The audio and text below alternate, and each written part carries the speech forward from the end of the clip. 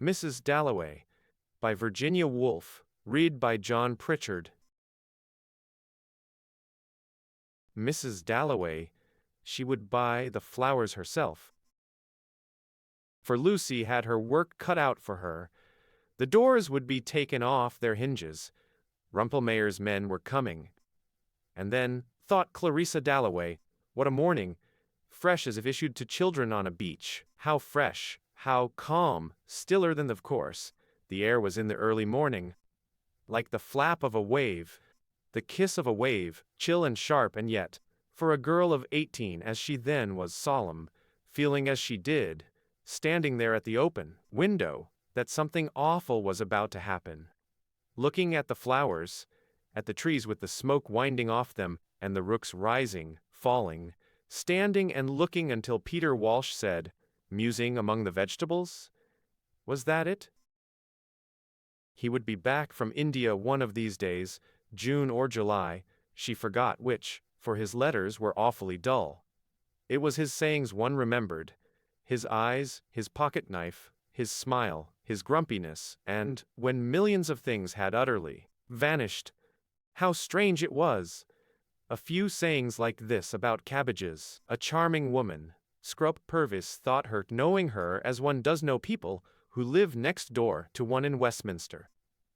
A touch of the bird about her, of the jay, blue-green, light, vivacious, though she was over 50 and grown very white since her illness. There she perched, never seeing him, waiting to cross, very upright, over 20. One feels even in the midst of the traffic, or waking at night, Clarissa was positive, a particular hush, or solemnity, an indescribable pause, a suspense, but that might be her heart, affected, they said, by influenza, before Big Ben, for heaven only knows why one loves it so, how one sees it so, making it up, building it round one, tumbling it, creating it every moment afresh. But the veriest frumps, the most dejected of miseries sitting on doorsteps, drink their downfall, do the in people's eyes, in the swing, tramp and trudge, in the bellow and the uproar. The carriages, motor cars, omnibus, sandwich men shuffling and swinging. Brass bands, barrel organs, in the triumph and the jingle and the strange high singing of some aeroplane overhead was what she loved. London, this moment of June, Foxcroft at the embassy last night eating her heart out, because nice boy was killed, and now the old manor house must go to a cousin. Or Lady Bexborough, who opened a bazaar, they said, with the telegram in her hand, John, her favorite, killed. And everywhere, though it was still so early, there was a beating, a stirring of galloping ponies, tapping of cricket bats. Lord Scott, Ranelagh, and all the rest of it, wrapped in the soft mesh of the grey-blue morning air, which, as the day wore on, would unwind them, and set down on their lawns and pitches the bouncing ponies, whose 4 feet just struck the ground, and up they sprung, the whirling young men and laughing girls in their transparent muslins, who even now, after dancing all night, were taking their absurd woolly dogs for a run. And even now, at this hour, discreet old dowagers were shooting out in their motor cars on errands of mystery, and the shopkeepers were fidgeting in their windows with their paste and diamonds, their lovely old sea-green brooches in 18th-century settings to tempt Americans. But one must economize, not buy things rashly for Elizabeth. And she too, loving it as she did with an absurd and faithful passion, being part of it since her. But how strange, on entering the park, the silenced, the hum, the swimming happy ducks, the pouched birds waddling, and who should be coming along with his back against the government buildings, most appropriately, carrying a dispatch box stamped with the royal arms, Whitbread, her old friend the admirable Ho. "Good morning to you, Clarissa," said Hugh, rather extravagantly, for they had known each other as children. "Where are you off to?" "I love walking in London," said Mrs. Dalloway. "Really it's better than walking in the country." They had just come up, unfortunately, to see doctors. Other people came to see pictures, go to the opera, take their daughters out. The Whitbreads came to see doctors. Times without number Clarissa had visited Evelyn Whitbread in a nursing home. Evelyn was a good deal out of sorts, said Hugh, intimating by a kind of pout or swell of his very well covered, manly, extremely handsome, perfectly upholstered body. He was almost too well dressed always, but presumably had to be, with his little job at court, that his wife had some internal ailment, nothing serious, which, as an old friend, Clarissa Dalloway would quite understand without requiring him to specify, for Hugh always made her feel, as he bustled on, raising his hat rather extravagantly, and assuring her that she might be a girl of 18, and of course he was coming to her party tonight. Evelyn absolutely insisted. Only a little late he might be. After the party at the palace to which he had to take one of Jim's boys, she always felt a little skimpy beside Ho, schoolgirlish, but attached to him, partly from having known him always, but she did think him a good sort in his own way, though Richard was nearly driven mad by him. And as for Peter Walsh, he had never to this day forgiven her for liking him. When his old mother wanted him to give up shooting or to take her to Bath, he did it, without a word. He was really unselfish, and as for saying, as Peter did, that he had no heart, no brain, nothing but the manners and breeding of an English gentleman, that was only her dear Peter at his worst, and he could be intolerable. He could be impossible, but adorable to walk with on a morning like this. June had drawn out every leaf on the trees. The mothers of Pimlico gave suck to their young. Messages were passing from the Fleet to the Admiralty. Arlington Street and Piccadilly seemed to chafe the very air in the park, and lift its leaves hotly, brilliantly, on waves of that divine vitality which Clarissa loved. To dance, to ride, she had adored all that. For they might be parted for hundreds of years, she and Peter. She never wrote a letter and his were dry sticks. But suddenly it would come over her, if he were with me now, what would he say? Some days, some sights bringing him back to her calmly, without the old bitterness, which perhaps was the reward of having cared for people. They came back in the middle of St. James on a fine morning, indeed they did, but Peter, however beautiful the day might be, and the trees and the grass, and the little girl in pink, Peter never saw a thing of all that. He would put on his spectacles, if she told him to, he would look. It was the state of the world that interested him. Wagner, Pope's poetry, people's characters eternally, and the defects of her own soul. How he scolded her, how they argued she would marry a prime minister and stand at the top of a staircase. The perfect hostess he called her, she had cried over it in her bedroom. She had the makings of the perfect hostess, he said, so she would still find herself arguing in St. James's Park, still making out that she had been right, and she had too, not to marry him. For in marriage a little license, a little independence there must be between people living together day in day out in the same house, which Richard gave her, and she him. Where was he this morning, for instance? Some committee, she never asked what, and it was intolerable. And when it came to that scene in the little garden by the fountain, she had to break with him, or they would have been destroyed, both of them ruined, she was convinced, though she had borne about with her for years like an arrow sticking in her heart the grief, the anguish.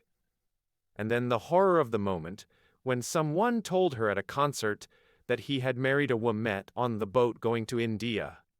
Never should she forget all that. Cold, heartless, a prude he called her, never could she understand how he cared. But those Indian women did presumably.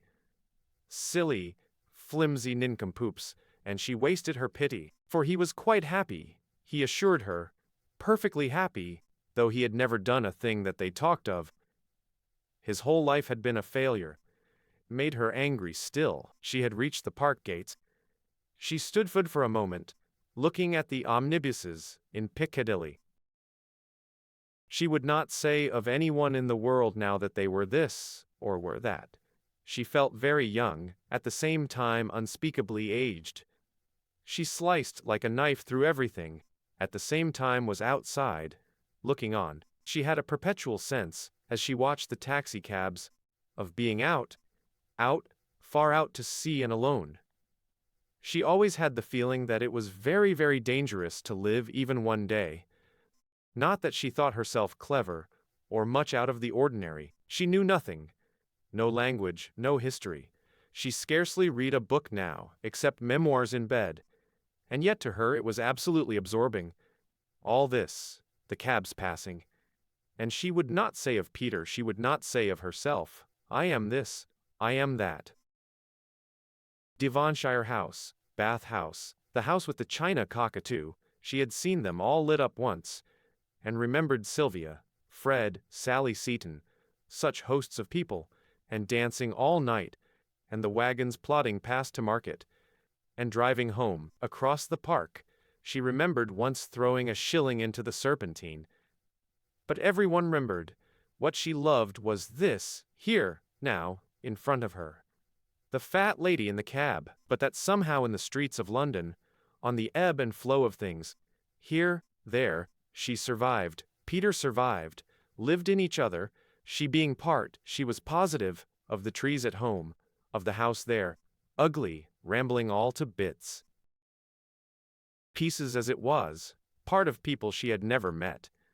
Being laid out like a mist between the people she knew best, who lifted her on their branches as she had seen the trees lift the mist, but it spread ever so far, her life, herself. But what was she dreaming as she looked into Hatchard's shop window?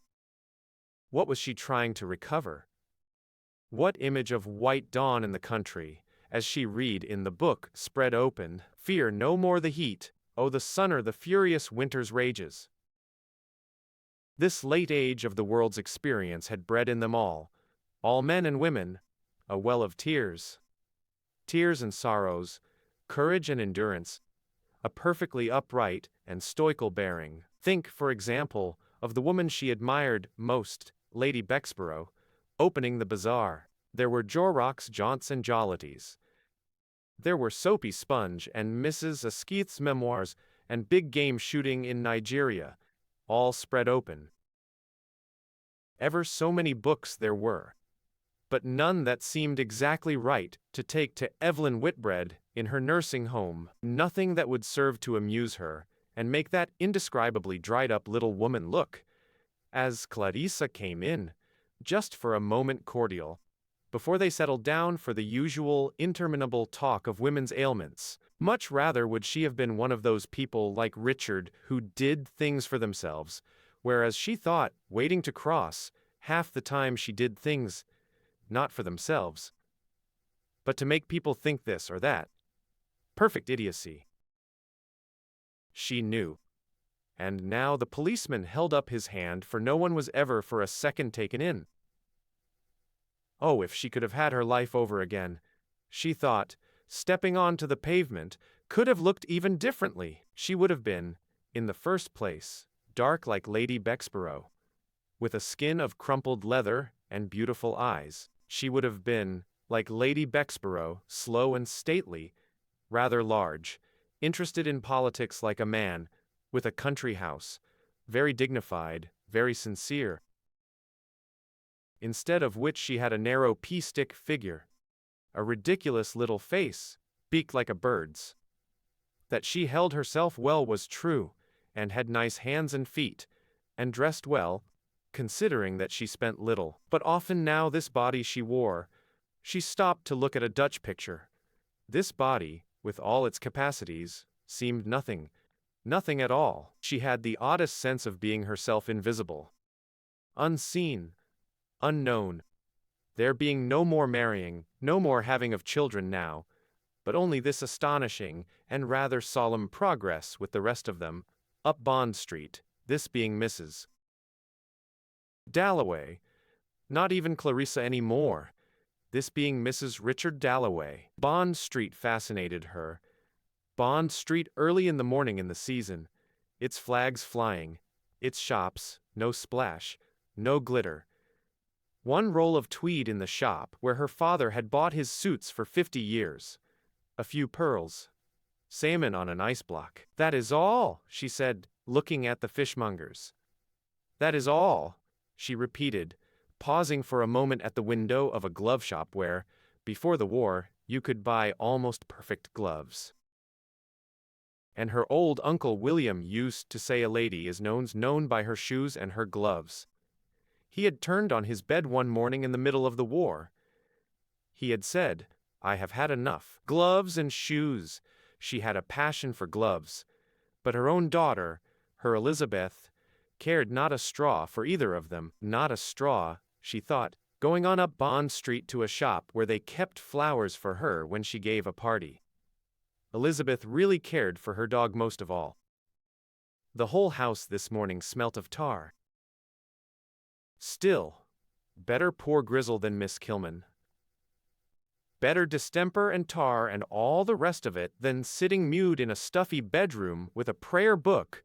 Better anything, she was inclined to say, but it might be only a phase, as Richard said, such as all girls go through. It might be falling in love. But why with Miss Kilman? Anyhow, they were inseparable, and Elizabeth, her own daughter, went to communion. And how she dressed, how she treated people who came to lunch, she did not care a bit, it being her experience that the religious ecstasy made people callous, so did. Year in year out she wore that coat. She perspired, she was never in the room 5 minutes without making her superiority your inferiority. How poor she was. How rich you were. How she lived in a slum without a cushion or a bed, or a rug, for it was not her one hated, but the idea of her, which undoubtedly had gathered it into itself a great deal, that was not Miss Kilman, had become one of those specters with which one battles in the night. One of those specters who stand astride us, suck up half our lifeblood, dominators and tyrants. For no doubt with another throw of the dice, had the black been uppermost and not the white, she would have loved Miss Kilman. But not in this world. No. To hear twigs cracking and feel hooves planted down in the depths of that leaf-encumbered forest, the soul never be content quite, or quite secure, for at any moment the brute would be stirring, this hatred, which, especially since her illness, had power to make her feel scraped, hurt in her spine, gave her physical pain, and made all pleasure in beauty, in friendship, in being well, in being loved, and making her home delightful rock, and bend as if indeed there were a monster, grubbing at the roots, as if the whole panoply of content were nothing but self-love. This hatred. Nonsense, nonsense, she cried to herself, pushing through the swing doors of Mulberry's the florist's. She advanced, light, tall, very upright, to be greeted at once by button-faced Miss Pym, whose hands were always bright red, as if they had been stood in cold water with the flowers. Ah, yes. So she breathed in the earthy garden sweet smell as she stood talking Miss Pym, who owed her help, and thought her kind, for kind she had been years ago. Very kind, but she looked older this year, turning her head from side to side among. And then, opening her eyes, how fresh like frilled linen clean from a laundry laid in wicker trays the roses looked, and dark and prim the red carnations, holding their heads up, and all the sweet peas spreading in their bowls, tinged violet, snow, white, pale, as if it were the evening and girls in muslin frocks came out to pick sweet peas and roses after the superb summer's day, with its almost blue-black sky, its delphiniums, its carnations, its arum lilies was over, and it was the moment between 6 and 7 when every flower, roses, carnations, irises, glac, white, violet, deep orange, every flower seems to burn by itself, softly, purely in the misty beds. And how she loved the gray-white moths spinning in and out, over the cherry pie, over the evening primroses, and as she began to go with Miss Pym from jar to jar, choosing nonsense, nonsense, she said to herself, more and more gently, as if this beauty, this scent, this color, and Miss Pym liking her, trusting her, were a wave which she let flow over her, and surmount that hatred, that monster, surmount it all, and it lifted her up and up when oh! A pistol shot in the street outside. "Dear, those motor cars," said Miss Pym, going to the window to look, and coming back and smiling apologetically with her hands full of sweet peas, as if those motor cars, those tires of motor cars, were all her fault. The violent explosion, which made Mrs. Dalloway jump and Miss Pym go to the window and apologize, came from a motor car which had drawn to the side of the pavement precisely opposite Mulberry's shop window. Passers-by who, of course, stopped and stared, had just time to see a face of the very greatest importance against the dove-gray upholstery, before a male hand drew the blind, and there was nothing to be seen except a square of dove-gray. Yet rumors were at once in circulation from the middle of Bond Street to Oxford Street on one side, to Atkinson's scent shop on the other, passing inaudibly, like a cloud, swift, veil-like upon hills, falling indeed with something of a cloud's sudden sobriety and stillness upon faces, which a second before had been utterly disorderly. But now mystery had brushed them with her wing. They had heard the voice of authority. The spirit of religion was abroad with her eyes bandaged tight and her lips gaping wide. But nobody knew whose face had been seen. Was it the Prince of Wales's, the Queen's, the Prime Minister's? Whose face was it? Nobody knew. Edgar J. Watkiss, with his roll of lead piping round his arm, said audibly, humorously of course, the Prime Minister's Kyar. Septimus Warren Smith, who found himself unable to pass, heard him.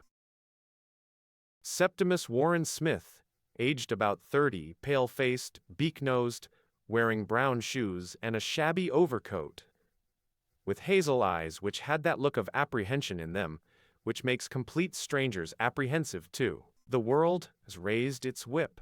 Where will it descend? Everything had come to a standstill. The throb of the motor engines sounded like a pulse irregularly drumming through an entire body. The sun became extraordinarily hot because the motor car had outside Mulberry's shop window. Old ladies on the tops of omnibuses spread their black parasols. Here a green, here a red parasol, opened with a little pop. Mrs. And there the motor car stood, with drawn blinds, and upon them a curious pattern like a tree, Septimus thought.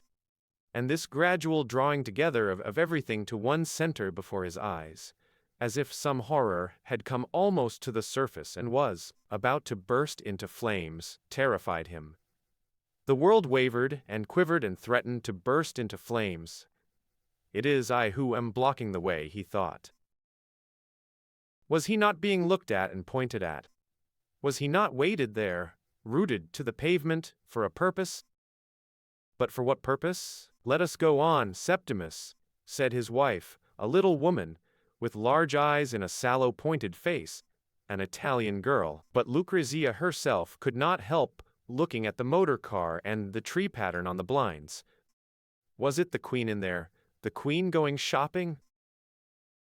The chauffeur, who had been opening something, turning something, shutting something, got onto the box. Come on, said Lucrezia, but her husband, for they had been married 5 years now, started, and said, all right, angrily, as if she had interrupted him.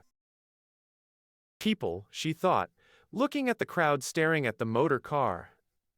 The English people, with their children and their horses and their clothes, which she admired in a way. But they were people now. Septimus had said, I will kill myself, an awful thing to say. Suppose they had heard him? She looked at the crowd. Help, help. She wanted to cry out to butchers, boys and women. Help. Only last autumn she and Septimus had stood on the embankment wrapped in the same cloak, and, Septa reading a paper. Instead of talking, she had snatched it from him, and laughed in the old man's face who saw them. But failure one conceals. She must take him away, into some park. Now, we will cross, she said. She had a right to his arm, though it was without feeling. He would give her, who was so simple, so impulsive, only 24, without friends in England, who had left Italy for his sake, a piece of bone. The motor car, with its blinds drawn, and an air of inscrutable reserve, proceeded towards Piccadilly, still gazed at, still ruffling the faces on both sides of the street, with the same dark breath of veneration, whether for queen, prince, or prime. But there could be no doubt that greatness was seated within. Greatness was passing, hidden, down Bond Street, removed only by a hand's breadth from ordinary people who might now, for the first and last time, be within speaking distance of the majesty of England, of the enduring symbol of the state, which will be known to curious antiquaries, sifting the ruins of time, when London is a grass path, and all those hurrying along the pavement this Wednesday morning are but bones with a few wedding rings mixed up in their dust, and the gold stoppings of innumerable decayed teeth. The face in the motor car will then be known. It is probably the Queen, thought Mrs. Dalloway, coming out of Mulberry's with her flowers. The Queen. And for a second she wore a look of extreme dignity, standing by the flower shop in the sunlight, while the car passed at a foot's pace, with its blinds drawn. The Queen going to some hospital.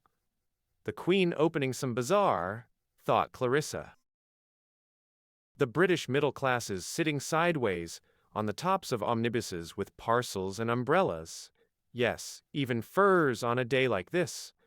She thought, more ridiculous, more unlike anything there has ever been than one could conceive. And the Queen. Clarissa was suspended on one side of Brook Street. Sir John Buckhurst, the old judge on the other, with the car between them. Sir John had laid down the law for years and liked a well-dressed woman. When the chauffeur, leaning ever so slightly, said, or showed something to the policeman, who saluted and raised his arm and jerked his head, and moved the omnibus to the side, and the car passed through. Slowly, and very silently, it took its way, which, by force of its own luster, burnt its way through. Clarissa saw the car diminishing, disappearing, to blaze among candelabras, glittering stars, stiff if with oak leaves. Hugh Whitbread and all his colleagues, the gentlemen of England, that night in Buckingham Palace. And Clarissa, too, gave a party.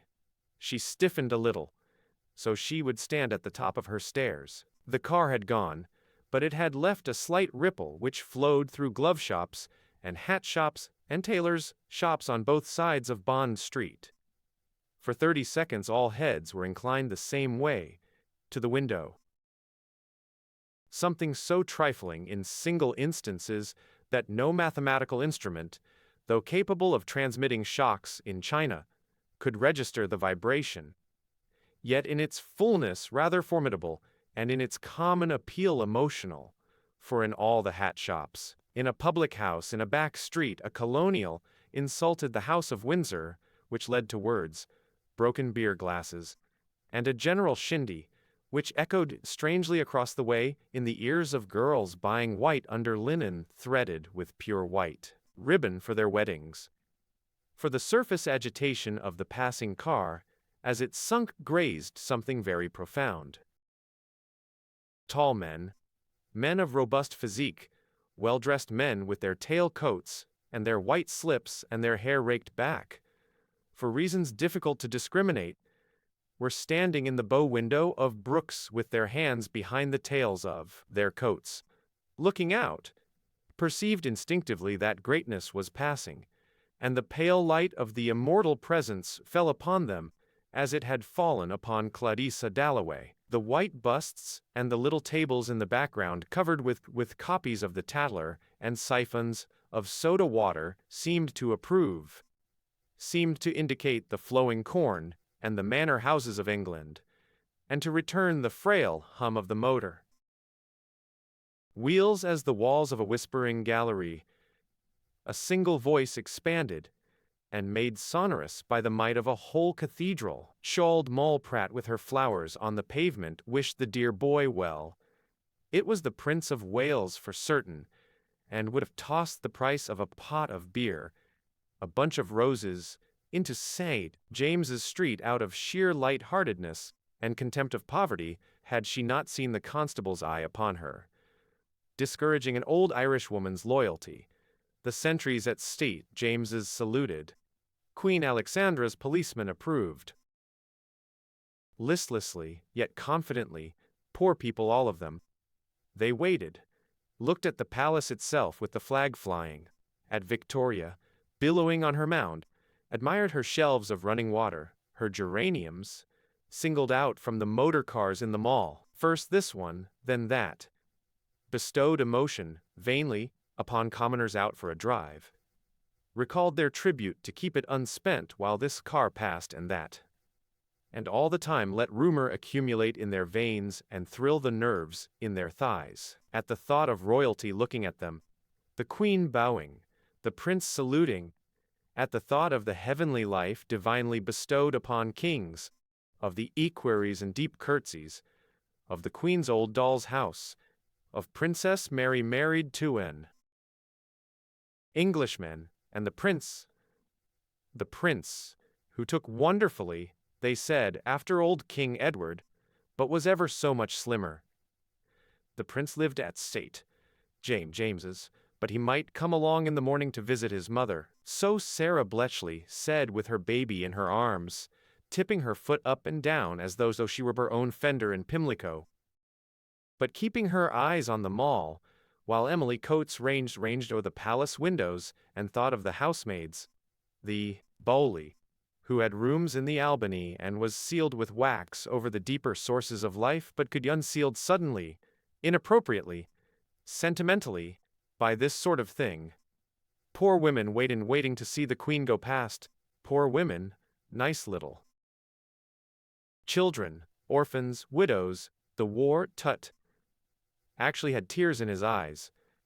A breeze flaunting ever so warmly down the mall through the thin trees, past the bronze heroes, lifted some flag flying in the British breast of Mr. Bowley, and he raised his hat as the car turned into the mall, and held it high as the car approached, and let the poor mothers of Pimlico close to him, and stood very upright.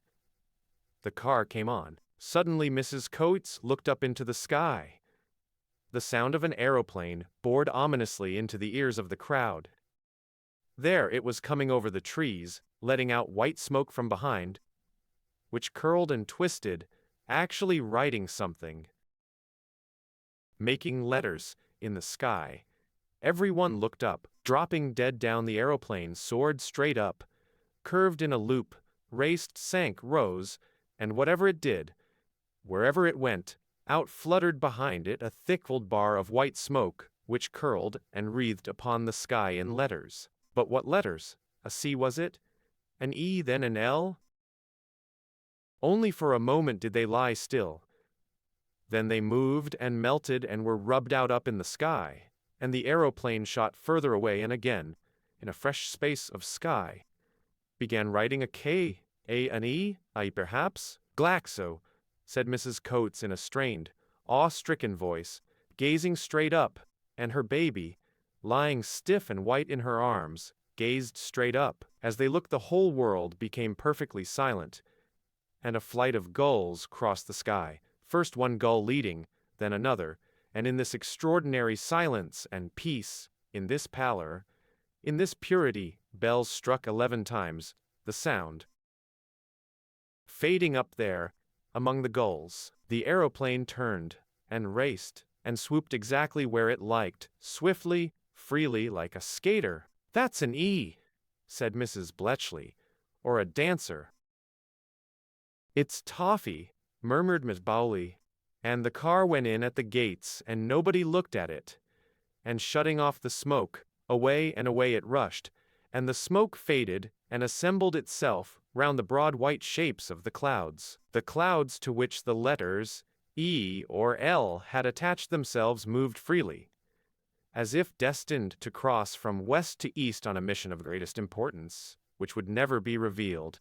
And yet certainly so it was, a mission of the greatest. Then suddenly, as a train comes out of a tunnel, the aeroplane rushed out of the clouds again, the sound boring into the ears of all people in the mall, in the Green Park, in Piccadilly, in Regent Street, in Regent's Park, and the bar of smoke curved behind, and it dropped down, and it soared up, and wrote one letter after another. What word was it writing? Lucrezia Warren Smith, sitting by her husband's side, on a seat in Regent's Park in the Broad Walk, looked up. Look, look, Septimus, she cried. For Dr. Holmes had told her to make her husband, who had nothing whatever seriously the matter with him, but was a little out of sorts, take an interest in things outside himself. Not indeed in actual words, that is, he could not read the language yet. But it was plain enough, this beauty, this exquisite beauty, and tears filled his eyes as he looked at the smoke words languishing and melting in the sky and bestowing upon him, in their inexhaustible charity and laughing goodness, one shape after another of unimaginable beauty, and signaling their intention to provide him, for nothing, forever, for looking merely, with beauty, more beauty. Tears ran down his cheeks. It was toffee. They were advertising toffee, a nursemaid told Rizia. Together they began to spell, O-F, said the nursemaid, and Septimus heard her say, K-R, close to his ear, deeply, softly, like a mellow organ, but with a roughness in her voice like a grasshopper's, which rasped his spine deliciously, and sent running up into his brain waves of. Happily Rizia put her hand with a tremendous weight on his knee, so that he was weighted down, transfixed, or the excitement of the elm trees, rising and falling with all their leaves alight, and the color thinning and thickening, from blue to the green of a hollow wave, like plumes on horses' heads, feathers on ladies, so proudly they rose and fell, so superbly, would have sent him mad. But he would not go mad, he would shut his eyes, he would see no more. But they beckoned, leaves were alive, trees were alive, and the leaves being connected by millions of fibers with his own body, there on the seat, fanned it up and down. When the branch stretched, he, too, made that statement. The sparrows fluttering, rising and falling in jagged fountains were part of the pattern. The white and blue, barred with black branches. Sounds made harmonies with premeditation. The spaces between them were as significant as the sounds. A child cried. Rightly far away a horn sounded. All taken together meant the birth of a new religion. Septimus, said Rizia. He started violently. People must notice. I am going to walk to the fountain and back, she said, for she could stand it no longer. Dr. Holmes might say there was nothing the matter. Far rather would she that he were dead. She could not sit beside him when he stared so and did not see her and made everything terrible. Sky and tree, children playing, dragging carts, blowing whistles, falling down. All were terrible, and he would not kill himself, and she could tell no one. Septimus has been working too hard. That was all she could say to her own mother. To love makes one solitary, she thought. She could tell nobody, not even Septimus. And looking back, she saw him sitting in his shabby overcoat alone on the seat, hunched up, staring. And it was cowardly for a man to say he would kill himself, but Septimus had fought. He was brave. He was not Septimus now. She put on her lace collar. She put on her new hat, and he never noticed, and he was happy without her. Nothing could make her happy without him. Nothing. He was selfish. So men are. For he was not ill. Dr. Holmes said there was nothing the matter with him. She spread her hand before her. Look! Her wedding ring slipped. She had grown so thin. It was she who suffered. But she had nobody to tell. Far was Italy and the white houses, and the room where her sisters sat making hats, and the streets crowded every evening with people walking, laughing out loud, not half alive like people here, huddled up in bath chairs, looking at a few ugly flowers. Pots, for you should see the Milan gardens, she said aloud. But to whom? But though they are gone, the night is full of them. Robbed of color, blank of windows, they exist more ponderously. Give out what the frank daylight fails to transmit, the trouble and suspense of things conglomerated there in the darkness, huddled together in the darkness, reft of the relief which dawn brings when, washing the walls white and gray, spotting each window pane, lifting the mist from the fields, showing the red-brown cows peacefully grazing. All is once more decked out to the eye, she cried, by the fountain in Regent's Park, staring at the Indian and his cross.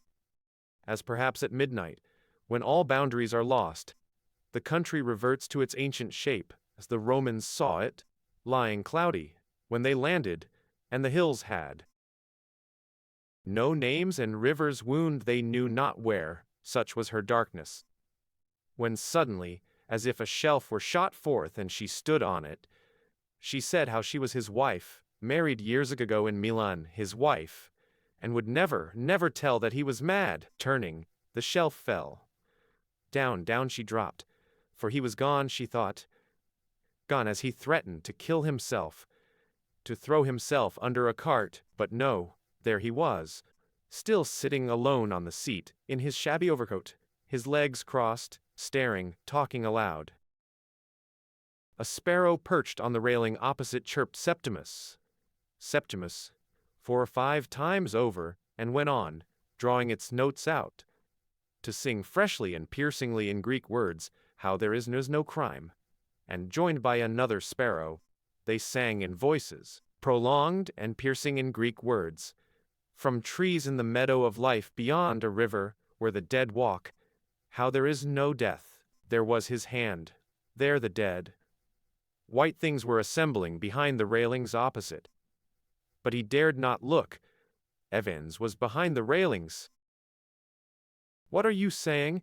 said Rizia suddenly, sitting down by him, interrupted again.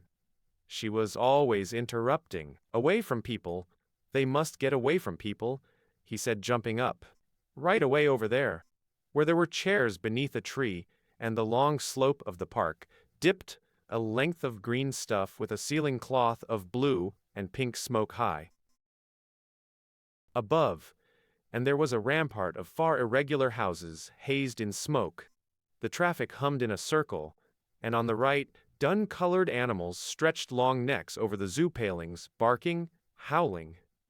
There they sat down under a tree. "Look," she implored him, pointing at a little troop of boys carrying cricket stumps, and one shuffled, spun round on his heel and shuffled, as if he were acting a clown at the music hall. "Look," she implored him, for Dr. Holmes had told her to make him notice rings. Go to a music hall, play kit. That was the very game, Dr. Holmes said. A nice out-of-door game, the very game for her husband. "Look," she repeated, "look," the unseen bade him. The voice which now communicated with him who was the greatest of mankind, Septimus, lately taken from life to death, the Lord who had come to renew society, who lay like a coverlet, a snow blanket, smitten only by the sun, forever unwasted, suffering forever, the scapegoat, the eternal sufferer. But he did not want it, he moaned, putting from him with a wave of his hand that eternal suffering, that eternal loneliness. "Look," she repeated, for he must not talk aloud to himself out of doors. "Oh, look," she implored him. But what was there to look at? A few sheep. That was all. The way to Regent's Park Tube Station. Could they tell her the way to Regent's Park Tube Station? Maisie Johnson wanted to know. She was only up from Edinburgh 2 days ago. "Not this way, over there," Rizia exclaimed, waving her aside, lest she should see Septimus, in London for the first time, come to take up a post at her uncle's in Leadenhall Street, and now walking through Regent's Park in the morning. This couple on the chairs gave her quite a turn. The young woman seeming foreign, the man looking queer, for she was only 19 and had got her way at last to come to London. And now how queer it was. This couple she had asked the way of, and the girl started and jerked her hand, and the man, he seemed awfully odd, quarreling perhaps, parting for. And Maisie Johnson, as she joined that gently trudging, vaguely gazing, breeze-kissed company, squirrels perching and preening, sparrow fountains fluttering for crumbs, dogs busy with the railings, busy with each other, while the soft warm air washed over them and lent to the fixed unsurprised gaze with which they received life something whimsical and mollified. Maisie Johnson positively felt she must cry oh. For that young man on the seat had given her quite a turn. Sums up, she knew. Horror! Horror! She wanted to cry. She had left her people. They had warned her what would happen. Why hadn't she stayed at home? She cried, twisting the knob of the iron railing. That girl, thought Mrs. Dempster, who saved crusts for the squirrels and often ate her lunch in Regent's Park. Don't know a thing yet. And really it seemed to her better to be a little stout, a little slack, a little moderate in one's expectations. Percy drank. Well, better to have a son, thought Mrs. Dempster. She had had a hard time of it, and couldn't help smiling at a girl like that. You'll get married, for you're pretty enough, thought Mrs. Dempster. Get married, she thought, and then you'll know. Oh, the cooks and so on, every man has his ways. But whether I'd have chosen quite like that if I could have known, thought Mrs. Dempster, and could not help wishing to whisper a word to Maisie Johnson, to feel on the creased pouch of her worn old face the kiss of pity. For it's been a hard life, thought Mrs. Dempster. What hadn't she given to it? Rose's figure, her feet too. She drew lumps beneath her skirt. Roses, she thought sardonically. All trash, m'dear, for really, what with eating, drink, and mating, the bad days and good, life had been no mere matter of roses, and what was more, let me tell you, Carrie Dempster had no wish to change her lot with any woman in Kentish town. But she implored pity, pity for the loss of roses. Pity she asked of Maisie Johnson, standing by the hyacinth beds. Ah, but that aeroplane! Hadn't Mrs. Dempster always longed to see foreign parts? She had a nephew, a missionary. It soared and shot. She always went on the sea at Margate, not out o' sight of land, but she had no patience with women who were afraid of water. It swept and fell. Her stomach was in her mouth. Up again. There's a fine young feller aboard of it, Mrs. Dempster wagered, and away it went, fast and fading, away and away the aeroplane shot, soaring over Greenwich and all the masts, over the little island of grey churches, Stade, Paul's and the rest till, on either side of London, fields spread out and dark brown woods, where adventurous thrushes hopping boldly, glancing quickly, snatched the snail and tapped him on a stone, once, twice, thrice. Away and away the aeroplane shot, till it was nothing but a bright spark, an aspiration, a concentration, a symbol, so it seemed to Mr. Bentley, vigorously rolling his strip of turf at Greenwich, of man's soul, of his determination, thought Mr. Bentley, sweeping round the cedar tree to get outside his body, beyond his house, by means of thought, Einstein, speculation, mathematics, the Mendelian theory. Away the aeroplane shot, Paul's Cathedral, and hesitated, for within was what balm, how great a welcome, how many tombs with banners waving over them, tokens of victories not over armies, but over, he thought, that plaguey spirit of truth-seeking, which leaves me at present, without a situation, and more than that, the cathedral offers company, he thought, invites you to membership of a society. Great men belong to it, martyrs have died for it. Why not enter in? He thought, put this leather bag stuffed with pamphlets. Before an altar, a cross, the symbol of something which has soared beyond seeking and questing and knocking of words together, and has become all spirit, disembodied, ghostly, Why not enter in, he thought, and while he hesitated out flew the aeroplane over Ludgate Circus. It was strange, it was still. Not a sound was to be heard of the traffic. Unguided it seemed, sped of its own free will. And now, curving up and up, straight up, like something mounting in ecstasy, in pure delight, from behind poured white smoke looping, writing a T, an O, an F. "What are they looking at?" said Clarissa Dalloway to the maid who opened her door. The hall of the house was cool as a vault. Mrs. Dalloway raised her hand to her eyes, and as the maid shut the door to, and she heard the swish of Lucy's skirts, she felt like a nun of the world, and feels fold round her the familiar veils and the response to old devotions. It was her life, and bending her head over the hall table, she bowed beneath the influence, felt blessed and purified, saying to herself, as she took the pad with the telephone message on it, "How moments like this are buds on the tree of life. Flowers of darkness they are," she thought, as if some lovely rose had blossomed for her eyes only. Not for a moment did she believe in God. But all the more, she thought, taking up the pad, must one repay in daily life to servants? Yes, to dogs and canaries, above all to Richard her husband, who was the foundation of it, of the gay sounds, of the green lights, of the cook even whistling, for Mrs. Walker was Irish and whistled all day long. One must pay back from this secret deposit of exquisite moments, she thought, lifting the pad, while Lucy stood by her, trying to explain how. "Mr. Dalloway, ma'am."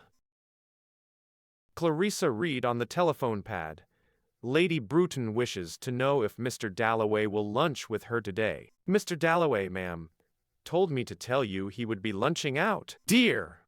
said Clarissa, and Lucy shared as she meant her to her disappointment, but not the pang.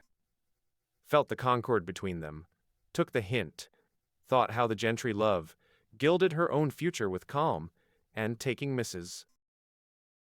Dalloway's parasol, handled it like a sacred weapon which a goddess, having acquitted herself honorably in the field of battle, sheds, and placed it in the umbrella stand. Fear no more the heat o' the sun.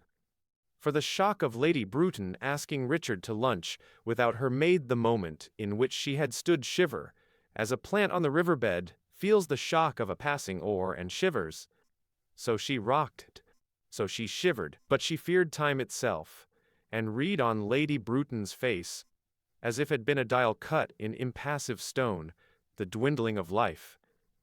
How year by year her share was sliced, how little the margin that remained was capable any longer of stretching of absorbing, as in the youthful years, the colors, salts, tones of existence, so that she filled the room she entered, and felt often as she stood hesitating one moment on the threshold of her drawing-room, an exquisite suspense, such as might stay a diver before plunging, while the sea darkens and brightens beneath him, and the waves which threaten to break, only gently split their surface, roll and conceal and encrust, as they just turn over the weeds with pearl. She began to go slowly upstairs, with her hand on the banisters, as if she had left a party, where now this friend now, that had flashed back her face, her voice, had shut the door and gone out and stood alone, a single figure against the appalling night, or rather, to be accurate, against the stare of this matter-of-fact June morning, soft with the glow of rose petals for some, she knew, and felt it, as she paused by the open staircase window which let in blinds flapping, dogs barking, let in, she thought, feeling herself suddenly shriveled, aged, breastless, the grinding, blowing, flowering of the day, out of doors, out of the window, out of her body and brain which now failed, since Lady Bruton, whose lunch parties were said to be extraordinarily amusing, had not asked her. Like a nun withdrawing, or a child exploring a tower, she went upstairs, paused at the window, came to the bathroom. There was the green linoleum and a tap dripping. There was an emptiness about the heart of life. An attic room, Women must put off their rich apparel. At midday they must disrobe. She pierced the pincushion and laid her feathered yellow hat on the bed. The sheets were clean, tight stretched in a broad white band from side to side. Narrower and narrower would her bed be. The candle was half burnt down, and she had read deep in Baron Marbot's memoirs. She had read late at night of the retreat from Moscow. For the house sat so long that Richard insisted, after her illness, that she must sleep undisturbed. And really she preferred to read of the retreat from Moscow. He knew it, so the room was an attic, the bed narrow.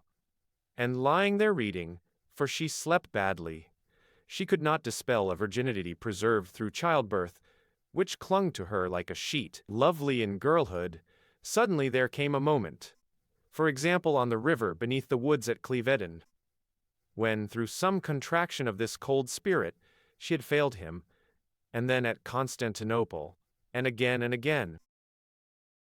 She could see what she lacked. Beauty. It was not mind. It was something central which permeated, something warm which broke up surfaces and rippled the cold contact of man and woman, or of women together. She resented it, had a scruple picked up heaven knows where, or, as she felt, sent by nature, who is invariably wise. Yet she could not resist sometimes yielding to the charm of a woman. Not a girl, of a woman confessing, as to her they often did, some scrape, some folly. And whether it was pity, or their beauty, or that she was older, or some accident, like a faint scent, or a violin next door, so strange is the power of sounds at certain moments. She did undoubtedly then feel what men felt. It was a sudden revelation, a tinge like a blush which one tried to check, and then, as it spread, one yielded to its expansion, and rushed to the farthest verge, and there quivered and felt the world come closer, swollen with some astonishing significance, some pressure of rapture, which split its thin skin and gushed, and poured with an extraordinary alleviation over the cracks and sores. Then, for that moment, she had seen an illumination, a match burning in a crocus, an inner meaning almost expressed. But the close withdrew, the heart softened. It was over, the moment. Lying awake, the floor creaked. The lit house was suddenly darkened, and if she raised her head she could just hear the click of the handle released as gently as possible by Richard, who slipped upstairs in his socks and then, as often as not, dropped his hot water bottle and swore. How she laughed! But this question of love, she thought, putting her coat away, this falling in love with women. Take Sally Seton, her relation in the old days with Sally Seton. Had not that, after all, been love? She sat on the floor.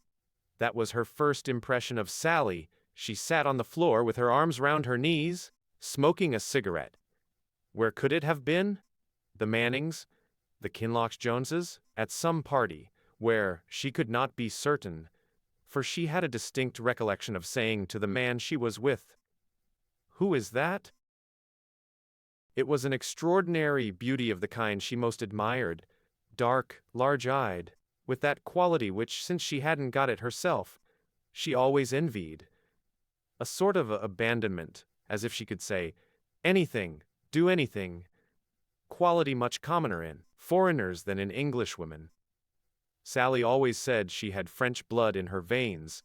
An ancestor had been with Marie Antoinette, had his head cut off, left a ruby ring. Perhaps that summer she came to stay at Bourton, walking in quite unexpectedly without a penny in her pocket, one night after dinner, and upsetting poor Aunt Helena to such an extent that she never forgave her. There had been some quarrel at home. She literally hadn't a penny that night when she came to them, had pawned a brooch to come down. She had rushed off in a passion. They sat up till all hours of the night talking. Sally it was who made her feel, for the first time, how sheltered the life at Bourton was. She knew nothing about sex, nothing about social problems. She had once seen an old man who had dropped dead in a field, She had seen cows just after their calves were born. But Aunt Helena never liked discussion of anything. When Sally gave her William Morris, it had to be wrapped in brown paper. There they sat, hour after hour, talking in her bedroom at the top of the house, talking about life, how they were to reform the world. They meant to found a society to abolish private property, and actually had a letter written, though not sent out. The ideas were Sally's, of course. But very soon she was just as excited. Read Plato in bed before breakfast. Read Morris. Read Shelley by the hour. Sally's power was amazing. Her gift, her personality. There was her way with flowers, for instance. At Burton, they always had stiff little vases all the way down the table. Sally went out, picked hollyhocks, dahlias, all sorts of flowers that had never been seen together, cut their heads off, and made them swim on the top of water in bowls. The effect was extraordinary, coming in to dinner in the sunset. Of course Aunt Helena thought it wicked to treat flowers like that. Then she forgot her sponge, and ran along the passage naked. That grim old housemaid, Ellen Atkins, went about grumbling. Suppose any of the gentlemen had seen? Indeed, she did shock people. She was untidy, Papa said. The strange thing, on looking back, was the purity, the integrity of her feeling for Sally. It was not like one's feeling for a man. It was protective, on her side. Sprang from a sense of being in league together, a presentiment of something that was bound to part them. They spoke of marriage always as a catastrophe, which led to this chivalry, this protective feeling which was much more on her side than Sally's, for in those days she was completely reckless. Did the most idiotic things out of bravado, bicycled round the parapet on the terrace, smoked cigars. Absurd, she was. Very absurd. But the charm was overpowering, to her at least, so that she could remember standing in her bedroom at the top of the house, holding the hot water can in her hands and saying aloud, "She is beneath this roof. She is beneath this roof." But she could remember going cold with excitement and doing her hair in a kind of ecstasy. Now the old feeling began to come back to her. As she took out her hairpins, laid them on the dressing table, began to do her hair, with the rooks flaunting, up and down in the pink evening light, and dressing, and going downstairs, and feeling as she crossed the hall, if it were now to die, it were now to be most happy. That was her feeling. Othello's feeling, and she felt it, she was convinced, as strongly as Shakespeare meant Othello to feel it. All because she was coming down to dinner in a white frock to meet Sally Seton. She was wearing pink gauze. Was that possible? She seemed, anyhow, all light, glowing, like some bird or airball that has flown in, attached itself for a moment to a bramble. Peter Walsh might have been there, and old Miss Cummings. Joseph Breitkopf certainly was, for he came every summer, poor old man, for weeks and weeks, and pretended to read German with her, but really played the piano and sang Brahms without any voice. She stood by the fireplace talking, in that beautiful voice, which everything she said sounded like a caress, to Papa, who had begun to be attracted rather against his will. He never got over lending her one of his books, and finding it soaked on the terrace, when suddenly she said, "What a shame to sit indoors!" And they all went out onto the terrace and walked up and down. Peter Walsh and Joseph Breitkopf went on about Wagner. She and Sally fell a little behind. Then came the most exquisite moment of her whole life, passing a stone urn with flowers in it. Sally stopped, picked a flower, kissed her on the lips. The whole world might have turned upside down, and she felt that she had been given a present, wrapped up, and told us to keep it, not to look at it. A diamond, something infinitely precious, wrapped up, which they walked up and down, she uncovered, or the radiance burnt through, the revelation, the religious feeling. When old Joseph and Peter faced them, star-gazing, said Peter. It was like running one's face against a granite wall in the darkness. It was shocking. It was horrible, not for herself.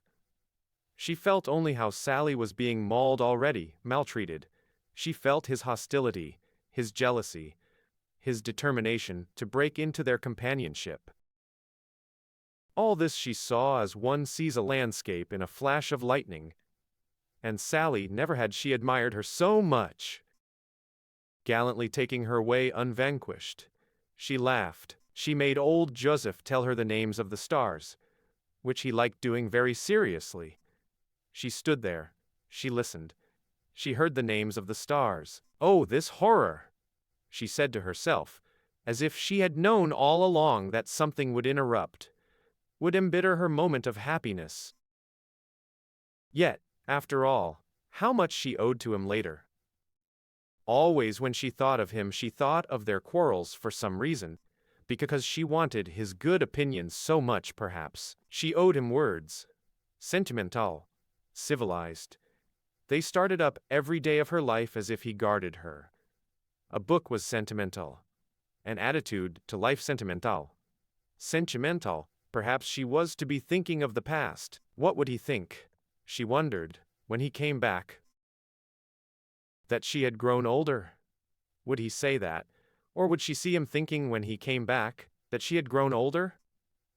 It was true. Since her illness she had turned almost white. Laying her brooch on the table, she had a sudden spasm, as if, while she mused, the icy claws had had the chance to fix in her. She was not old yet. She had just broken into her 52nd year.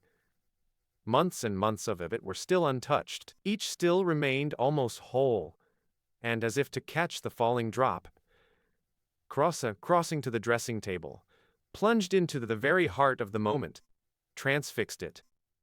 There, the moment of this June morning on which was the pressure of all the other mornings, seeing the glass, the dressing table, and all the bottles afresh, collecting the whole of her at one point, as she looked into the glass, seeing the delicate, pink face of the woman who was that very night to give a party, of Clarissa Dalloway, of herself, that was herself when some effort, some call on her to be herself, drew the parts together. She alone knew how different, how incompatible, and composed, so for the world, only into one center, one diamond, one woman who sat in her drawing room, made a meeting point, a radiancy no doubt in some dull lives, a refuge for the lonely to come to, perhaps. She had helped young people, who were grateful to her, had tried to be the same always, never showing a sign of all the other sides of her, faults, jealousies, vanities, suspicions, like this of Lady Bruton not asking her to lunch, which she thought, combing her hair finally, is utterly base. Now, where was her dress? Her evening dresses hung in the cupboard. Clarissa, plunging her hand into the softness, gently detached the green dress, and carried it to the window. She had torn it. Someone had trod on the skirt. She had felt it give at the embassy party at the top among the folds. By artificial light the green shone, but lost its color now in the sun. She would mend it. Her maids had too much to do. She would wear it tonight. She would take her silks, her scissors, what was it? Her thimble, of course, down into the drawing room, for she must also write, and see that things generally were more or less in order. Strange, she thought, pausing on the landing, and assembling that diamond shape, that single person.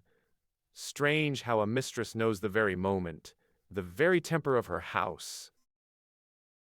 Faint sounds rose in spirals up the well of the stairs, the swish of a mop, tapping, knocking, a loudness when the front door opened, a voice repeating a message in the basement, the chink of silver on a tray, clean silver for the party. All was for the party, and Lucy, coming into the drawing room with her tray held out, put the giant candlesticks on the mantelpiece, the silver casket in the middle, turned the crystal dolphin towards the clock. They would come. They would stand. They would talk in the mincing tones which she could imitate. Ladies and gentlemen, of all, her mistress was loveliest, mistress of silver, of linen, of china, for the sun, the silver, doffed their hinges. Rumpelmayer's men gave her a sense, as she laid the papered knife on the inlaid table, of something achieved. "Behold," she said, speaking to her old friends in the baker's shop, where she had first seen service at Caterham, prying into the glass. She was Lady Angela, attending Princess Mary, when in came Mrs. Dalloway. "Oh, Lucy," she said, "the silver does look nice." "And how," she said, turning the crystal dolphin to stand straight, "how did you enjoy the play last night?" "Oh, they had to go before the end, and," she said, "they had to be back at 10, she said. So they don't know what happened," she said. "That does seem hard luck," she said, for her servants stayed later, if they asked her. "That does seem rather a shame," she said, taking the old bald-looking cushion in the middle of the sofa and putting it in Lucy's arms, and giving her a little push and crying, "Take it away.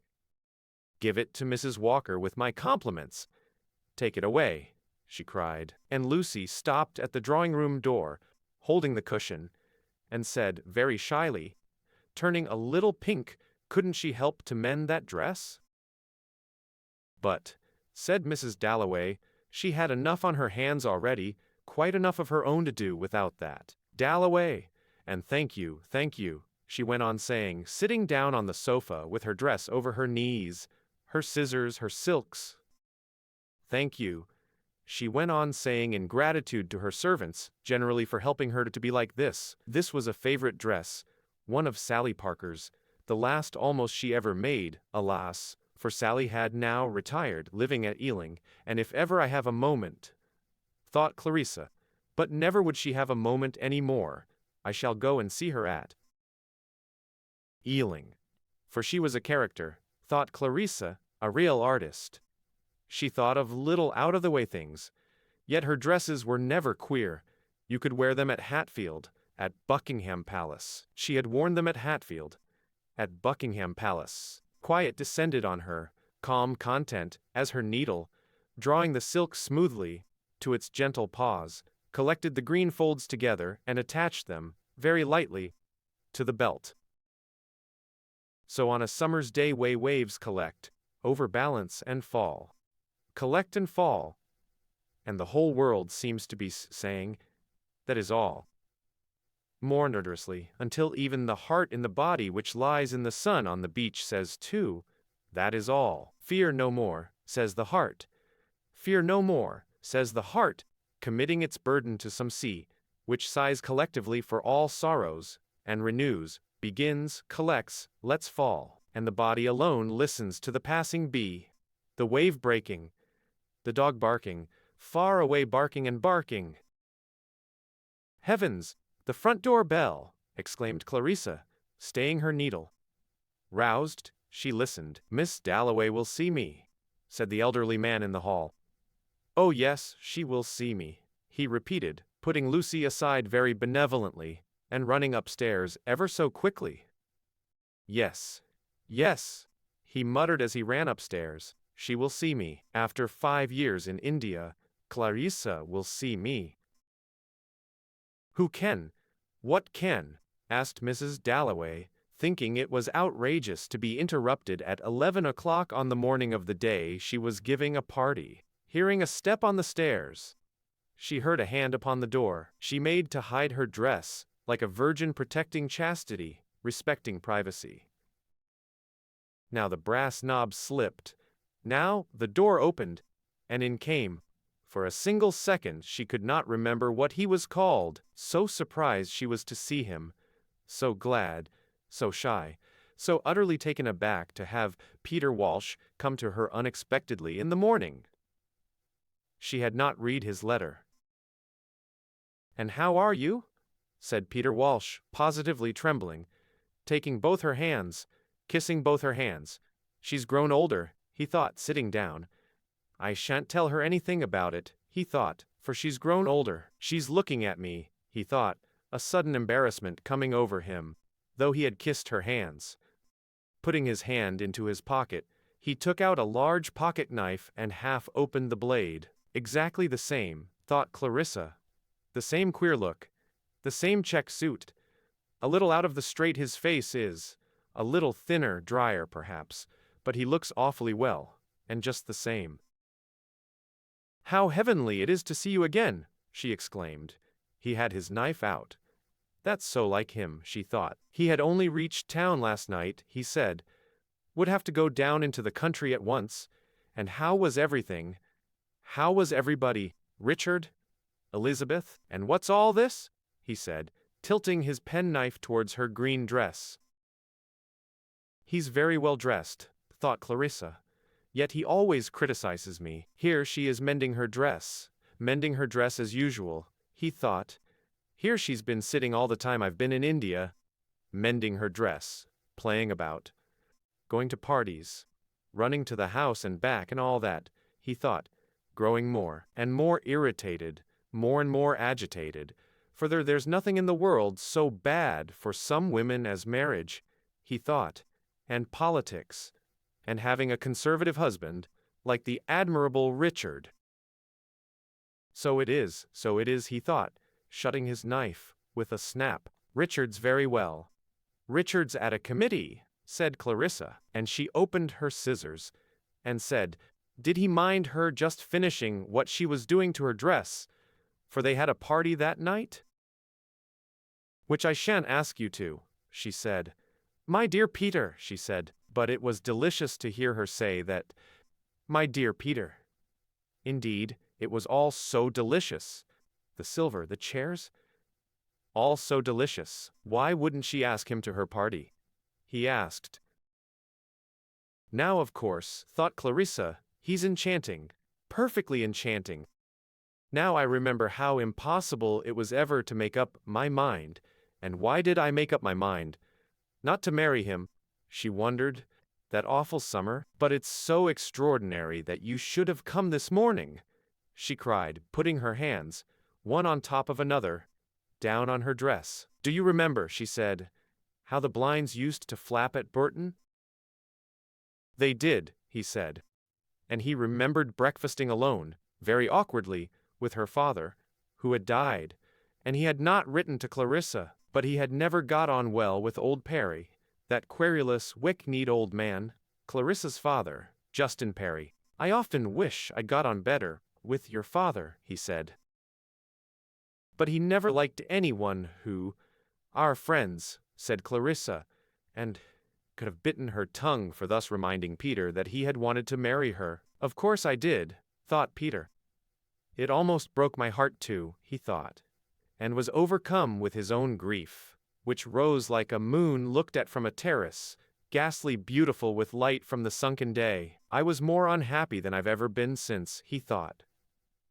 And as if in truth he were sitting there on the terrace, he edged a little towards Clarissa, put his hand out, raised it, let it fall. There above them it hung, that moon. She too seemed to be sitting with him, on the terrace, in the moonlight. Herbert has it now, she said. I never go there now, she said. Then, just as happens on a terrace in the moonlight, when one person begins to feel ashamed that he is already bored, and yet as the other sits silent, very quiet, sadly looking at the moon, does not like to speak, moves his foot, clears his throat, notices some iron scroll on a table leg, stirs a leaf, but says nothing. So Peter Walsh did now, for why go back like this to the past? Why make him think of it again? Why make him suffer, when she had tortured him so infernally? Why? For she was a child, throwing bread to the ducks, between her parents, and at the same time a grown woman coming to her parents who stood by the lake, holding her life in her arms, which, as she neared them, grew larger and larger in her arms, until it became a whole life, a complete life, which she put down by him and said, This is what I have made of it, this. And what had she made of it? What indeed? Sitting there sewing this morning with Peter. She looked at Peter Walsh. Her look, passing through all that time and that emotion, reached him doubtfully, settled on him tearfully, and rose and fluttered away, as a bird touches a branch, and rises and flutters away, quite simply, wiped her eyes. "Yes," said Peter. "Yes, yes," he said, as if she drew up to the surface something which positively hurt him as it rose. "Stop, stop, stop." He was not old. His life was not over, not by any means. He was only just past 50. "Shall I tell her," he thought, "or not? He would like to make a clean breast of it all. But she is too cold," he thought. Sewing, with her scissors, Daisy would look ordinary beside Clarissa, and she would think me a failure, which I am in their sense, he thought, in the Dalloways' sense. Oh yes, he had no doubt about that. He was a failure, compared with all this: the inlaid table, the mounted papered knife, the dolphin and the candlesticks, the chair covers and the old valuable English tinted prints. He was a failure. I detest the smugness of the whole affair, he thought. Richard's doing, not Clarissa's, save that she married him. Here Lucy came into the room, carrying silver, more silver, but charming, slender, graceful, she looked, he thought, as she stooped to put it down.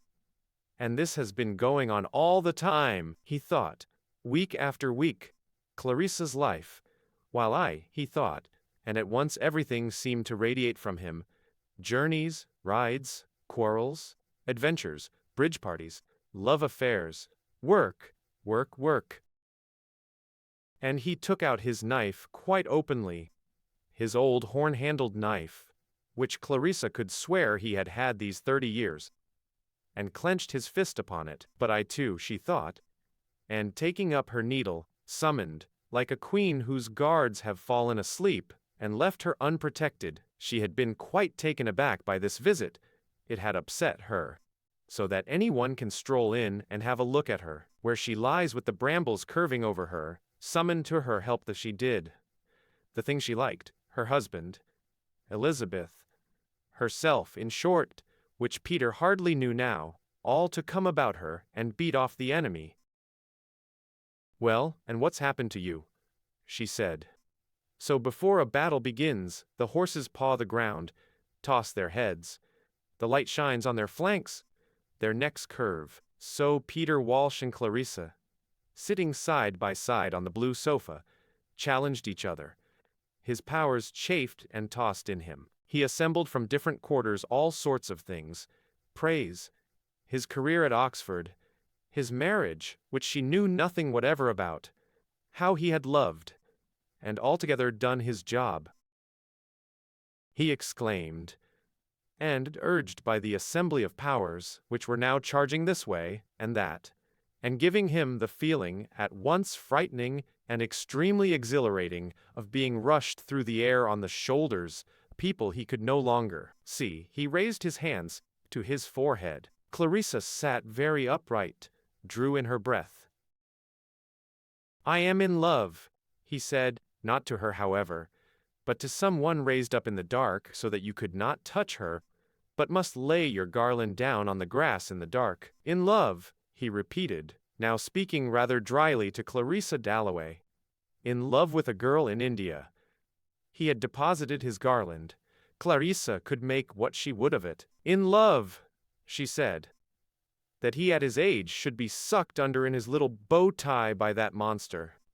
And there's no flesh on his neck. His hands are red. And he's 6 months older than I am." Her eye flashed back to her, but in her heart she felt, all the same, he is in love.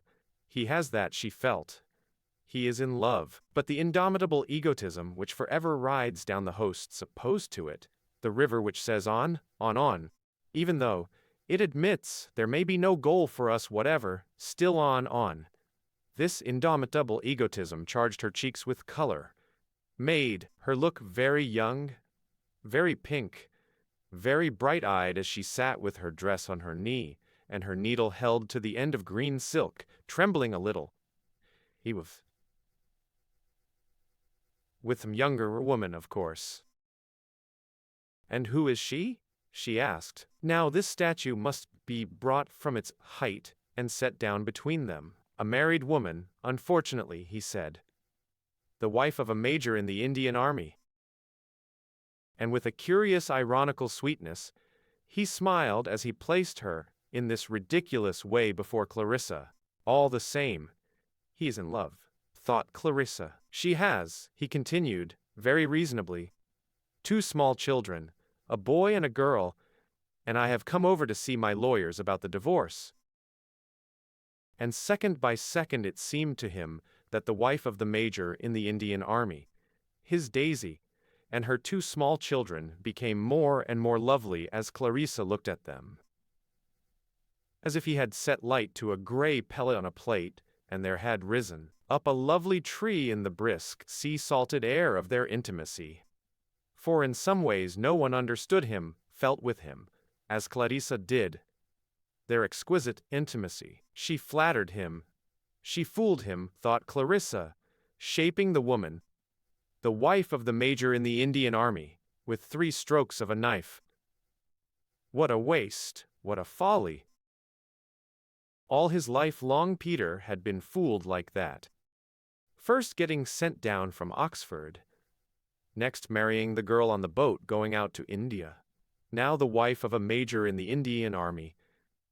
Thank heaven she had refused to marry him. Still, he was in love. Her old friend, her dear Peter, he was in love. But what are you going to do? She asked him.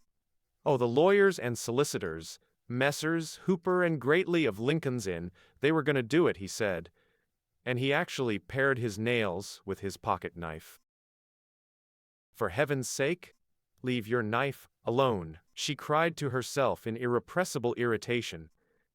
It was his silly unconventionality, his weakness, his lack of the ghost of a notion. What anyone else was feeling that annoyed her had always annoyed her.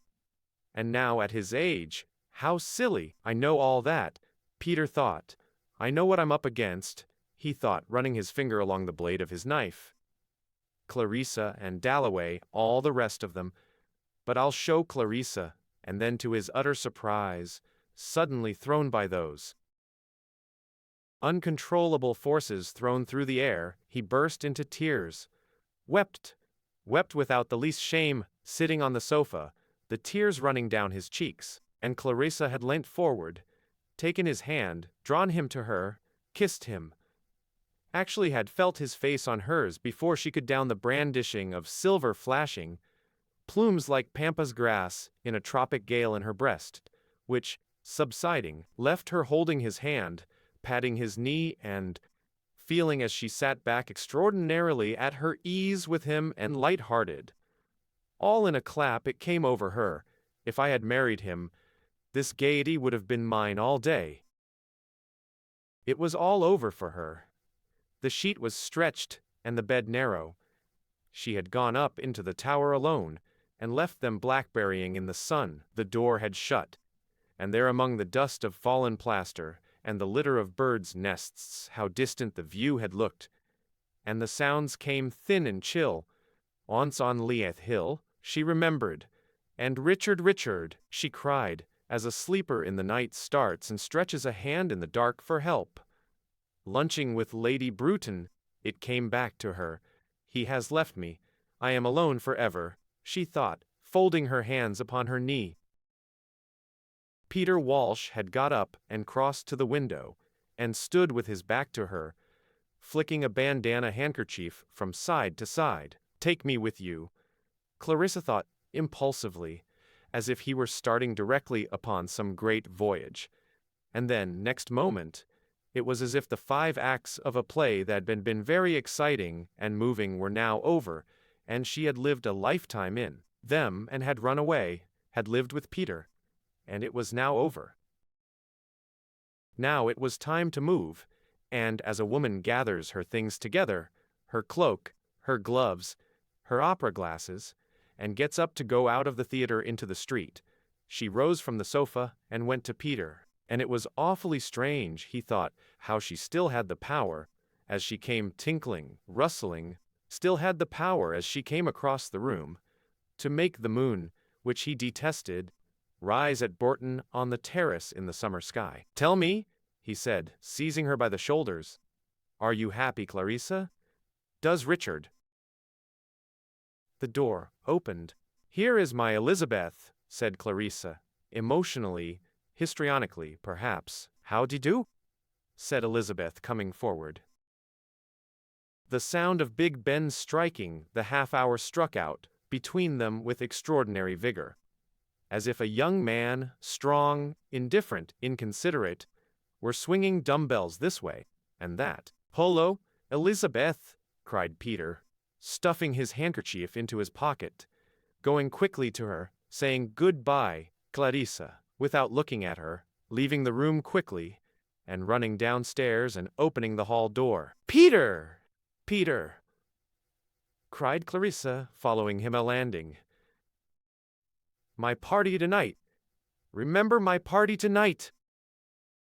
she cried, having to raise her voice against the roar of the open air, and overwhelmed by the traffic and the sound of all the clocks striking.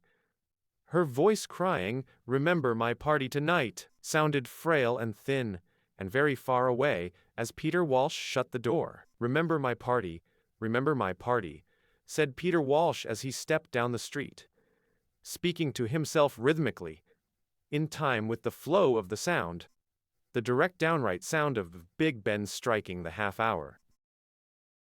The leaden circles dissolved in the air. Oh, these parties, he thought. Clarissa's parties. Why does she give these parties, he thought. Not he blamed her, or this effigy of a man in a tailcoat, with a carnation in his buttonhole coming towards him. Only one person in the world could be as he was, in love, and there he was, this fortunate man, himself, reflected in the plate-glass window of a motor-car manufacturer in Victoria Street. All India lay behind him, plains, mountains, epidemics of cholera, a district twice as big as Ireland, decisions he had come to alone.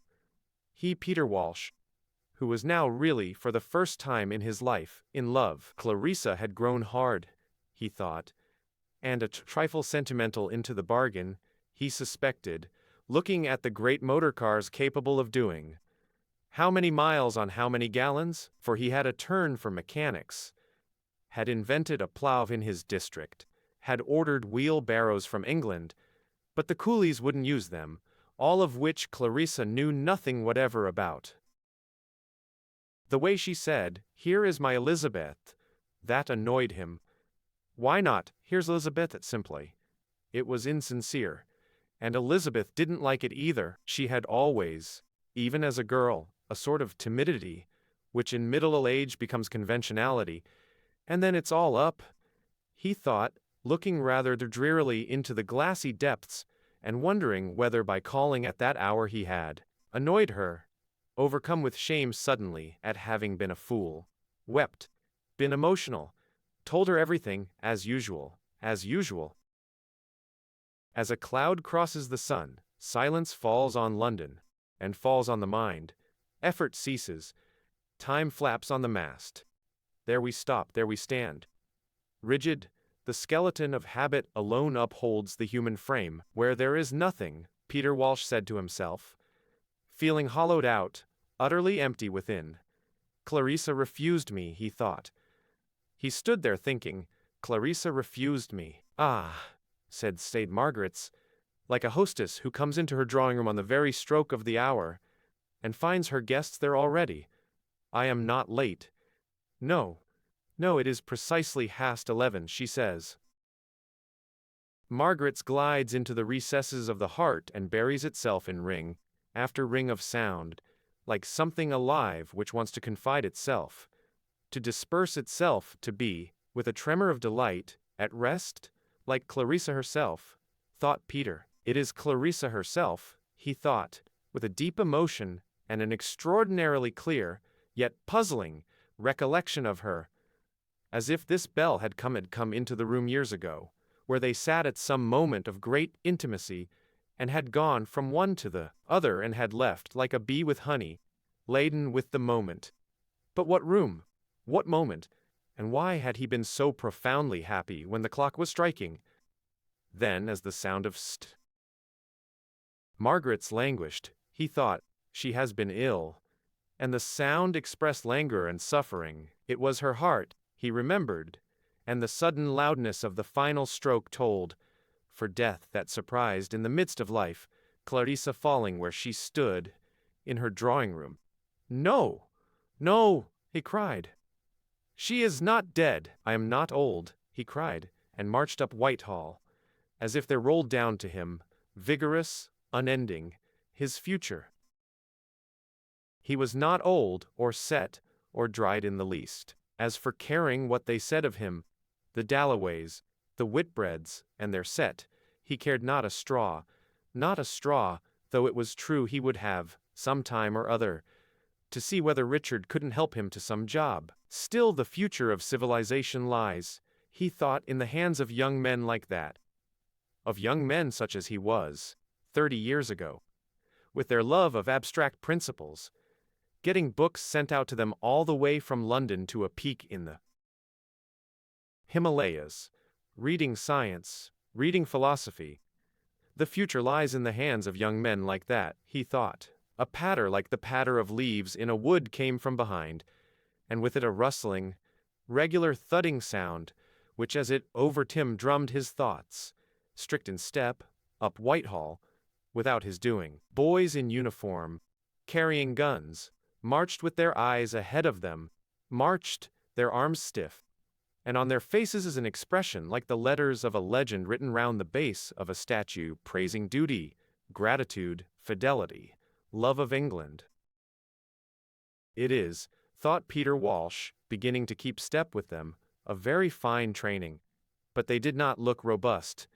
They were weedy for the most part, boys of 16, who might, tomorrow, stand behind bowls of rice, cakes of soap on counters. Now they wore on them unmixed with sensual pleasure, or daily preoccupations, the solemnity of the wreath, which they had fetched from Finsbury Pavement to the empty tomb.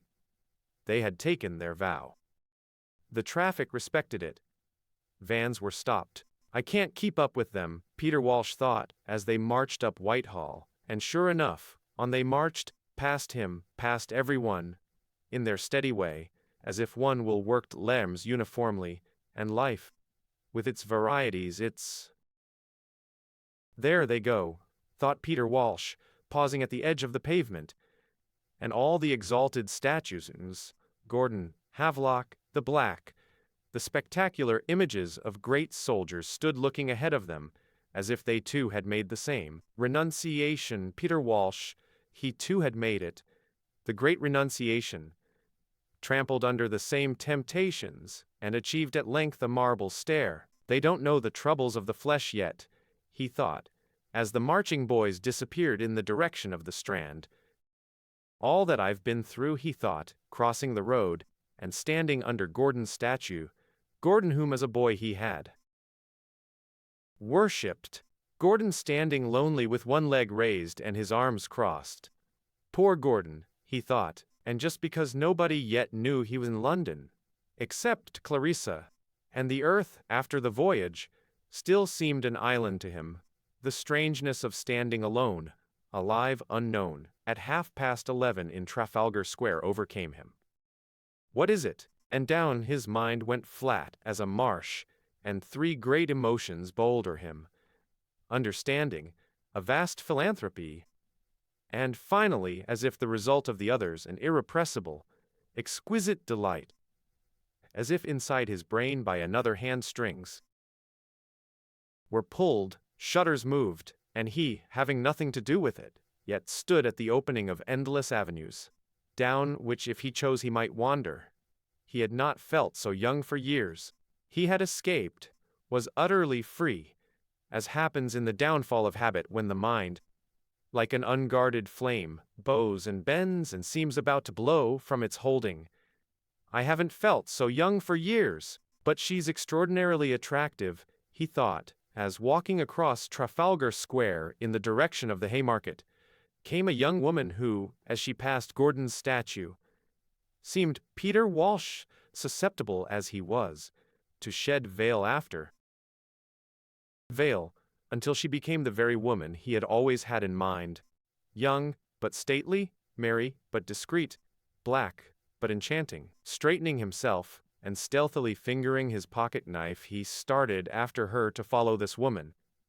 This excitement, which seemed even with its back turned to shed on light, which connected them, which singled him out, as if the random uproar of the traffic had whispered through hollowed hands his name, but his private name which he called himself in his own thoughts. "You," she said, "only you," saying it with her white gloves and her shoulders. Then the thin long cloak, which the wind stirred as she walked past Dent's shop in Cockspur Street, blew out with an enveloping kindness, a mournful tenderness, as of arms that open and take the tired. But she's not married, she's young, quite young, thought Peter, the red carnation he had seen her wear as she came across Trafalgar Square burning again in his eyes and making her lips red. But she waited at the curbstone. There was a dignity about her. She was not worldly, like Clarissa. Not rich, like Clarissa. Was she, he wondered as she moved, respectable, witty, with a lizard's flickering tongue? For one must invent, must allow oneself a little diversion, a cool waiting wit, a darting wit, not noisy. She moved. She crossed. He followed her. To embarrass her was the last thing he wished. Still, if she stopped, he would say, "Come and have an ice," he would say, and she would answer, perfectly simply, "Oh yes." There was color in her cheeks, mockery in her eyes. He was an adventurer, reckless, swift, daring, indeed, landed, as he was last night from India, a romantic buccaneer, careless of all these damned proprieties, yellow dressing gowns. On and on she went, across Piccadilly, and up Regent Street. Ahead of him, her cloak, her gloves, her shoulders combining with the fringes and the laces and the feather bows in the windows to make the spirit of finery and whimsy which dwindled out of the shops onto the pavement, as the light of a lamp goes wavering at night over hedges in the darkness. Laughing and delightful, she had crossed Oxford Street and Great Portland Street and turned down one of the little streets. And now, the great moment was approaching, for now she slackened, opened her bag, and with one look in his direction, but not at him, one look that bade farewell, summed up the whole situation and dismissed it triumphantly. Had fitted her key, and the dawn. His voice sang, remember my party," sang in his ears. The house was one of those flat red houses, with hanging flower baskets of vague impropriety. It was over, and it was smashed to atoms. His fun, for it was half made up, as he knew very well, invented, this escapade with the girl. As one makes up the better part of life, making oneself up, making her up, creating an exquisite amusement and something more. But odd it was, and quite true, all this one could never share. It's smashed to atoms. He turned, went up the street, thinking to find somewhere to sit, till it was time for Lincoln's Inn, for Messrs. Hooper and Greatley. Where should he go? No matter. Up the street, then towards Regent's Park. His boots on the pavement struck out, no matter. For it was early, still very early. It was a splendid morning too. Like the pulse of a perfect heart, life struck straight through the streets. There was no fumbling, no hesitation, sweeping and swerving, accurately, punctually, noiselessly, there. Precisely at the right instant, the motor car stopped at the door. The girl, silk-stockinged, feathered, evanescent, but not to him particularly attractive, for he had had his fling, alighted. Coming as he did from a respectable Anglo-Indian family, which for at least 3 generations had administered the affairs of a continent. It's strange, he thought, what a sentiment I have about that, disliking India, empire, army as he did, and the doctors and men of business and capable women all going about their business, punctual, alert, robust, seemed to him wholly admirable, good fellows, to whom one would entrust one's life, companions in the art of living, who would see one through, what with one thing and another, The show was really very tolerable, and he would sit down in the shade and smoke. There was Regent's Park. Yes, as a child he had walked in Regent's Park. Odd, he thought, how the thought of childhood keeps coming back to me. The result of seeing Clarissa's. For women live much more in the past than we do, he thought. They attach themselves to places, and their fathers, a woman's always proud of her father. Bourton was a nice place, a very nice place. But I could never get on with the old man, he thought. There was quite a scene one night. An argument about something or other. What, he could not remember. Politics, presumably. Yes, he remembered Regent's Park. The long straight walk. The little house where one bought air balls to the left. An absurd statue with an inscription somewhere or other.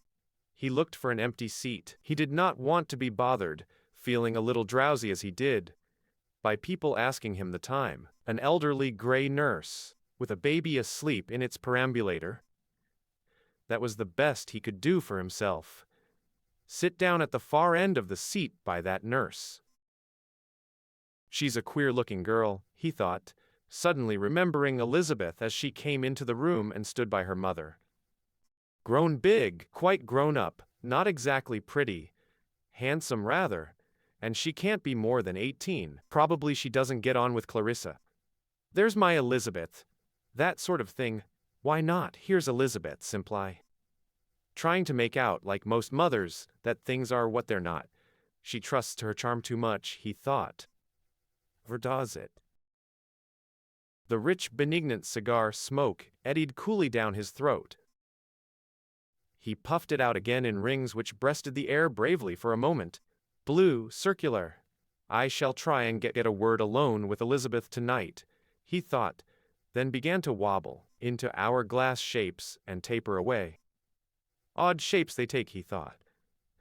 Suddenly his eyes raised his hand with an effort and threw away the heavy end of his cigar. A great brush swept smooth across his mind, sweeping across it moving branches, children's voices, the shuffle of feet, and people passing and humming traffic, rising and falling traffic.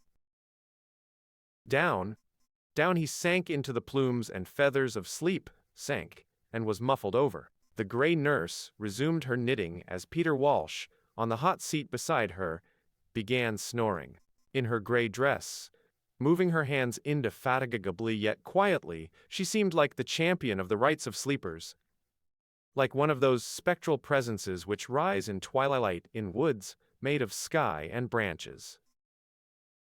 The solitary traveler, haunter of lanes, disturber of ferns, and devastator of great hemlock plants, looking up, suddenly sees the giant figure at the end of the ride. By conviction an atheist perhaps, he is taken by surprise, with moments of extraordinary exultation. But if he can conceive of her, then in some sort she exists, he thinks, and advancing down the path with his eyes upon sky and branches, he rapidly endows them with womanhood, sees with amazement how grave they become, how majestically, as the breeze stirs them, they dispense with a dark flutter of the leaves charity, comprehension, absolution, and then, flinging themselves suddenly aloft, confound the piety of their aspect with a wild carouse. Such are the visions which proffer great cornucopias full of fruit to the solitary traveler, or murmur in his ear like sirens lolloping away on the green sea waves, or are dashed in his face like bunches of roses, or rise to the surface like pale faces which fishermen flounder through floods to embrace. Such are the visions which ceaselessly float up, pace beside, put their faces in front of, the actual thing, often overpowering the solitary traveler, and taking away from him the sense of the earth, the wish to return, and giving him for substitute a general peace, as if, so he thinks as he advances down the forest ride, all this fever of living were simplicity itself, and myriads of things merged in one thing, and this figure, made of sky and branches as it is, had risen from the troubled sea. He is elderly, past 50 now, as a shape might be sucked up out of the waves to shower down from her magnificent hands compassion, comprehension, absolution. So, he thinks, may I never go back to the lamplight, to the sitting room, never finish my book, never knock out my pipe, never ring for Mrs. Turner to clear away. Rather let me walk straight on to this great figure, who will, with a toss of her head, mount me on her streamers and let me blow to nothingness with the rest. The solitary traveler is soon beyond the wood, and there, coming to the door with shaded eyes, possibly to look for his return, with hands raised, with white apron blowing, is an elderly woman who seems so powerful is this infirmity, to seek over. So, as the solitary traveler advances down the village street where the women stand knitting and the men dig in the garden, the evening seems ominous, the figures still, as if some august fate, known to them, awaited without fear, were about to sweep them into annihilation. Indoors among ordinary things, the cupboard, the table, the window-sill with its geraniums. Suddenly the outline of the landlady, bending to remove the cloth, becomes soft with light, an adorable emblem which only the recollection of cold human contacts forbids us to embrace. She takes the marmalade, she shuts it in the cupboard. There is nothing more tonight, sir, but to whom does the solitary traveler make reply? So the elderly nurse knitted over the sleeping baby in Regent's Park. So Peter Walsh snored. He woke with extreme suddenness, saying to himself, the death of the soul. Lord, Lord, he said to himself out loud, stretching and opening his eyes. The death of the soul. The words attached themselves to some scene, to some room, to some past he had been dreaming of. It became clearer. The scene, the room, the past he had been dreaming of. It was at Bourton that summer, early in the 90s, when he was so passionately in love with Clarissa. There were a great many people there, laughing and talking, sitting round a table after tea, and the room was bathed in yellow light and full of cigarette smoke. They were talking about a man who had married his housemaid, one of the neighboring squires. He had forgotten his name. He had married his housemaid, and she had been brought to Bourton to call. An awful visit it had been. She was absurdly overdressed, like a cockatoo, Clarissa had said, imitating her, and she never stopped talking. On and on she went, on and on. Clarissa imitated her. Then somebody said, Sally Seton it was. Did it make any real difference to one's feelings to know that before they'd married she had had a baby? In those days, in mixed company, it was a bold thing to say. He could see Clarissa now, turning bright pink, somehow contracting, and saying, "Oh, I shall never be able to speak to her again." Whereupon the whole party sitting round the tea-table seemed to wobble. It was very uncomfortable. He hadn't blamed her for minding the fact, since in those days a girl brought up as she was, knew nothing, but it was her manner that annoyed him, timid, hard, something arrogant, unimaginative, prudish. The death of the soul. He had said that instinctively, ticketing the moment as he used to do. The death of her soul. Every one wobbled. Every one seemed to bow as she spoke, and then to stand up different. He could see Sally Seton, like a child who has been in mischief, leaning forward, rather flushed, wanting to talk, but afraid, and Clarissa did frighten people. She was Clarissa's greatest friend, always about the place, totally unlike her, an attractive creature, handsome, dark, with the reputation in those days of great daring, and he used to give her cigars, which she smoked in her bedroom. She had either been engaged to somebody or quarreled with her family, and old Perry disliked them both equally, which was a great bond.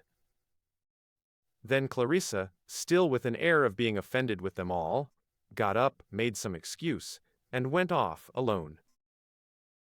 As she opened the door, in came that great shaggy dog which ran after sheep.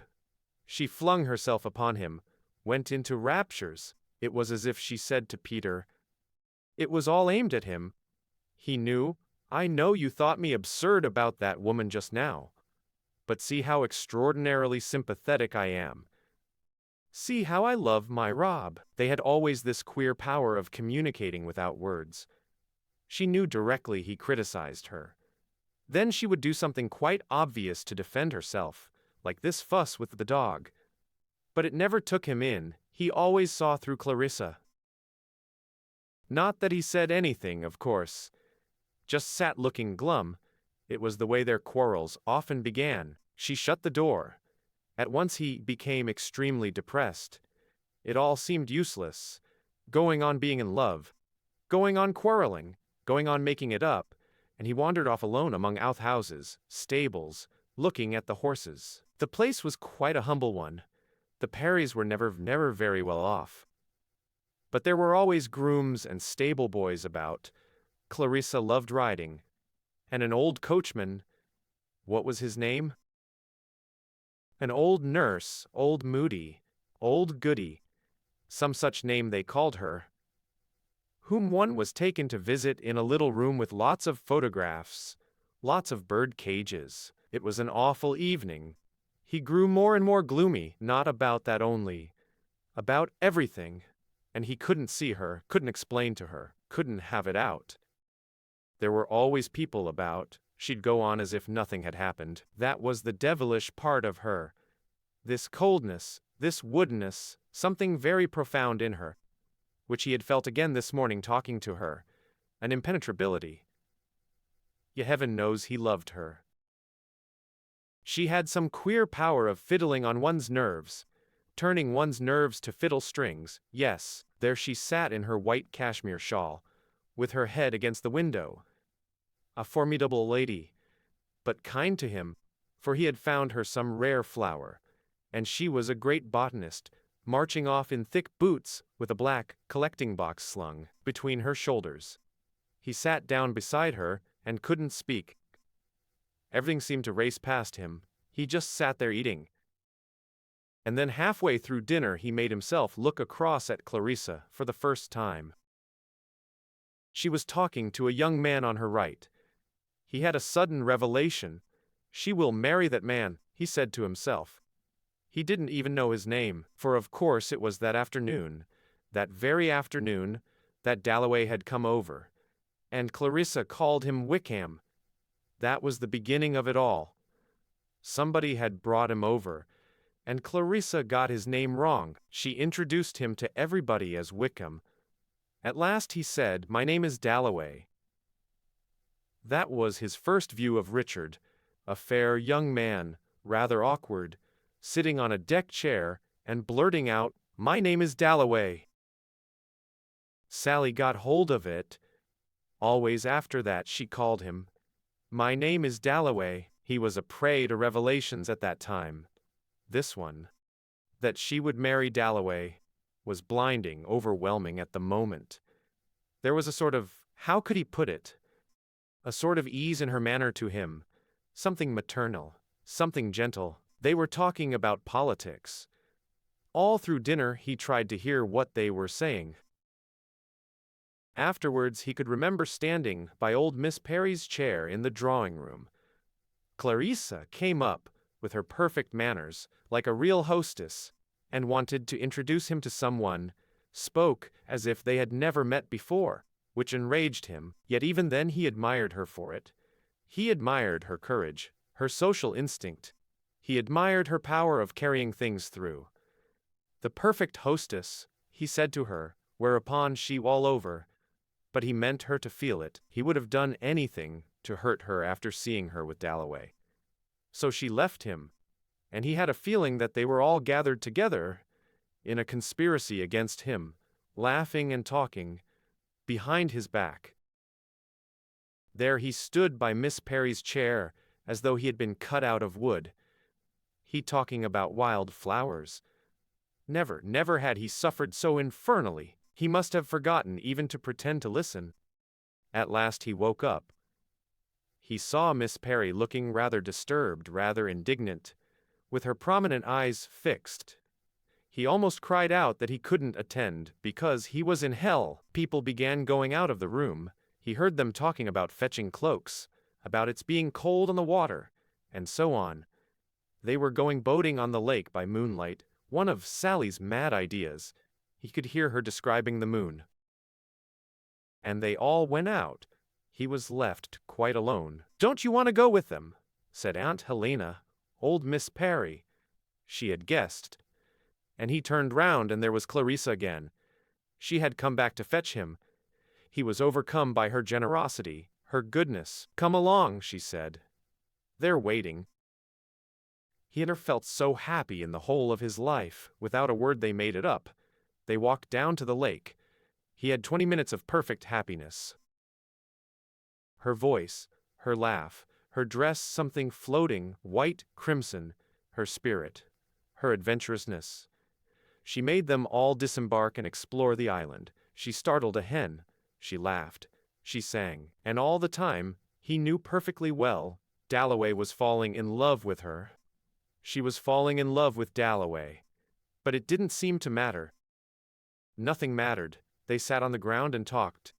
He and Clarissa, they went in and out of each other's minds without any effort. And then in a second it was over. He said to himself as they were getting into the boat, "She will marry that man." Without any resentment. But it was an obvious thing. Dalloway would marry Clarissa.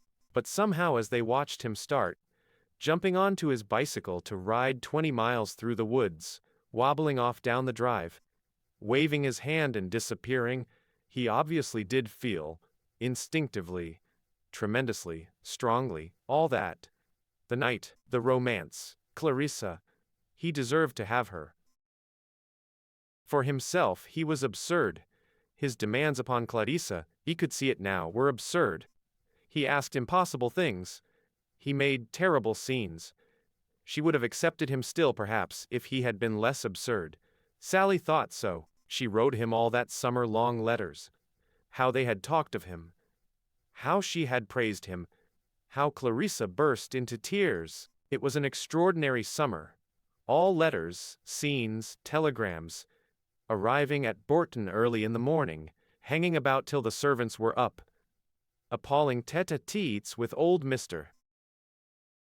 Perry at breakfast. Aunt Helena formidable but kind. Sally sweeping him off for talks in the vegetable garden. Clarissa in bed with headaches. It was a trifle that led up to it. Sally at lunch saying something about Dalloway, and calling him, "My name is Dalloway." Whereupon Clarissa suddenly stiffened, colored, in a way she had, and rapped out sharply, "We've had enough of that feeble joke." That was all, but for him it was precisely as if she had said, "I'm only amusing myself with you. I've an understanding with Richard Dalloway." So he took it. He had not slept for nights. "It's got to be finished one way or the other," he said to himself. He sent a note to her by Sally asking her to meet him by the fountain at 3. "Something very important has happened." He scribbled at the end of it. The fountain was in the middle of a little shrubbery, far from the house, with shrubs and trees all round it. There she came, even before the time, and they stood with the fountain between them, the spout.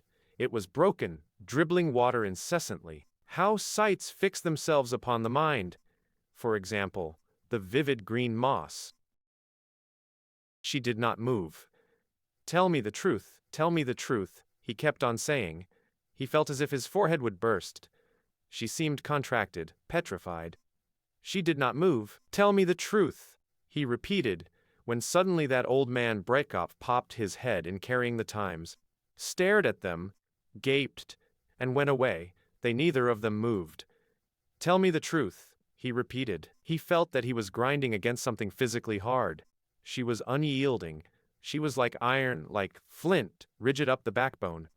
And when she said, "It's no use, it's no use. This is the end." After he had spoken for hours, it seemed, with the tears running down his cheeks. It was as if she had hit him in the face.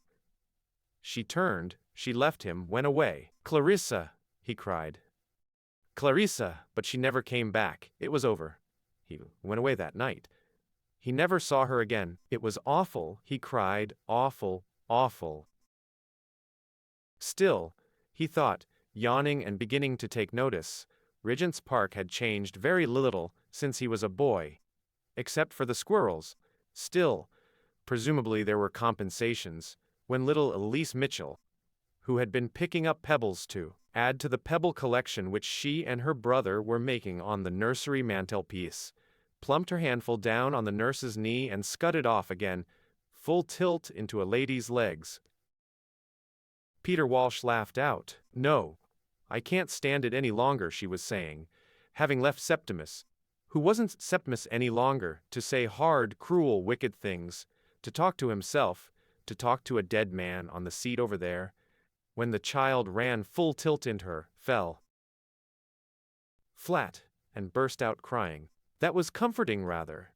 She stood her upright, dusted her frock, kissed her, but for herself she had done nothing wrong. She had loved Septimus. She had been happy. She had had a beautiful home, and there her sisters lived still, making hats. Why should she suffer? The child ran straight back to its nurse, and Ricia saw her scolded, comforted, taken up by the nurse who put down her knitting, and the kind-looking man gave her his watch to blow open to comfort her. But why should she be exposed? Why not left in Milan? Why tortured? Why, slightly waved by tears the broad path? The nurse, the man in gray, the perambulator, rose and fell before her eyes. To be rocked by this malignant torturer was her lot. But why? She was like a bird sheltering under the thin hollow of a leaf, who blinks at the sun when the leaf moves. Starts at the crack of a dry twig. She was exposed. She was surrounded by the enormous trees, vast clouds of an indifferent world. Exposed, tortured. And why should she suffer? Why? She frowned. She stamped her foot. She must go back again to Septimus, since it was almost time for them to be going to Sir William Bradshaw. She must go back and tell him. Go back to him sitting there on the green chair under the tree, talking to himself. Or to that dead man Evans, whom she had only seen once for a moment in the shop. He had seemed a nice quiet man, a great friend of Septimus's, and he had been killed in the war. But such things happen to everyone. Everyone has friends who were killed in the war. Everyone gives up something when they marry. She had given up her home. She had come to live here, in this awful city. But Septimus let himself think about horrible things, as she could too, if she tried. He had grown stranger and stranger. He said people were talking behind the bedroom walls. Mrs. Filmer thought it odd. He saw things too. He had seen an old woman's head in the middle of a fern. Yet he could be happy when he chose. They went to Hampton Court on top of a bus, and they were perfectly happy. Suddenly he said, "Now we will kill ourselves," when they were standing by the river, and he looked at it with a look which she had seen in his eyes when a train went by, or an omnibus, a look as if something fascinated him, and she felt he was going from her, and she caught him by the arm. But going home he was perfectly quiet, perfectly reasonable. He would argue with her about killing themselves, and explain how wicked people were, how he could see them making up lies as they passed in the street. He knew all their thoughts, he said. He knew everything. He knew the meaning of the world, he said. Then when they got back he could hardly walk. He lay on the sofa and made her hold his hand to prevent him from falling down. Down, he cried, into the flames. And saw faces laughing at him, calling him horrible, disgusting names from the walls, and hands pointing round the screen. Yet they were quite alone, but he began to talk aloud, answering people, arguing, laughing, crying, getting very excited and making her write things down. Perfect nonsense it was. About death, about Miss Isabel Pole. She could stand it no longer. She would go back. She was close to him now. Could see him staring at the sky, muttering, clasping his hands. Yet Dr. Holmes said there was nothing the matter with him. What then had happened? Why had he gone? Then why, when she sat by him, did he start, frown at her, move away, and point at her hand? Take her hand, look at it terrified? Was it that she had taken off her wedding ring? My hand has grown so thin, she said. I have put it in my purse, she told him. The rope was cut. He mounted. He was free, as it was decreed that he, Septimus, the Lord of Men, should be free. Alone, since his wife had thrown away her wedding ring, since she had left him. He, Septimus, was as alone, called forth in advance of the mass of men to hear the truth, to learn the meaning, which now at last, after all the toils of civilization, Greeks, Romans, Shakespeare, Darwin, and now himself, was to be given whole to. To whom? He asked aloud. The supreme secret must be told to the cabinet. First that trees are alive. Next there is no crime.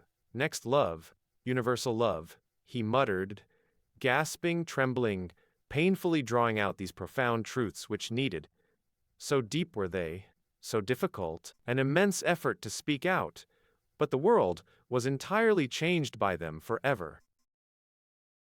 No crime, he repeated, fumbling for his card and pencil, when a Skye terrier snuffed his trousers and he started in an agony of fear. It was turning into a man. He could not watch it happen. It was horrible, terrible to see a dog become a man. At once the dog trotted it away. Heaven was divinely merciful, infinitely benignant. It spared him, pardoned his weakness. But what was the scientific explanation, for must be scientific above all things? Why could he see through bodies, see into the future, when dogs will become men? It was the heat wave presumably, operating upon a brain made sensitive by eons of evolution. Scientifically speaking, the flesh was melted off the world, his body was macerated, until only the nerve fibers were left. It was spread like a veil upon a rock. He lay back in his chair, exhausted but upheld. He lay resting, waiting before he again interpreted, with effort, with agony, to mankind. He lay very high on the back of the world. The earth thrilled beneath him.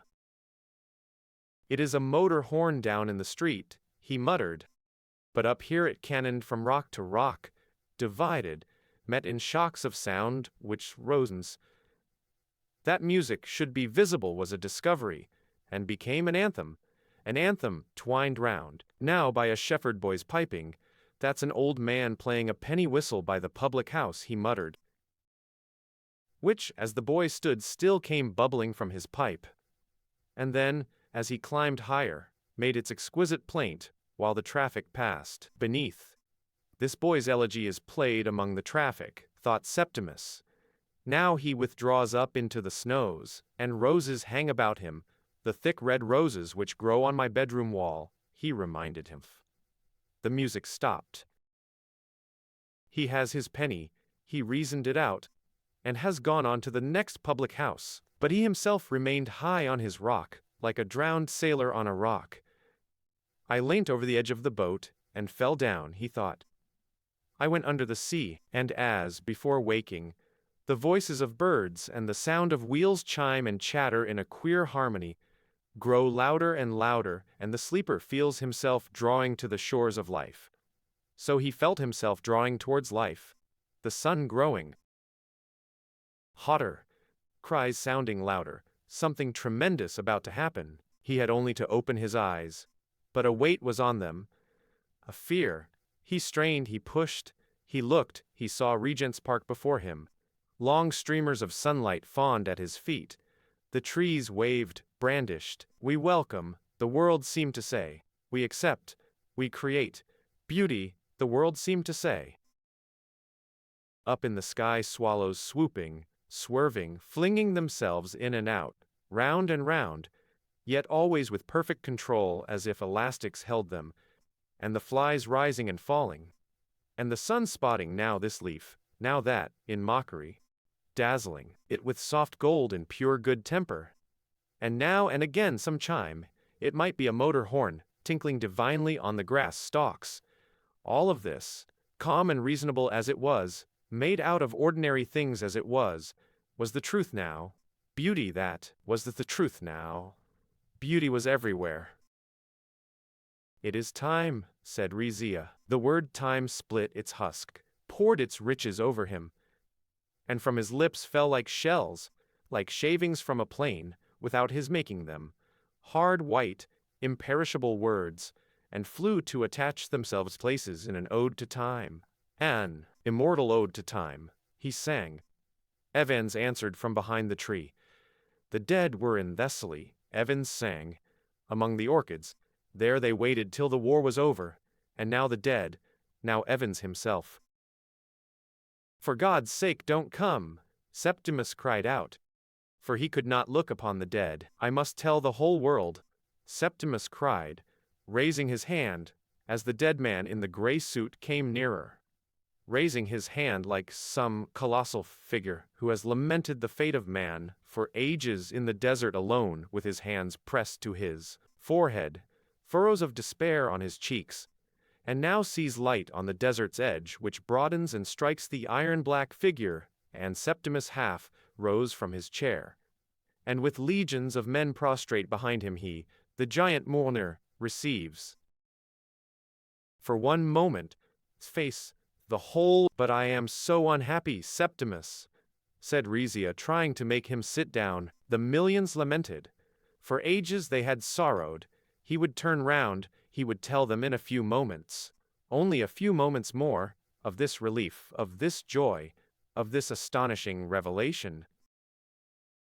"The time, Septimus," Rizia repeated. "What is the time?" He was talking, he was starting. This man must notice him. He was looking at them. "I will tell you the time," Septimus, very slowly, very drowsily, smiling mysteriously. As he sat smiling at the dead man in the gray suit, the quarter struck, the 11:15. And that is being young, Peter Walsh thought as he passed them. To be having an awful scene. The poor girl looked absolutely desperate, in the middle of the morning. But what was it about, he wondered? What had the young man in the overcoat been saying to her, to make her look like that? What awful fix had they got themselves into, both to look so desperate as that on a fine summer morning? The amusing thing about coming back to England, after 5 years, was the way it made, anyhow the first days, things stand out as if one had never seen them before. Lovers squabbling under a tree. The domestic family life of the parks. Never had he seen London look so enchanting. The softness of the distances.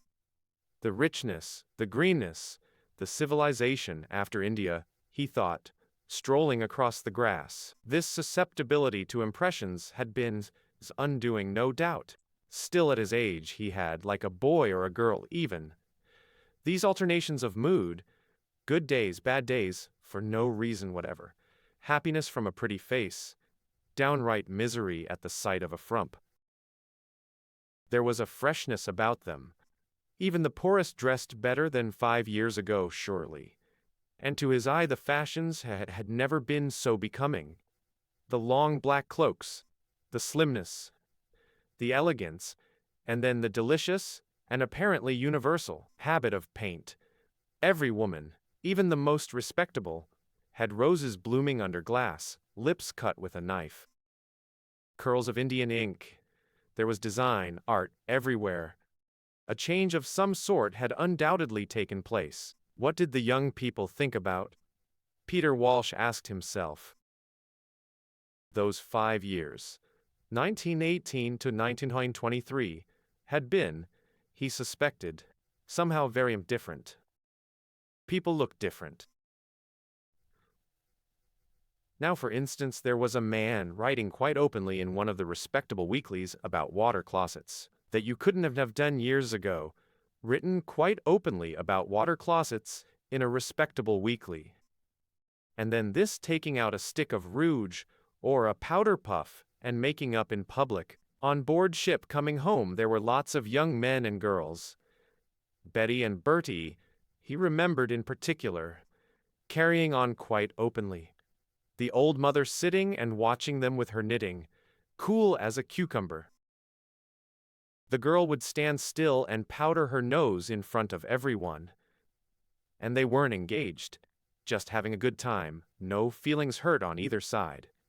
As hard as nails she was, Betty what's your name, but a thorough good sort. She would make a very good wife at 30. She would marry when it suited her to marry. Marry some rich man, and live in a large house near Manchester. Who was it now who had done that? Peter Walsh asked himself, turning into the broad walk. Married a rich man and lived in a large house near Manchester. Somebody who had written him a long, gushing letter quite lately about blue hydrangeas. It was seeing blue hydrangeas that made her think of him and the old days. Sally Seton, of course, it was Sally Seton. The last person in the world one would have expected to marry a rich man and live in a large house near Manchester.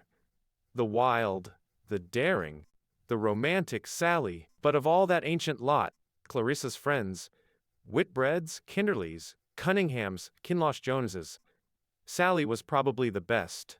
She tried to get hold of things by the right end anyhow. She saw through Whitbread anyhow, the admirable When Clarissa and the rest were at his feet, the Whitbreads, he could hear her saying, "Who are the Whitbreads?" Coal merchants, respectable tradespeople. She detested for some reason. He thought of nothing but his own appearance, she said. He ought to have been a duke. He would be certain to marry one of the royal princesses. And of course had the most extraordinary, the most natural, the most sublime respect for the British aristocracy of any human being he had ever come across. Even Clarissa had to own that. Oh, but he was such a dear, so unselfish, gave up shooting to please his old mother.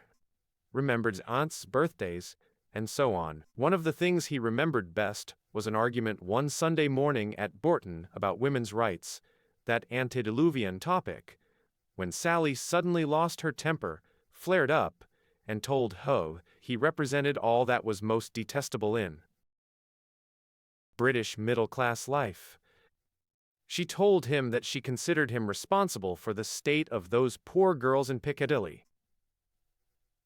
The perfect gentleman, poor Never did a man look more horrified. She did it on purpose, she said afterwards, for they used to get together in the vegetable garden and compare notes. He's read nothing, thought nothing, felt nothing.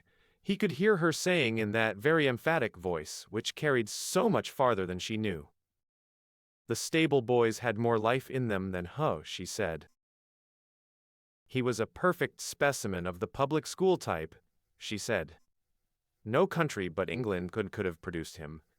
She was really spiteful, for some reason, had some grudge against him. Something had happened, he forgot what, in the smoking room. He had insulted her, kissed her? Incredible! Nobody believed a word against of course. Who could? Kissing Sally in the smoking room, if it had been some Honorable Edith or Lady Violet, perhaps. But not that ragamuffin Sally, without a penny to her name, and a father or a mother gambling at Monte Carlo. For of all the people he had ever met, was the greatest snob. The most obsequious. No, he didn't cringe exactly.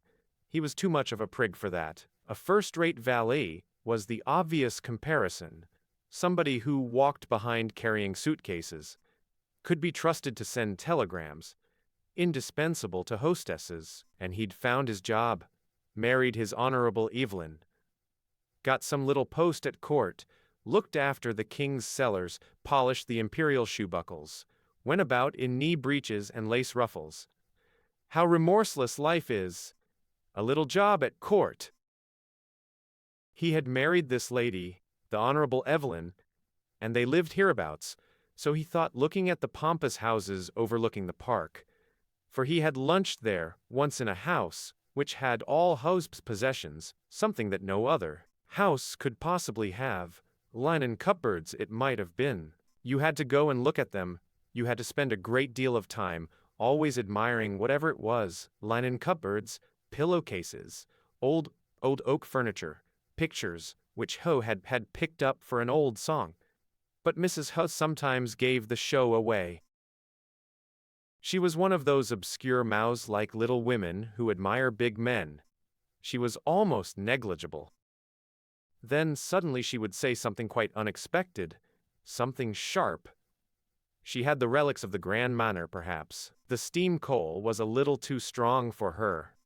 It made the atmosphere thick, and so there they lived, with their linen cupboards and their old masters and their pillowcases, fringed with real lace at the rate of 5 or 10,000 a year presumably, while he, who was 2 years older than Ho, cadged for a job. At 53 he had to come and ask them to put him into some secretary's office, to find him some usher's job teaching little boys Latin, at the beck and call of some mandarin in an office, something that brought in 500 a year. For if he married Daisy, even with his pension, they could never do on less. Whitbread could do it presumably. Or Dalloway. He didn't mind what he asked Dalloway. He was a thorough good sort. A bit limited, a bit thick in the head, yes, but a thorough good sort. He was at his best out of doors. With horses and dogs. How good he was, for instance, when that great shaggy dog of Clarissa's got caught in a trap and had its paw half torn off, and Clarissa turned faint and Dalloway did the whole thing. Bandaged, made splints, told Clarissa not to be a fool. That was what she liked him for, perhaps, that was what she needed. Now, my dear, don't be a fool. Hold this, fetch that. All the time talking to dog as if it were a human being. But how could she swallow all that stuff about poetry? How could she let him hold forth about Shakespeare? Seriously and solemnly Richard Dalloway got on his hind legs and said that no decent man ought to read Shakespeare's sonnets, because it was like listening at keyholes. Besides, the relationship was not one that he approved. No decent man ought to let his wife visit a deceased wife's sister. Incredible! The only thing to do was to pelt him with sugared almonds. It was at dinner, but Clarissa sucked it all in. Thought it so honest of him, so independent of him. Heaven knows if she didn't think him the most original mind she'd ever met! There was a garden where they used to walk, a walled-in place, with rose bushes and giant cauliflowers. He could remember Sally tearing off a rose, stopping to exclaim at the beauty of the cabbage leaves in the moonlight. It was extraordinary how vividly it all came back to him, things he hadn't thought of for years.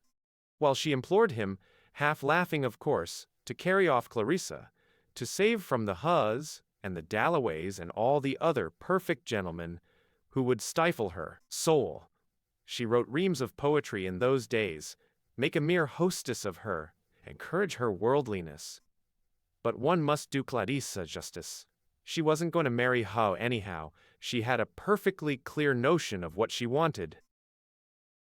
Her emotions were all on the surface. Beneath, she was very shrewd, a far better judge of character than Sally, for instance, and with it all, purely feminine, with that extraordinary gift, that woman's gift, of making a world of her own wherever she happened to be. She came into a room.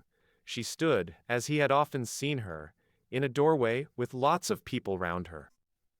But it was Clarissa one remembered.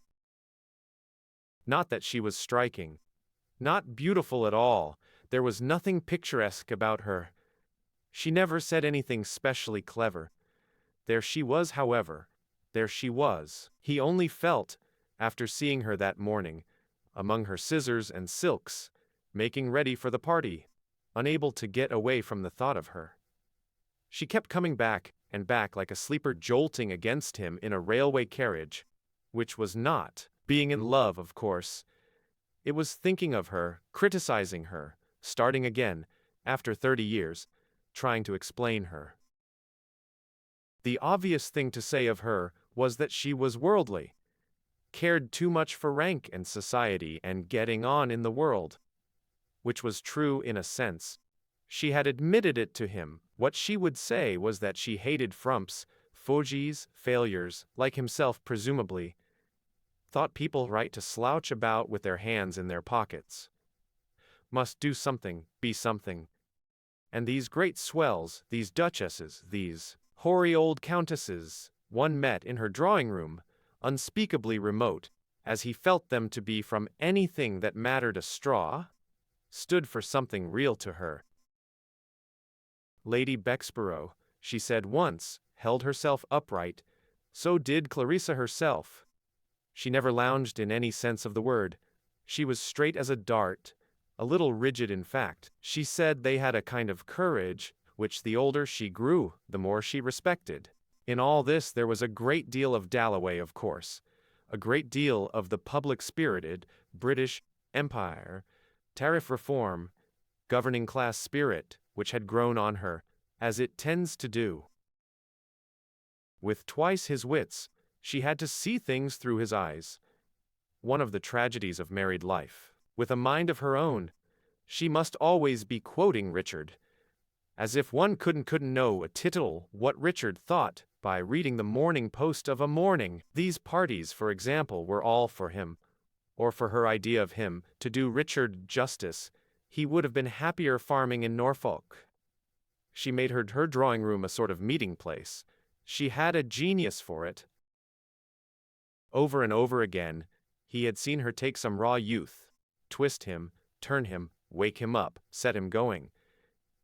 Infinite numbers of dull people conglomerated round her, of course, and behind it all was that network of visiting, leaving cards, being kind to people, running about with bunches of flowers, little presents. So-and-so was going to France, must have an air cushion, a real drain on her strength, all that interminable traffic that women of her sort keep up. But she did it genuinely, from a natural instinct. Oddly enough, she was one of the most thoroughgoing sceptics he had ever met, and possibly this was a theory he used to make to account for her. So transparent in some ways, so inscrutable in others. Possibly, she said to herself, as we are a doomed race, chained to a sinking ship. Her favorite reading as a girl was Huxley and Tyndall, and they were fond of these nautical metaphors. As the whole thing is a bad joke, let us, at any rate, do our part, mitigate the sufferings of our fellow prisoners. Huxley again. Decorate the dungeon with flowers and air cushions. Be as decent as we possibly can. Those ruffians, the gods, shan't have it all their own way. Her notion being that the gods, who never lost a chance of hurting, thwarting and spoiling human lives, were seriously put out. All the same, you behaved like a lady. That phase came directly after Sylvia's death. That horrible affair. To see your own sister killed by a falling tree, all Justin Perry's fault. All his carelessness. Before your very eyes, a girl too on the verge of life, the most gifted of them, Clarissa always said, was enough to turn one bitter. Later she wasn't so positive perhaps. She thought there were no gods, no one was to blame, and so she evolved this atheist's religion of doing good for the sake of goodness, and of course she enjoyed life immensely. It was her nature to enjoy, though goodness only knows, she had her reserves. It was a mere sketch, he often felt, that even he, after all these years, could make of Clarissa. Anyhow, there was no bitterness in her. None of that sense of moral virtue which is so repulsive in good women. She enjoyed practically everything. She had a sense of comedy that was really exquisite, but she needed people, always people, to bring it out, with the inevitable result that she frittered her time away, lunching, dining, giving these incessant parties of hers, talking nonsense, saying things she didn't mean, blunting the edge of her mind, losing her discrimination. She was at a high school, at the inarticulate stage last time he was over, a round-eyed, pale-faced girl, with nothing of her mother in her, a silent, stolid creature, who took it all as a matter of course, let her mother make a fuss of her, and then said, "May I go now?" Like a child of 4, going off, Clarissa explained, with that mixture of amusement and pride which Dalloway himself seemed to rouse in her, to play hockey. And now Elizabeth was out, presumably, thought him an old fogey, laughed at her mother's friends, Ah well, so be it. The compensation of growing old, Peter Walsh thought, coming out of Regent's Park, and holding his hat in hand, was simply this: that the passions remain as strong as ever, but one has gained, at last, the power which adds the supreme flavor to existence, the power of taking hold of experience, of turning it round, slowly, in the light. A terrible confession it was. He put his hat on again. But now, at the age of 53, one scarcely needed people any more. Life itself, every moment of it, every drop of it, here, this instant now, in the sun, in Regent's Park, was enough. Indeed.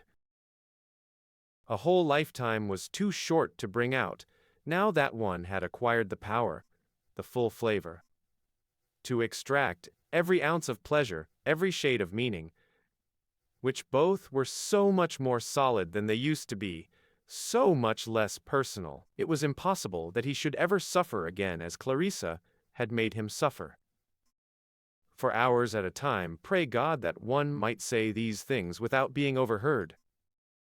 For hours and days he never thought of Daisy. Could it be that he was in love with her then, remembering the misery, the torture, the extraordinary passion of those days? It was a different thing altogether, a much pleasanter thing, the truth being, of course, that now she was in love with him, and that perhaps was the reason why, when the ship actually sailed, he felt an extraordinary relief, wanted nothing so much as to be alone, was annoyed to find all her little attentions, cigars, notes, a rug for the voyage, in his cabin. Every one, if they were honest, would say the same. One doesn't want people after 50. One doesn't want to go on telling women they are pretty. That's what most men of 50 would say, Peter Walsh thought, if they were honest. But then these astonishing accesses of emotion, bursting into tears this morning, what was all that about? What could Clarissa have thought of him? Thought him a fool, presumably. Not for the first time. She had been meeting Major Ord, Daisy said in her last letter. Said it on purpose, he knew. Said it to make him jealous. He could see her wrinkling her forehead as she wrote, wondering what she could say to hurt him. And yet it made no difference. He was furious. All this pother of coming to England and seeing lawyers wasn't to marry her, but to prevent her from marrying anybody else. That was what tortured him. That was what came over him when he saw Clarissa so calm, so cold, so intent on her dress or whatever it was, realizing what she might have spared him, what she had reduced him to, a whimpering, sniveling old ass. But women, he thought, shutting his pocket knife, don't know what passion is, they don't know the meaning of it to men. Clarissa was as cold as an icicle. There she would sit on the sofa, by his side, let him take her hand, give him one kiss. Here he was at the crossing. A sound interrupted him. A frail, quivering sound, a voice bubbling up without direction, vigor, beginning or end, running weakly and shrilly, and with an absence of all human meaning into. Yung fa, un sofu sui tu emo, the voice of no age or sex, the voice of an ancient spring spouting from the earth, which issued, just opposite Regent's Park tube station, from a tall, quivering shape, like a funnel, like a rusty pump, like a wind-beaten tree forever barren of leaves, which lets the wind run up, down its branches, singing, Yung fa, un sofu sui tu amo, and rocks and creaks and moans, in the eternal breeze. Through all ages, when the pavement was grass, when it was swamp, through the age of tusk and mammoth, through the age of silent sunrise, the battered woman, for she wore a skirt, with her right hand exposed, her left clutching at her side, stood, singing of love, love which has lasted 1,000,000 years. She sang love which prevails, and millions of years ago, her lover, who had been dead these centuries, had walked, she crooned, with her in May. But in the course of ages, long as summer days, and flaming, she remembered, with nothing but red asters, he had gone. Death's enormous sickle had swept those tremendous hills, and when at last she laid her hoary and immensely aged head on the earth, now become a mere cinder of ice, she implored the gods to lay by her side a bunch of purple heather, there on her high burial place, which the last rays of the last sun caressed. For then the pageant of the universe would be over, as the ancient song bubbled up opposite Regent's Park tube station. Still the earth seemed green and flowery.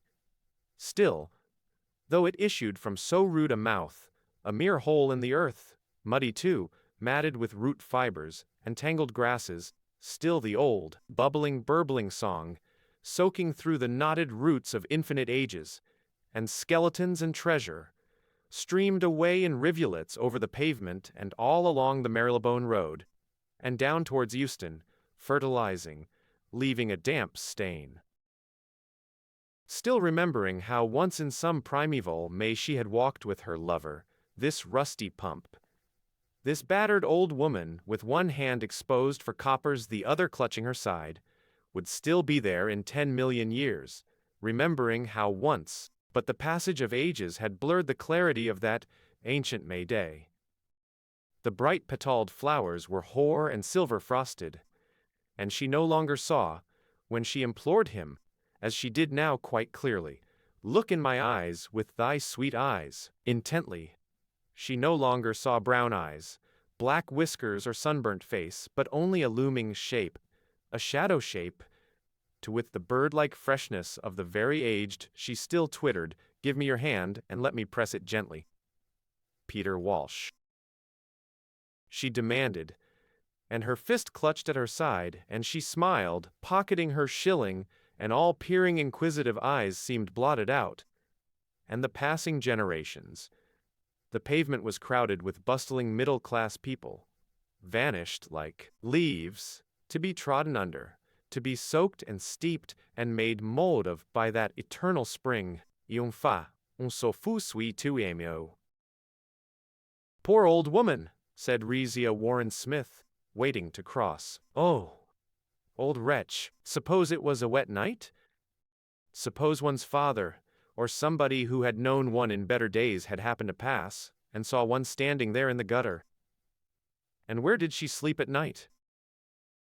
Cheerfully, almost gaily, the invincible thread of sound wound up into the air like the smoke from a cottage chimney, winding up clean beech trees, and issuing in a tuft of blue smoke among the topmost leaves. And if some one should see, what matter they? Since she was so unhappy, for weeks and weeks now, Rezia had given meanings to things that happened, almost felt sometimes that she must stop people, if they looked good, kind people, just to say to them, "I am unhappy."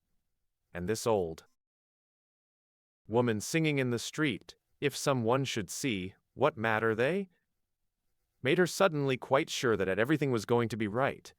They were going to Sir William Bradshaw. She thought his name sounded nice. He would cure Septimus at once. And then there was a brewer's cart, and the gray horses had upright bristles of straw in their tails. There were newspaper placards. It was a silly, silly dream, being unhappy. Septimus Warren Smith, and was there, after all, anything to draw attention to them, anything to make a passer-by suspect here is a young man who carries in him the greatest message in the world, and is, moreover, the happiest man in the world. Perhaps they walked more slowly than other people, and there was something hesitating, trailing, in the man's walk. But what more natural for a clerk, who has not been in the West End on a weekday at this hour for years, than to keep looking at the sky, looking at this, that and the other, as if Portland Place were a room he had come into when the family are away, the chandeliers being hung in holland bags, and the caretaker, as she lets in long shafts of dusty light upon deserted, queer-looking armchairs, lifting one corner of the long blinds, explains to the visitors what a wonderful place it is. How wonderful, but at the same time, he thinks, as he looks at chairs and tables, how strange.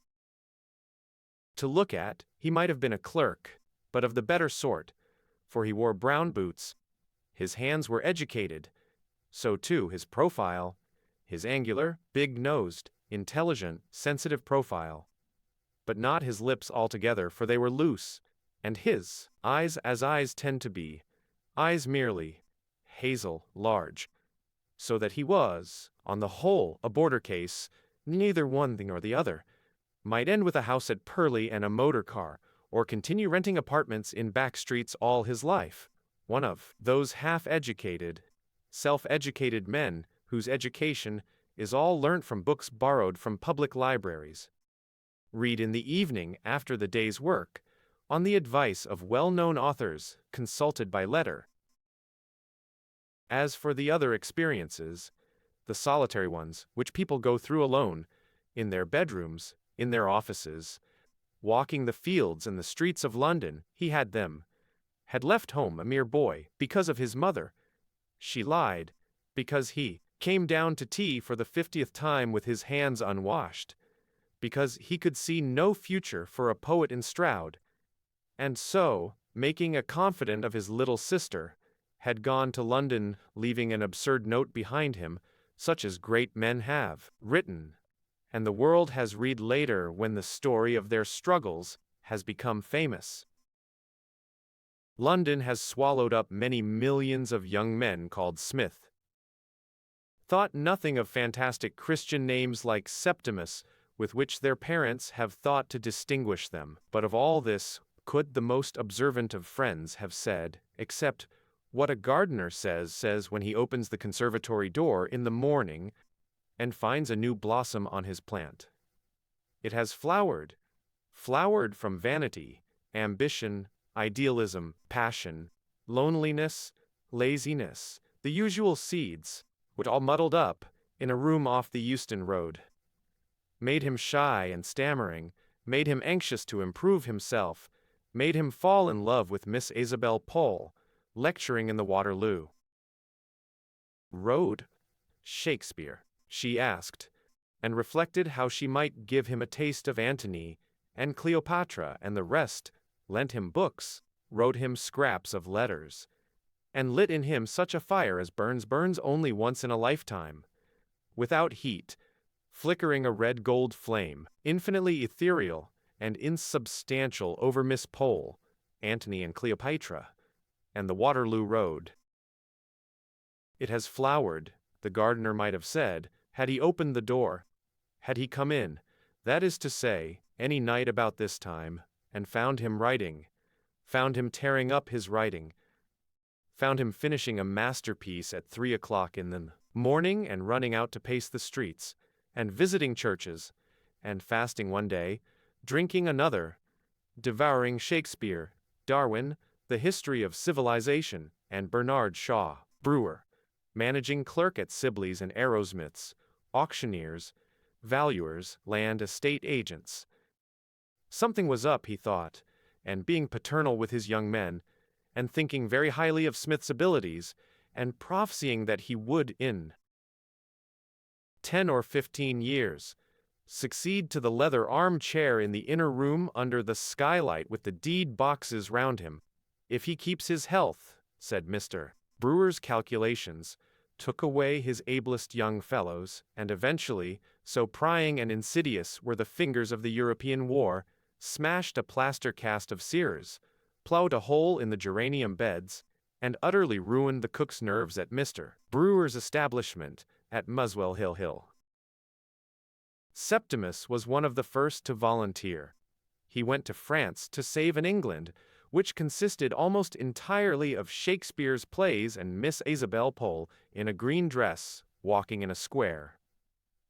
There in the trenches the change which it was a case of 2 dogs playing on a hearth rug, one worrying a paper screw, snapping, giving a pinch, now and then, at the old dog's ear.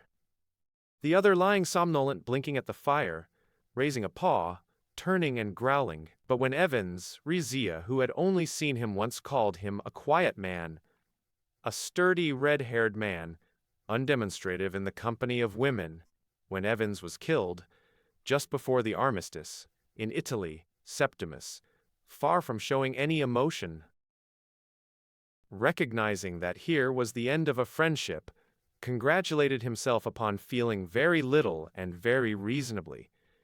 The war had taught him, it was sublime. When peace came he was in Milan, billeted in the house of an innkeeper with a courtyard. Was in tubs, little tables in the open, daughters making hats. And to Lucrezia, the younger daughter, he became engaged one evening when the panic was on him, that could not feel. As he opened the door of the room where the Italian girls sat making hats, he could see them, could hear them. They were rubbing wires among colored beads in saucers. They were turning buckram shapes this way and that. The table was all strewn with feathers, spangles, silks, ribbons. Scissors were rapping on the table, but something failed him. He could not feel. Still, scissors rapping, girls laughing, hats being made protected him. He was assured of safety. He had a refuge, but he could not sit there all night. There were moments of waking in the early morning. The bed was falling. He was falling. Oh, for the scissors and the lamplight and the buckram shapes! He asked Lucrezia to marry him, the younger of the two, the gay, the frivolous, with those little artist's fingers that she would hold up and say, "It is all in them." Silk, feathers, what not were alive to them. Ill-dressing, overdressing she stigmatized. Not savagely, rather with impatient movements of the hands, like those of a painter who puts from him some obvious well-meant glaring imposture. And then, generously, but always critically, she would welcome a shopgirl who had turned her little bit of stuff gallantly, or praise, wholly, with enthusiastic and professional understanding. A French lady descending from her carriage, in chinchilla, robes, pearls. "Beautiful!" she would murmur, nudging Septimus that he might see. But beauty was behind a pane of glass. Even taste. Rizia liked ices, chocolates, sweet things, had no relish to him. He put down his cup on the little marble table. He looked at people outside. Happy they seemed, collecting in the middle of the street, shouting, laughing, squabbling overnight. But he could not taste, he could not feel, he could reason, he could read. Don't, for example, quite easily. "Septimus, do put down your book," said Rizia, gently shutting the inferno. He could add up his bill. His brain was perfect. It must be the fault of the world, then, that he could not. "Filth. The English are so silent," Rizia said. She liked it, she said. She respected these Englishmen, and wanted to see London, and the English horses, and the tailor-made suits, and could remember hearing how wonderful the shops were, from an aunt who had married and lived in Soho. It might be possible, Septimus thought, looking at England from the train window, as they left New Haven. It might be possible that the world itself is without meaning. At the office they advanced to a post of considerable responsibility. They were proud of him. He had won crosses. "You have done your duty, it is up to us," began Mr. Brewer, and could not finish, so pleasurable was his emotion. They took admirable lodgings off the Tottenham Court Road. Here he opened Shakespeare once more, that boy's business of the intoxication of language. Antony and Cleopatra had shriveled utterly. How Shakespeare loathed humanity. The putting on of clothes, the getting of children, the sordidity of the mouth and the belly.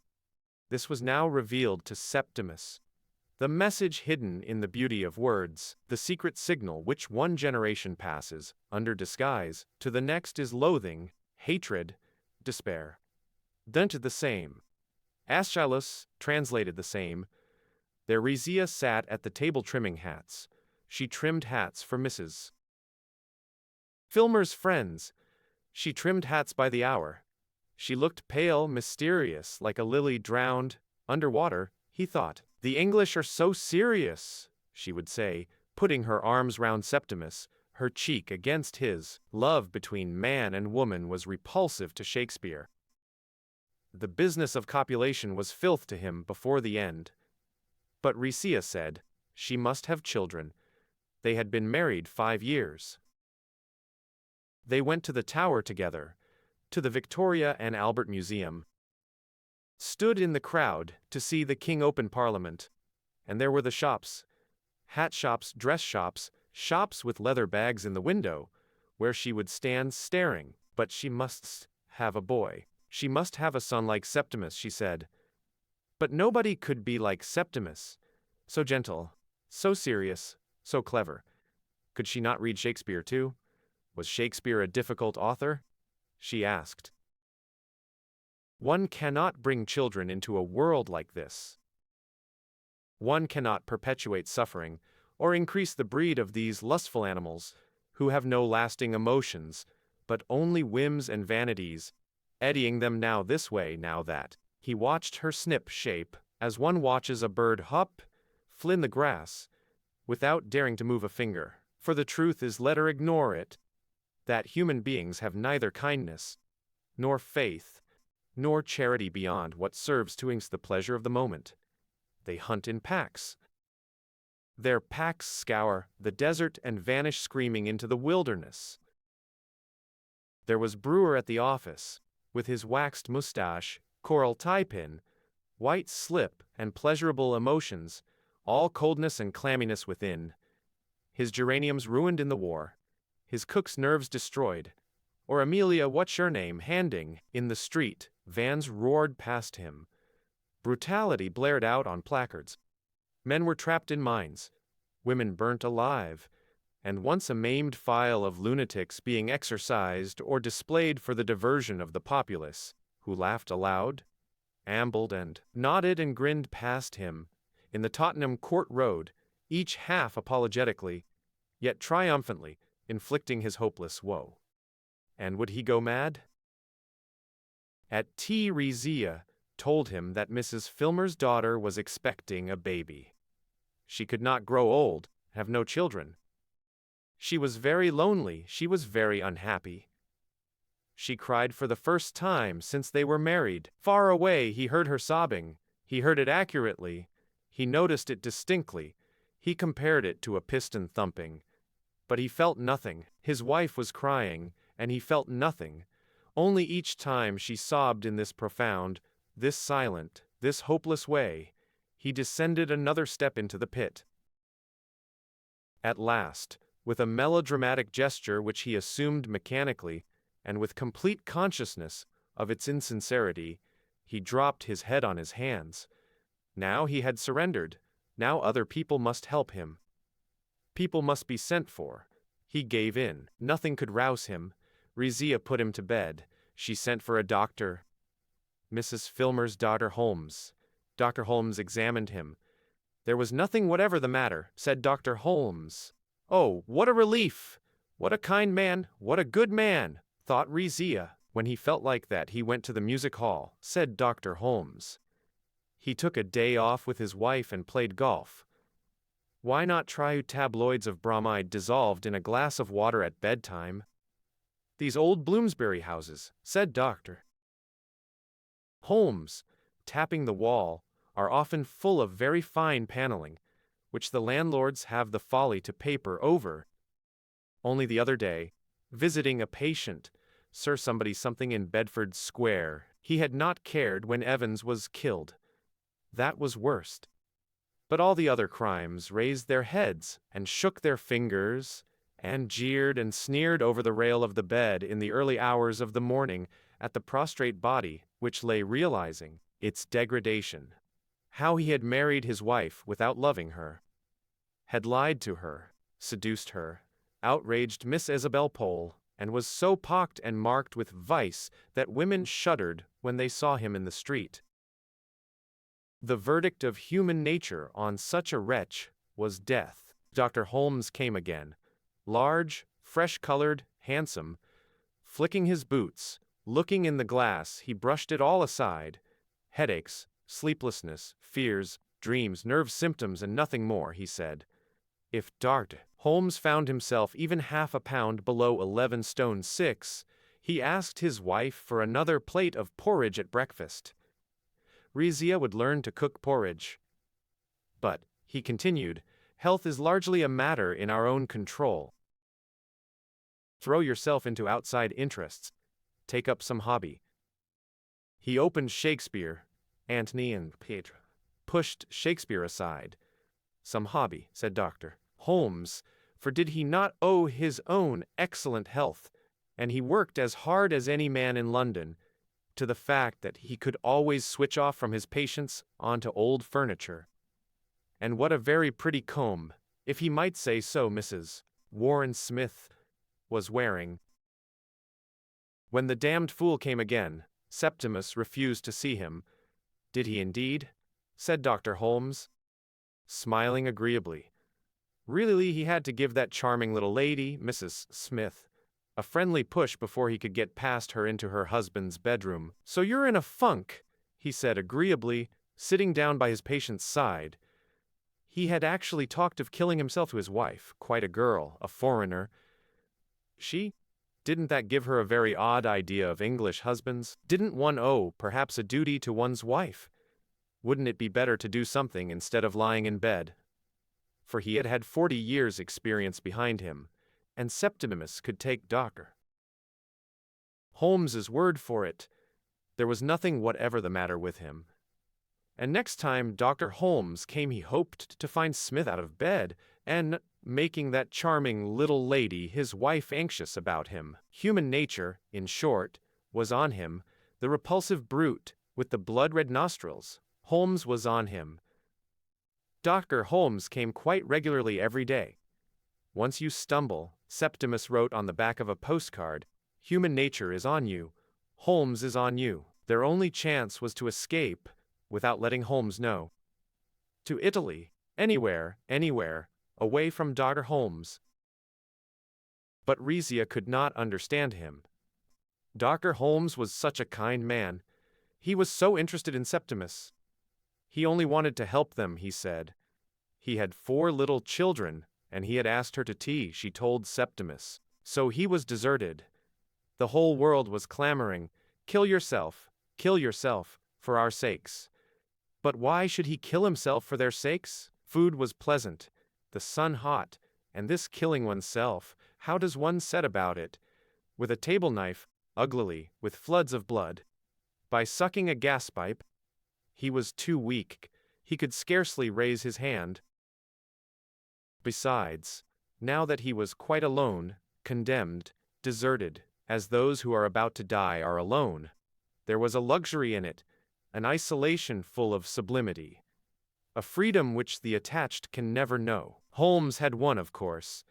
The brute with the red nostrils had won, but even Holmes himself could not touch this last relic straying on the edge of the world. This outcast, who gazed back at the inhabited regions, who lay, like a drowned sailor, on the shore of the world. It was at that moment, Rizia gone shopping, that the great revelation took place. A voice spoke from behind the screen. Evans was speaking. The dead were with him. Evans, he cried. Mr. Smith was talking aloud to himself. Agnes, the servant girl, cried to Mrs. Filmer in the kitchen.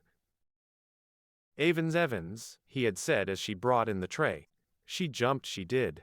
She scuttled downstairs.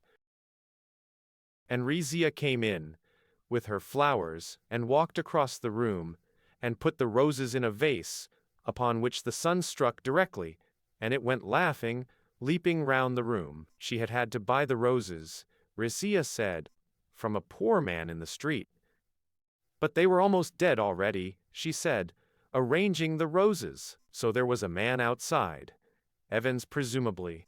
And the roses, which Rizia said were half dead, had been picked by him in the fields of Greece.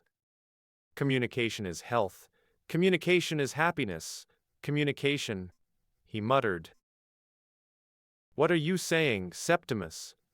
Rizia asked, wild with terror, for he was talking to himself. She sent Agnes running for Dr. Holmes. Her husband, she said, was mad. He scarcely knew her. You brute! You brute! Cried Septimus, seeing human nature, that is Dr. Holmes, enter the room. Now what's all this about? Said Dr. Holmes in the most amiable way in the world. Talking nonsense to frighten your wife. But he would give him something to make him sleep. And if they were rich people, said Dr. Holmes, looking ironically round the room, by all means let them go to Harley Street. If they had no confidence in him, said Dr. Holmes, looking not quite so kind, it was precisely 12 o'clock. 12 by Big Ben, whose stroke was wafted over the northern part of London, blent with that of other clocks, mixed in a thin ethereal way with the clouds and wisps of smoke, and died up there among the seagulls. 12 o'clock struck as Clarissa Dalloway laid her green dress on her bed, and the Warren Smiths walked down Harley Street.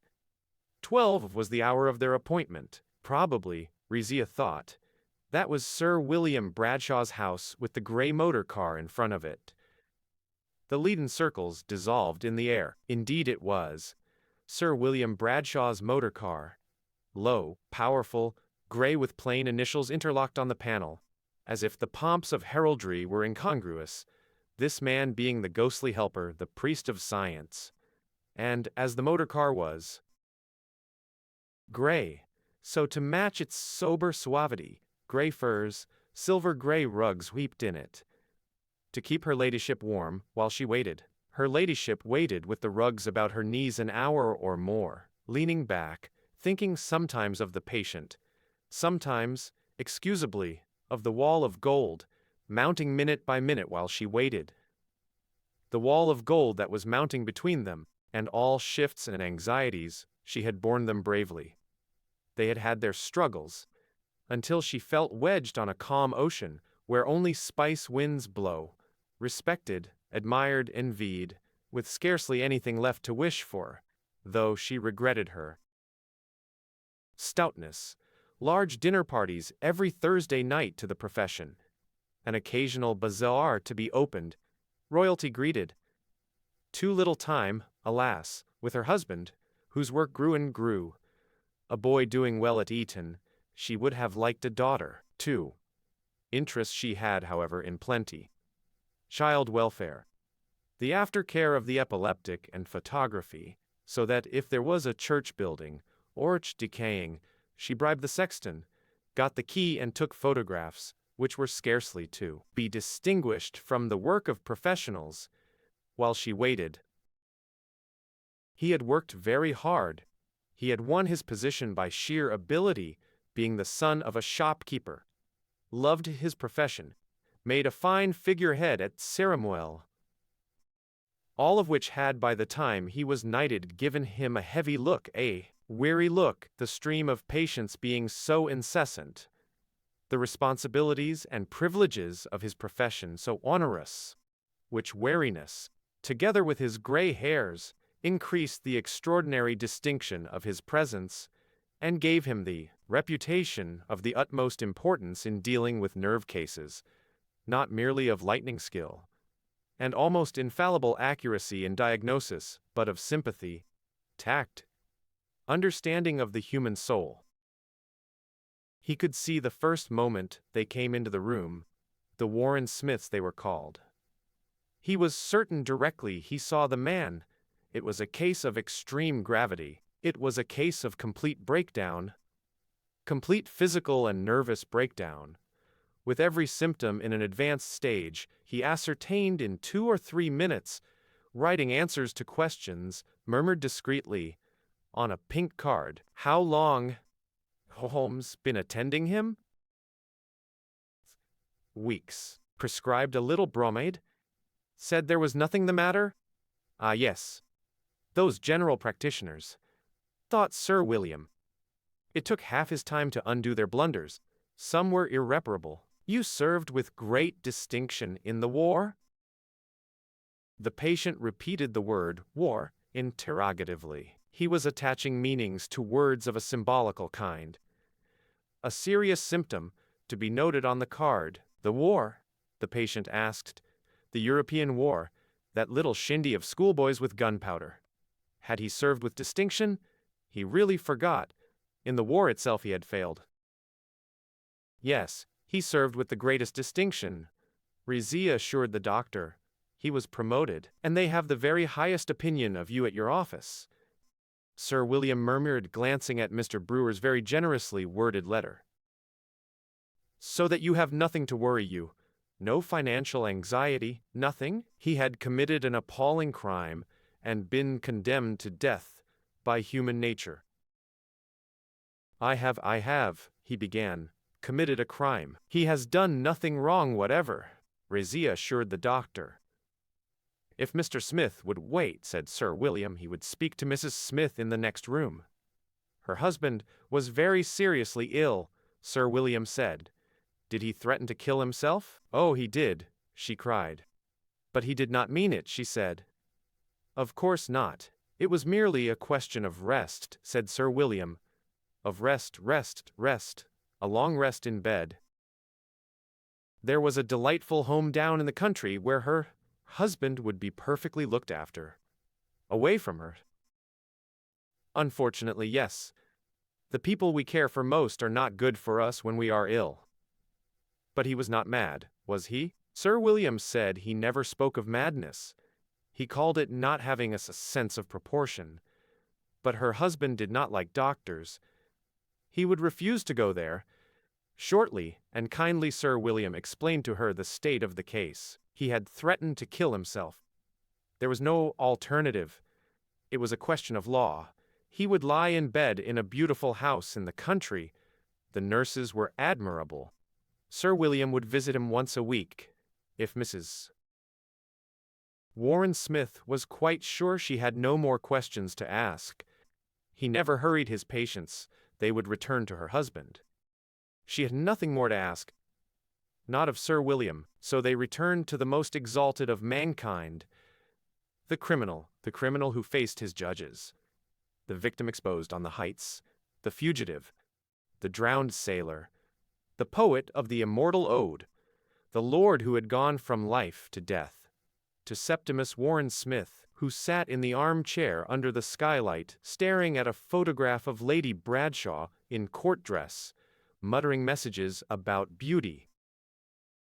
We have had our little talk, said Sir William. He says you are very, very ill, Rizia cried. We have been arranging that you should go into a home, said Sir William.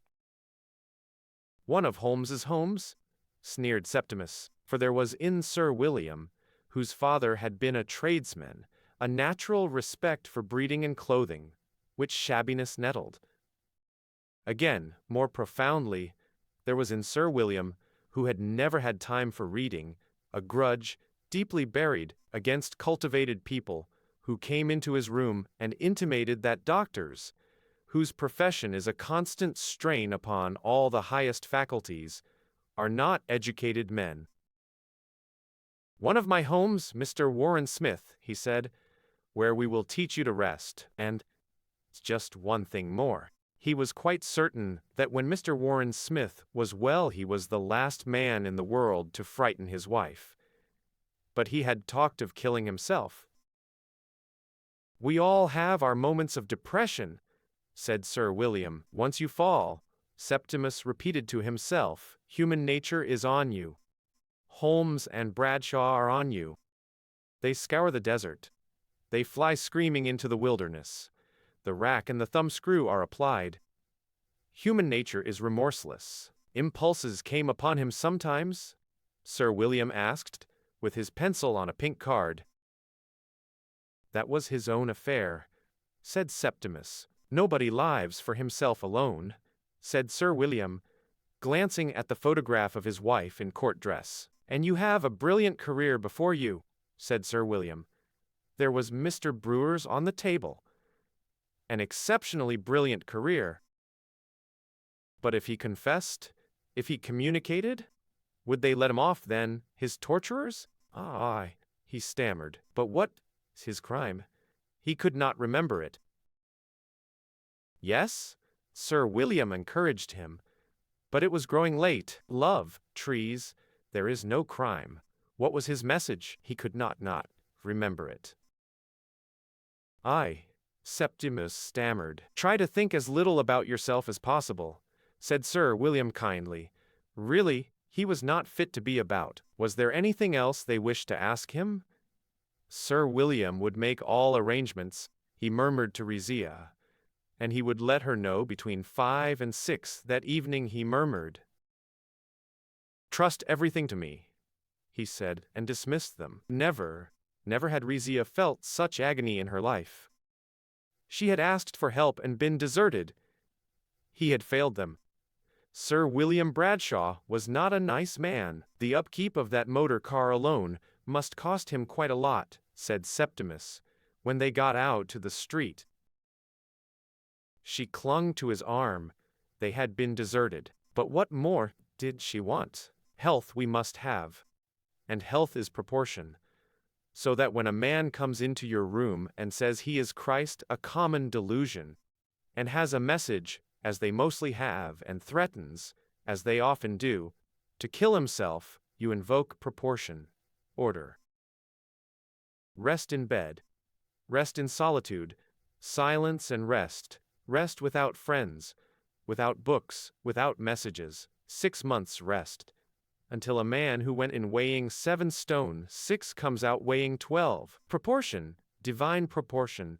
Sir William's goddess was acquired by Sir William walking hospitals, catching salmon, begetting one son in Harley Street by Lady Bradshaw, who caught salmon herself and took photographs scarcely to be distinguished. Worshipping proportion, Sir William not only prospered himself but made England prosper, secluded her lunatics, forbade childbirth, penalized despair, made it impossible for the unfit to propagate their views until they, too, shared his sense of proportion.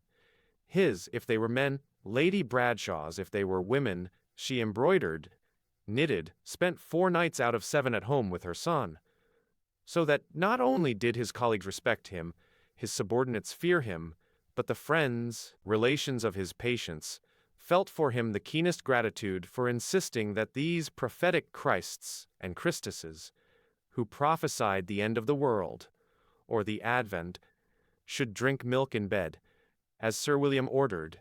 Sir William, with his 30 years' experience of these kinds of cases, and his infallible instinct. This is madness, this sense, in fact, his sense of proportion. But proportion has a sister, less smiling, more formidable, a goddess even now engaged, in the heat and sands of India, the mud and swamp of Africa, the purlieus of London, wherever in short the climate or the devil tempts men to fall from the true belief which is her own, is even now engaged in dashing down shrines, smashing idols, and setting up in their place her own stern countenance. At Hyde Park Corner on a tub she stands preaching, shrouds herself in white, and walks penitentially disguised as brotherly love through factories and parliaments.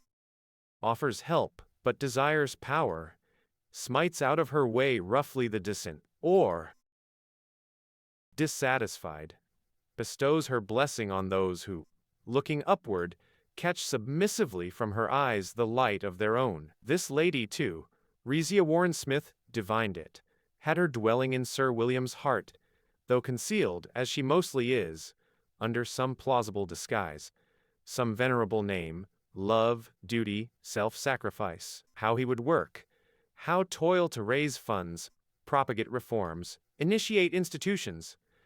But conversion, fastidious goddess, loves better than brick, and feasts most subtly on the human will.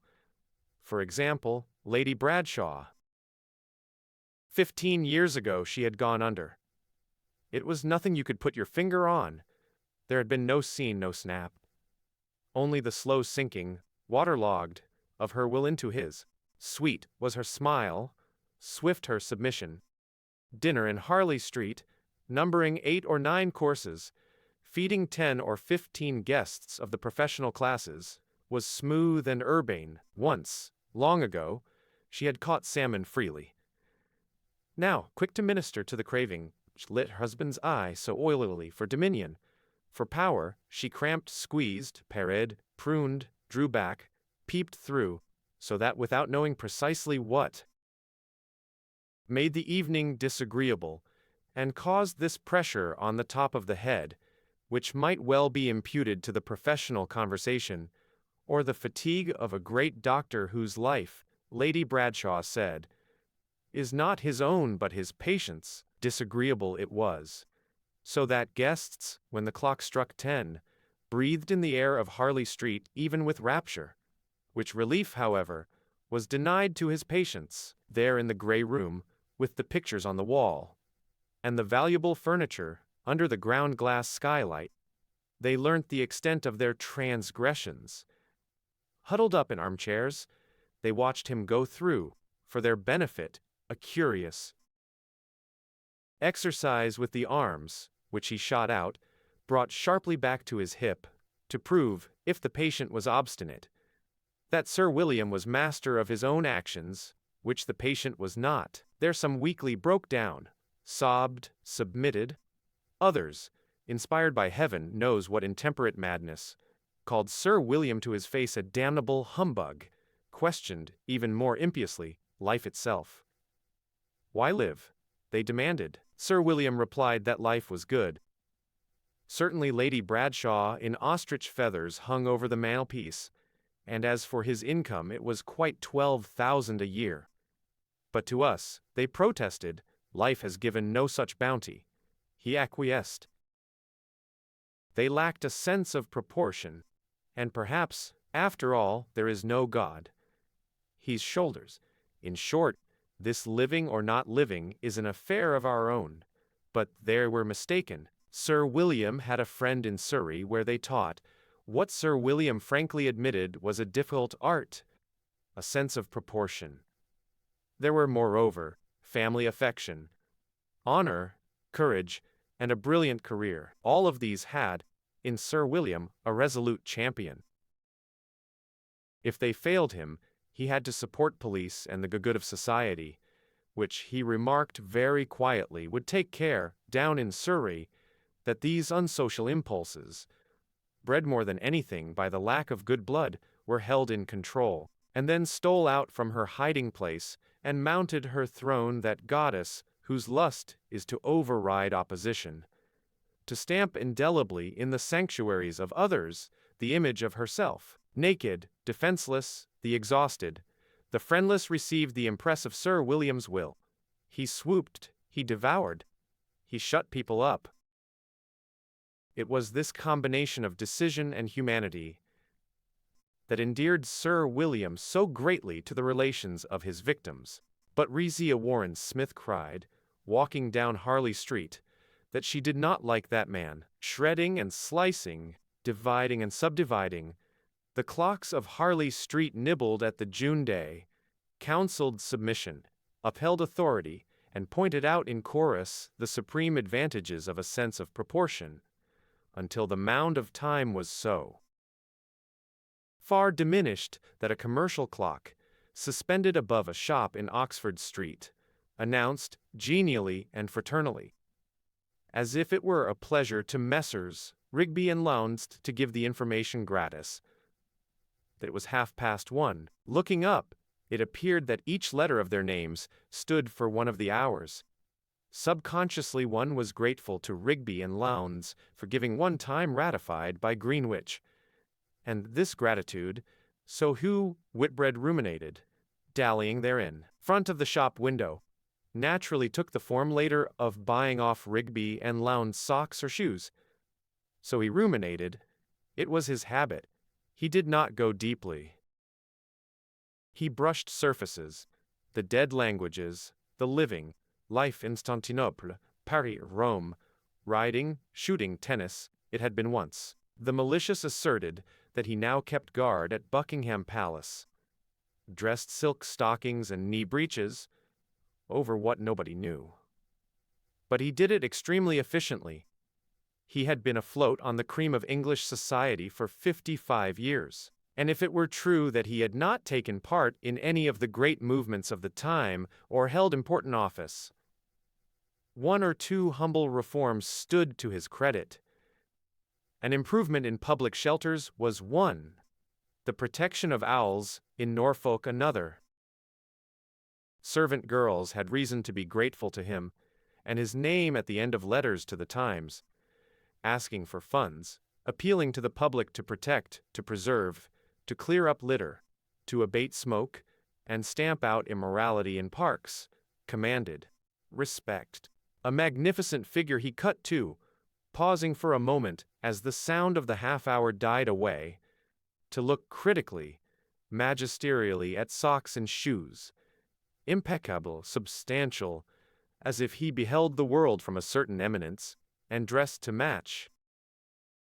But realized the obligations which size, wealth, health entail, and observed punctiliously, even when not absolutely necessary, little courtesies, old-fashioned ceremonies which gave a quality to his manner, something to imitate, something to remember him by, for he would never lunch, for example, with Lady Bruton, whom he had known these 20 years, without bringing her in his outstretched hand a bunch of carnations, and asking Miss Brush, Lady Bruton's secretary, after her brother in South Africa, which for some reason, Miss Brush, deficient though she was in every attribute of female charm, so much resented that she said, "Thank you, he's doing very well in South Africa," when, for half a dozen years, he had been doing badly in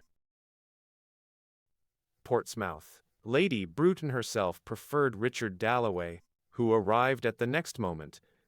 Indeed, they met on the doorstep. Lady Bruton preferred Richard Dalloway, of course. He was made of much finer material. But she wouldn't let them run down her poor dear hoe. She could never forget his kindness. He had been really remarkably kind. She forgot precisely upon what occasion, but he had been remarkably kind. Anyhow, the difference between one man and another does not amount to much. She had never seen the sense of cutting people up, as Clarissa Dalloway did, cutting them up and sticking them together again, not at any rate when one was 62. She took Howe's carnations with her angular grim smile. There was nobody else coming, she said. She had got them there on false pretenses, to help her out of a difficulty. But let us eat first, she said, and so there began a soundless and exquisite passing to and fro through swing doors of aproned white-capped maids. Handmaidens not of necessity, but adepts in a mystery or grand deception practiced by hostesses in Mayfair from 1:30 to 2, when, with a wave of the hand, the traffic ceases and there rises instead this profound illusion in the first place about the food, how it is not paid for, and then that the table spreads itself voluntarily with glass and silver, little mats, saucers of red fruit, films of brown cream masked turbot. In casseroles severed chickens swim, colored, undomestic, the fire burns, and with the wine and the coffee, not poffy, rise jocund visions before musing eyes, gently speculative eyes, eyes to whom life appears musical, mysterious, eyes now kindled to observe genially the beauty of the red carnations which Lady Bruton, whose movements were always angular, had laid beside her plate, so that Hugh Whitbread, feeling at peace with the entire universe, and at the same time completely sure of his standing, said, resting his fork, "Wouldn't they look charming? Your lace." Miss Brush resented this familiarity intensely. She thought him an underbred fellow. She made Lady Bruton laugh. Lady Bruton raised the carnations, holding them rather stiffly, with much the same attitude with which the general held the scroll in the picture behind her. She remained fixed, tranced. Which was she now? The general's great-granddaughter. And Richard would have served under her, cheerfully. He had the greatest respect for her. He cherished these romantic views about well-set-up old women of pedigree, and would have liked, in his good-humored way, to bring some young hot heads of his acquaintance to lunch with her, as if a type like hers could be bred of amiable tea-drinking enthusiasts. He knew her country. He knew her people. There was a vine, still bearing, which either Lovelace or Herrick. She never read a word poetry of herself, but so the story ran, had sat under. Better wait to put before them the question that bothered her, about making an appeal to the public. If so, in what terms and so on. Better wait until they have had their coffee, Lady Bruton thought, and so laid the carnations down beside her plate. "How's Clarissa?" she asked abruptly. Clarissa always said that Lady Bruton did not like her.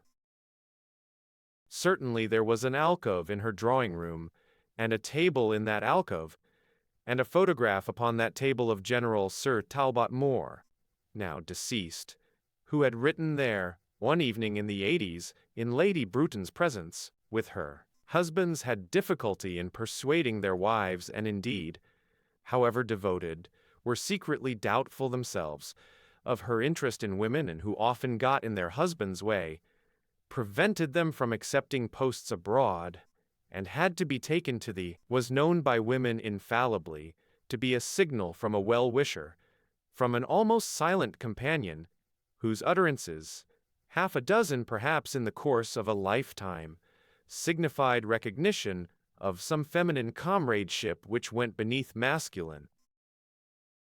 Lunch parties and united Lady Bruton and Mrs. Dalloway, who seldom met, and appeared when they'd meet indifferent and even hostile, in a singular bond. "I met Clarissa in the park this morning," said Hugh Whitbread, diving into the casserole, anxious to pay himself this little tribute, for he had only to come to London, and he met everybody at once.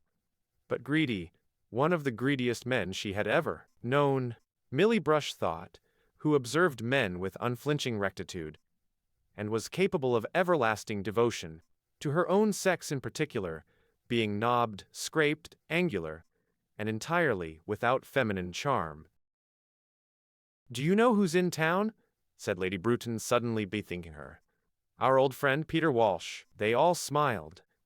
Peter Walsh, and Mr. Dalloway was genuinely glad, Millie Blatt. And Mr. Whitbread thought only of his chicken. All three, Lady Bruton, Hugh Whitbread, and Richard Dalloway, remembered the same thing. How passionately Peter had been in love, been rejected, gone to India, come a cropper, made a mess of things, and Richard Dalloway had a very great liking for the dear old fellow too. Millie Brush saw that, saw a depth in the brown of his eyes, saw him hesitate, consider, which interested her, as Mr. Dalloway always interested her, for what was he thinking, she wondered, about Peter Walsh? That Peter Walsh had been in love with Clarissa, that he would go back directly after lunch and find Clarissa, that he would tell her in so many words that he loved her. Yes, he would say that. Now, being 40, Lady Bruton had only to nod, or turn her head a little abruptly, and Millie Brush took the signal. However deeply she might be sunk in these reflections of a detached spirit, of an uncorrupted soul whom life could not bamboozle, because life had not offered her a trinket of the slightest value. Not a curl, smile, lip, nose, nothing whatever. Lady Bruton had only to nod, and Perkins was instructed to quicken the coffee. "Yes, Peter Walsh has come back," said Lady Bruton. It was vaguely flattering to them all. He had come back, battered, unsuccessful, to their secure shores.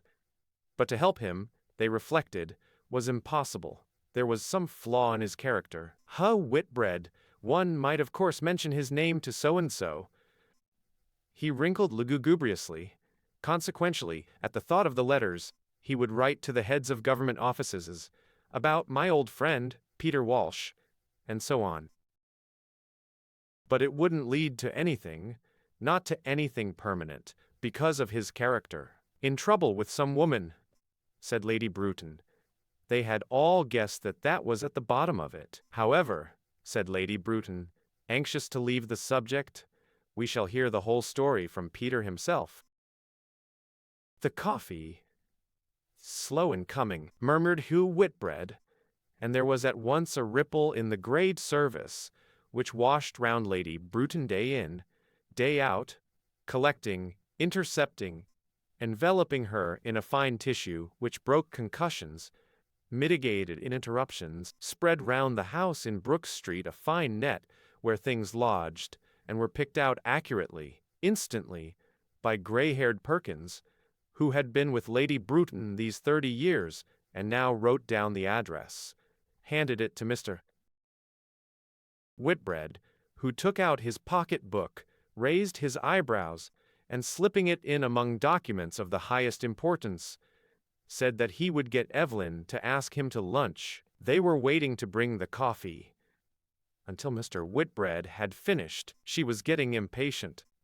The whole of her being was setting positively, undeniably, domineeringly brushing aside all this unnecessary trifling, Peter Walsh and his affairs, upon that subject which engaged her attention, and not merely her attention, but that fibre which was the ramrod of her soul, that essential part of her, without which Millicent Bruton would not have been Millicent Bruton, that project for emigrating young people of both sexes born of respectable parents and setting. It was not to them, not to Hugh, or Richard, or even to devoted Miss Brush, the liberator of the pent egotism, which a strong martial woman, well-nourished, well-descended of direct impulses, downright feelings and little introspective power, broad, she asked, feels rise within her, once youth is past, and must eject upon some object. It may be emigration, it may be emancipation. But whatever it be, this object round which the essence of her soul is daily secreted, becomes inevitably prismatic, lustrous, half looking-glass, half precious stone, now carefully hidden in case people should sneer at it, now proudly displayed. Emigration had become, in short, largely Lady Bruton. After a morning's battle beginning, tearing up, beginning again, she used to feel the futility of her own womanhood as she felt it on no other occasion, and would turn gratefully to the thought of Hugh Whitbread, who possessed, no one could doubt it, the art of writing letters to the Times. Lady Bruton often suspended judgment upon men in deference to the mysterious accord in which they, but no woman, stood to the laws of the universe, knew how to put things, knew what was said, so that if Richard advised her, and Ho wrote for her, she was sure of being somehow right. So she let Ho eat his soufflé, asked after poor Evelyn, waited until they were smoking, and then said, "Milly, would you fetch the papers?" It was still in perfect order. He had shown it to the makers. There was no reason why it should ever wear out, which was somehow to Ho's credit, and to the credit of the sentiments which his pen expressed. So Richard Dalloway, as Ho began carefully writing capital letters, with rings round them in the margin, and thus marvelously reduced Lady Bruton's tangles to sense, to grammar such as the editor of the Times, Lady Bruton felt, watching the marvelous transformation, must respect. Ho was slow, Ho was pertinacious. Richard said one must take risks. Ho proposed modifications in deference to people's feelings, which he said rather tartly when Richard laughed, had to be considered, and read out, how therefore we are of opinion that the times are ripe, which Richard thought all stuffing and bunkum, but no harm in it of course, and Ho went on drafting sentiments in alphabetical order of the highest nobility, brushing the cigar ash from his waistcoat, and summing up now and then the progress they had made until, finally, he read out the draft of a letter which Lady Bruton felt certain was a masterpiece. Could her own meaning sound like that? Hugh could not guarantee that the editor would put it in, but he would be meeting somebody at luncheon, whereupon Lady Bruton, who seldom did a graceful thing, stuffed all Hugh's carnations into the front her dress, and flinging her hands out called him my Prime Minister. What she would have done without them both she did not know. They rose, and Richard Dalloway strolled off as usual to have a look at the General's portrait, because he meant, whenever he had a moment of leisure, to write a history of Lady Bruton's family. But they could wait, she said, looking at the picture, meaning that her family of military men, administrators, admirals, had been men of action, who had done their duty, and Richard's first duty was to his country, but it was a fine face, she said, and all the papers were ready for Richard down at Aldmixton, whenever the time came. The Labour government she meant.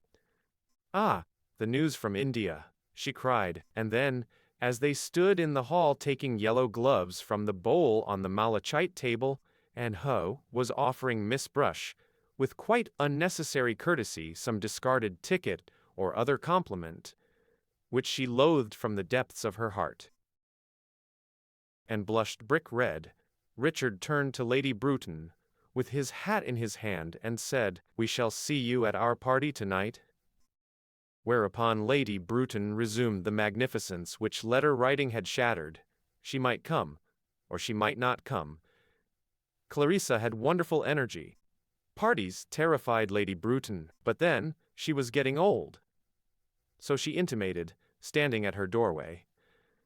"Vansome," while her chow stretched behind her, and Miss Brush disappeared into the background with her hands full of papers. And Lady Bruton went ponderously, majestically, up to her room, one arm extended, on the sofa. She sighed, she snored, not that she was asleep, only drowsy and heavy, like a field of clover in the sunshine this hot June day, with the bees going round and about, and the yellow butterflies. Always she went back to those fields down in Devonshire, where she had jumped the brooks on Patty, her pony, with Mortimer and Tom, her brothers.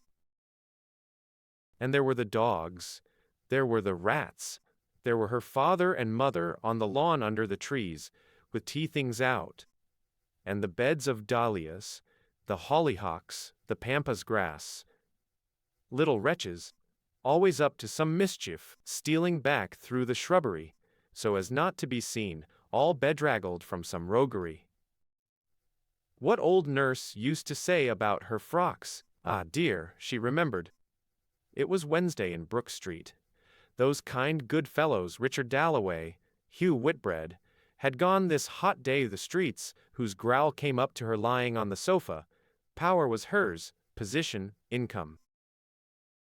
Murmuring London flowed up to her, and her hand, lying on the sofa back, curled upon some imaginary baton such as her grandfather's might have held, holding which she seemed, drowsy and heavy, to be commanding battalion marching to Canada, and those good fellows walking across London, that territory of theirs, that little bit of carpet, Mayfair, and they went further and further from her, being attached to her by a thin thread, since they had lunched with her, which would stretch and stretch, get thinner and thinner as they walked across London, as if one's friends were attached to one's body after lunching with them, by a thin thread, which as she dozed there, became hazy with the sound of bells, striking the hour or ringing to service, as a single spider's thread is blotted with raindrops, and burdened, sags down.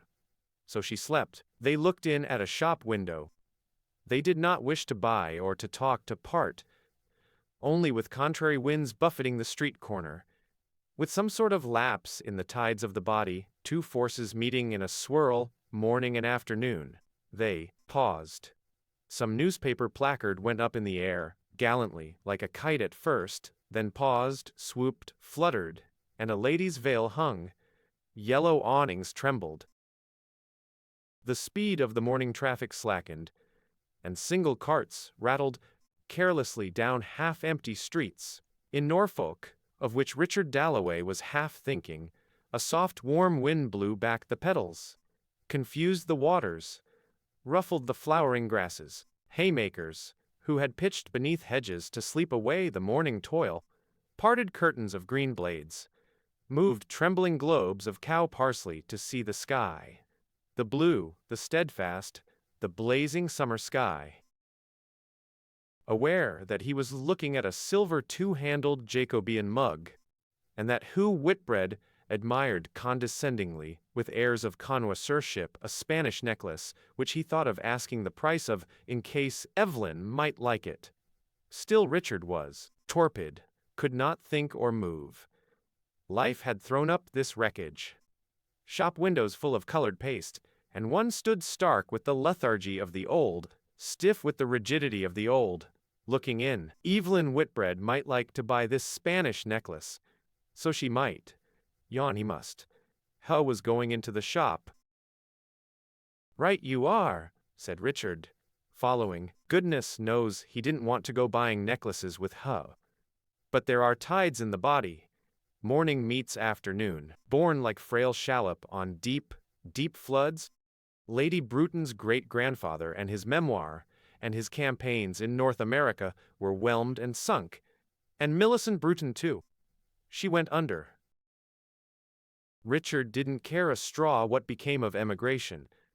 About that letter, whether the editor put it in or not. The necklace hung stretched between Howe's admirable fingers. Let him give it to a girl, if he must buy jewels. Any girl in the street. For the worthlessness of this life did strike Richard pretty forcibly. Buying necklaces for Evelyn. If he'd had a boy he'd have said, work, work. But he had his Elizabeth. He adored his Elizabeth. I should like to see Mr. Dubonnet, said Hone in his curt worldly way. It appeared that this Dubonnet had the measurements of Mrs. Whitbread's neck, or, more strangely still, knew her views upon Spanish jewellery and the extent of her possessions, which Hoe could not remember. All of which seemed to Richard Dalloway awfully odd, and as a single spider's thread after wavering here, and there attaches itself to the point of a leaf, so Richard's mind, recovering from its lethargy, set now on his wife, Clarissa, whom Peter Walsh had loved so passionately, and Richard had had a sudden vision of her there at luncheon, of himself and Clarissa, of their life together, and he drew the tray of old jewels towards him, and taking up first this brooch then that ring, how much is that? He asked, but doubted his own taste. He wanted to open the drawing-room door and come in holding out something. Present for Clarissa. Only what? But Hoe was on his legs again. He was unspeakably pompous. Really, after dealing here for 35 years, he was not going to be put off by a mere boy who did not know his business. For Dubonnet, it seemed, was out, and Hoe would not buy anything until Mr. Dubonnet chose to be in, at which the youth flushed and bowed his correct little bow. It was all perfectly correct, and yet Richard couldn't have said that to save his life. Why these people stood that damned insolence he could not conceive. Hoe was becoming an intolerable ass. Richard Dalloway could not stand more than an hour of his society, and, flicking his bowler hat by way of farewell, Richard turned at the corner of Conduit Street eager, yes, very eager, to travel that spider's thread of attachment between himself and Clarissa. He would go straight to her, in Westminster. Yes, flowers, since he did not trust his taste in gold. Any number of flowers, roses, orchids, to celebrate what was, reckoning things as you will, an event. This feeling about her when they spoke of Peter Walsh at luncheon, and they never spoke of, the time comes when it can't be said. One's too shy to say it, he thought, pocketing his sixpence or two of change, setting off with his great bunch held against his body to Wester, to say straight out in so many words, whatever she might think, of him, holding out his flowers, I love you. Why not? Really it was a miracle thinking of the war, and thousands of poor chaps, with all their lives before them, shoveled together, already half forgotten. It was a miracle. Here he was walking across London to say to Clarissa, in so many words, that he loved her. Which one never does say, he thought. Partly one's lazy, partly one's shy. He stopped at the crossing, and repeated, being simple by nature and unbotched, because he had shot. Being pertinacious and dogged, having championed the downtrodden and followed his instincts in the House of Commons. Being preserved in his simplicity, yet at the same time grown rather speechless, rather stiff, he repeated that it was a miracle that he should have married Clarissa. A miracle. His life had been a miracle, he thought, hesitating to cross. Indeed, he was collecting evidence of their malpractices. And those costermongers, not allowed to stand their barrows in the streets, and prostitutes, good Lord, the fault wasn't in them, nor in young men either, but in our detestable social system, and so forth. all of which he considered, could be seen considering gray, dogged, dapper, clean, as he walked across the park, to tell his wife that he loved her, because it is 1,000 pities never to say what one feels. He thought, crossing the green park and observing with pleasure how in the shade of the trees whole families, poor families, sprawling, children kicking up their legs, sucking milk, paper bags thrown about, which could easily be picked up, if people objected, by one of those fat gentlemen in livery, for he was of opinion that every park, and every square, during the summer months should be open to children, the grass of the park. But what could be done for female vagrants like that poor creature, stretched on her elbow, as if she had flung herself on the earth, rid of all ties, to observe curiously, to speculate boldly, to consider the whys and the wherefores, impotent, bearing his flowers like a weapon? Richard Dalloway approached her. Intent he passed her. Still there was time for a spark between them. She laughed at the sight of him. He smiled good-humoredly, considering the problem of the female vagrant. Not that they would ever speak, but he would tell Clarissa that he loved her in so many words. He had, once upon a time, been jealous of Peter Walsh, jealous of him and Clarissa, but she had often said to him that she had been right not to marry Peter Walsh, which, knowing Clarissa, was obviously true. She wanted support, not that she was weak, but she wanted support. As for Buckingham Palace, like an old prima donna facing the audience all in white, you can't deny it a certain dignity, he considered, nor despise what does. After all, stand to millions of people, a little crowd was waiting at the gate to see the king drive out. For a symbol, absurd though it is, a child with a box of bricks could have done better, he thought, looking at the memorial to Queen Victoria, whom he could remember in her horn spectacles driving through Kensington. Its white mound, its billowing motherliness. But he liked being ruled by the descendant of Horsa. He liked continuity, and the sense of handing on the traditions of the past. It was a great age in which to have lived. Indeed, his own life was a miracle. Let him no mistake about it. Here he was, in the prime of life, walking to his house in Westminster to tell Clarissa that he loved her. Happiness is this, he thought. It is this, he said, as he entered Dean's Yard. Big Ben was beginning to strike, first the warning, musical, then the hour, irrevocable. Lunch parties waste the entire afternoon, he thought, approaching his door. The sound of Big Ben flooded Clarissa's drawing room, where she sat, ever so annoyed, at her writing table. Worried, annoyed. It was perfectly true that she had not asked Ellie Henderson to her party, but she had done it on purpose. Now Ms. Marsham wrote, she had told Ellie Henderson she would ask Clarissa. Ellie so much wanted to come. But why should she invite all the dull women in London to her parties? Why should Mrs. Marsham interfere? And there was Elizabeth closeted all this time with Doris Kilman. Anything more nauseating she could not conceive. Prayer at this hour. That woman. And the sound of the bell flooded the room with its melancholy wave, which receded and gathered itself together to fall once more, when she heard, distractingly, something fumbling, something scratching at the door. Who at this hour? 3. Good heavens! 3 already, for with overpowering directness and dignity the clock struck 3, and she heard nothing else. But the door handle slipped round, and in came Richard. What a surprise! In came Richard, holding out flowers. She had failed him, once at Constantinople, and Lady Bruton, whose lunch parties were said to be extraordinarily amusing, had not asked her. He was holding out flowers, roses, red and white roses, but could not bring himself to say he loved her. Not in so many words. But how lovely, she said, taking his flowers. She understood.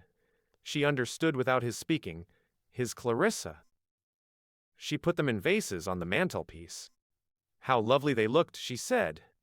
And was it amusing? She asked. Had Lady Bruton asked after her? Peter Walsh was back.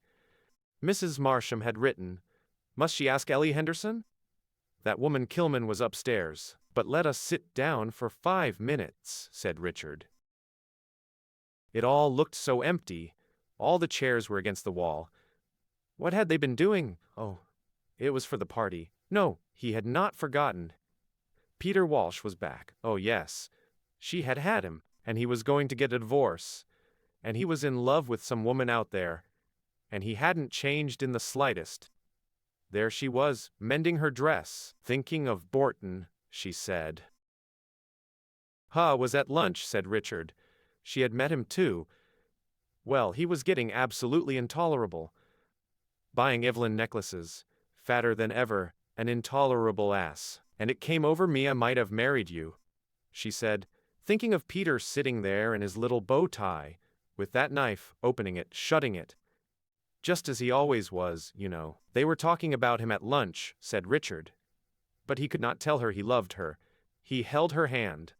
Happiness is this, he thought. They had been writing a letter to the Times for Millicent Bruton. That was about all Ho was fit for.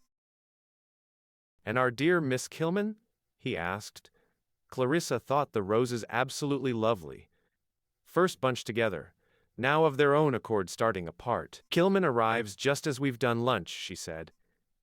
Elizabeth turns pink. They shut themselves up. I suppose they're praying. Lord!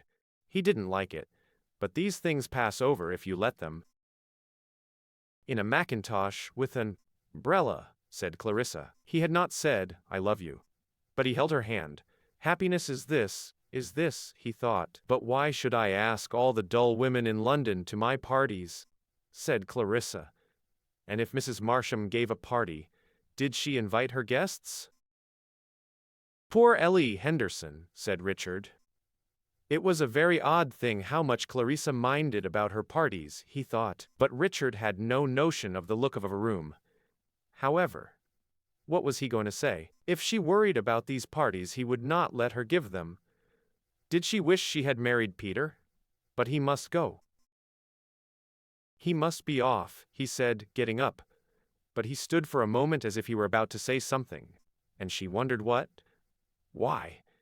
There were the roses. Some committee? She asked, as he opened the door. Armenians, he said, or perhaps it was Albanians. And there is a dignity in people, a solitude, even between husband and wife, a gulf. And that one must respect, thought Clarissa, watching him open the door, for one would not part with it oneself, or take it, against his will, from one's husband, without losing one's independence, one's self-respect.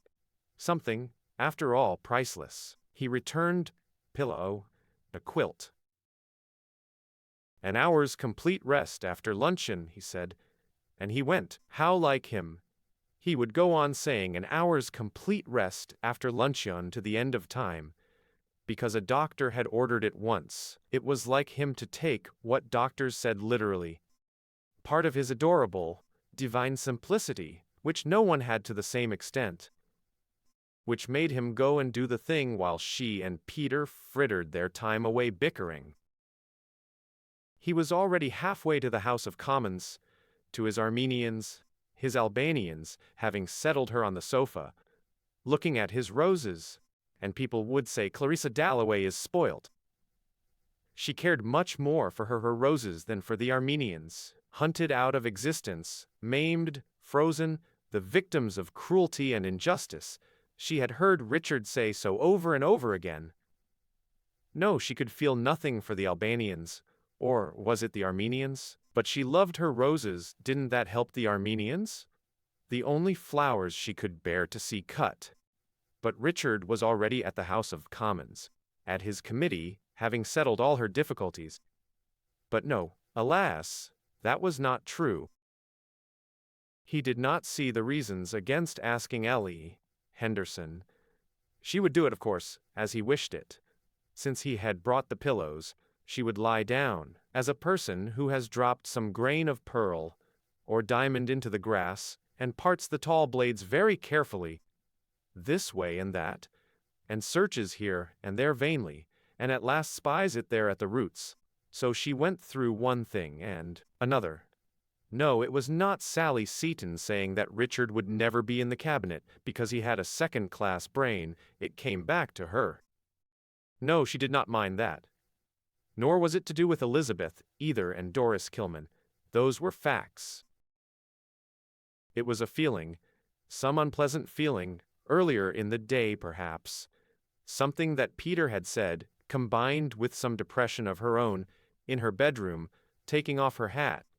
And what Richard had said had added to it, but what had he said? There were his roses. Her parties. That was it. Her parties. Both of them criticized her very unfairly, laughed at her very unjustly, for her parties. That was it. That was it. Well, how was she going to defend herself? Now that she knew what it was, she felt perfectly happy. They thought, or Peter at any rate thought, that she enjoyed imposing herself, liked to have famous people about her. Great names, was simply a snob in short.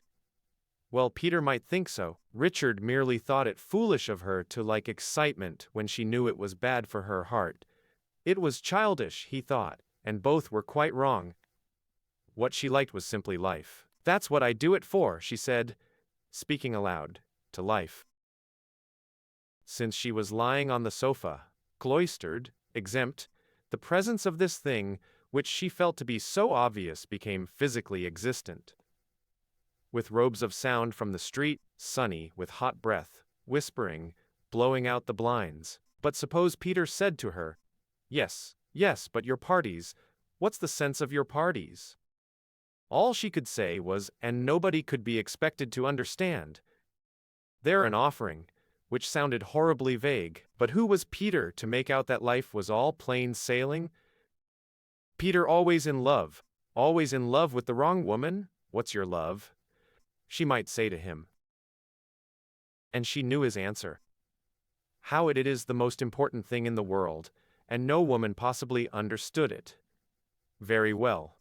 But could any man understand what she meant either? About life, she could not imagine Peter or Richard taking the trouble to give a party, no reason whatever, but to go deeper, beneath what people said and these judgments. How superficial, how fragmentary they are. In her own mind now, what did it mean to her, this thing she called life? Oh, it was very queer. Here was so-and-so in South Kensington, someone up in Bayswater, and somebody else, say, in Mayfair, and she felt quite continuously a sense of their existence. And she felt what a waste, and she felt what a pity, and she felt if only they could be brought together. So she did it, and it was an offering, to combine, to create. But to whom? An offering for the sake of offering, perhaps. Anyhow, it was her gift. Nothing else had she of the slightest importance. Could not think right, even play the piano. She muddled Armenians and Turks, loved success, hated discomfort, must be liked, talked oceans of nonsense, and to this day ask her what the equator was, and she did not know. All the same, that one day should follow another, Wednesday, Thursday, Friday, Saturday, that one should wake up in the morning, see the sky, walk in the park, meet Hugh Whitbread. Then suddenly in came Peter, then these roses. It was enough. After that, how unbelievable death was, that it must end, and no one in the whole world would know how she had loved it all, how, every instant. The door opened. Elizabeth knew that her mother was resting. She came in very quietly. She stood perfectly still. Was it that some Mongol had been wrecked on the coast of Norfolk, as Mrs. Hilbery said, had mixed with the Dalloway, perhaps 100 years ago? For the Dalloways in general were fair-haired, blue-eyed. Elizabeth, on the contrary, was dark, had Chinese eyes and a pale face, an oriental mystery, was gentle, considerate still. As a child, she had had a perfect sense of humor. But now at 17, why, Clarissa could not in the least understand. she had become very serious, like a hyacinth, sheathed in glossy green, with buds just tinted, a hyacinth which has had no sun. She stood quite still and looked at her mother. But the door was ajar, and outside the door was Miss Kilman, as Clarissa knew, Miss Kilman in her mackintosh, listening to whatever they said. Yes, Miss Kilman stood on the landing, and wore a mackintosh. But had her reasons. First, it was cheap. Second, she was over 40. And did not, after all, dress to please. She was poor, moreover. Degradingly poor. Otherwise she would not be taking jobs from people like Dalloways, from rich people, who liked to be kind. Mr. Dalloway, to do him justice, had been kind. But Mrs. Dalloway had not. She had been merely condescending. She came from the most worthless of all classes. The rich, with a smattering of culture. They had expensive things everywhere. Pictures, carpets, lots of servants. She considered that she had a perfect right to anything that the Dalloways did for her. She had been cheated. Yes, the word was no exaggeration, for surely a girl has a right to some kind of happiness. And she had never been happy, what with being so clumsy and so poor. And then, just as she might have had a chance at Miss Dolby's school, the war came, and she had never been able to tell lies. Miss Dolby thought she would be happier with people who shared her views about the Germans.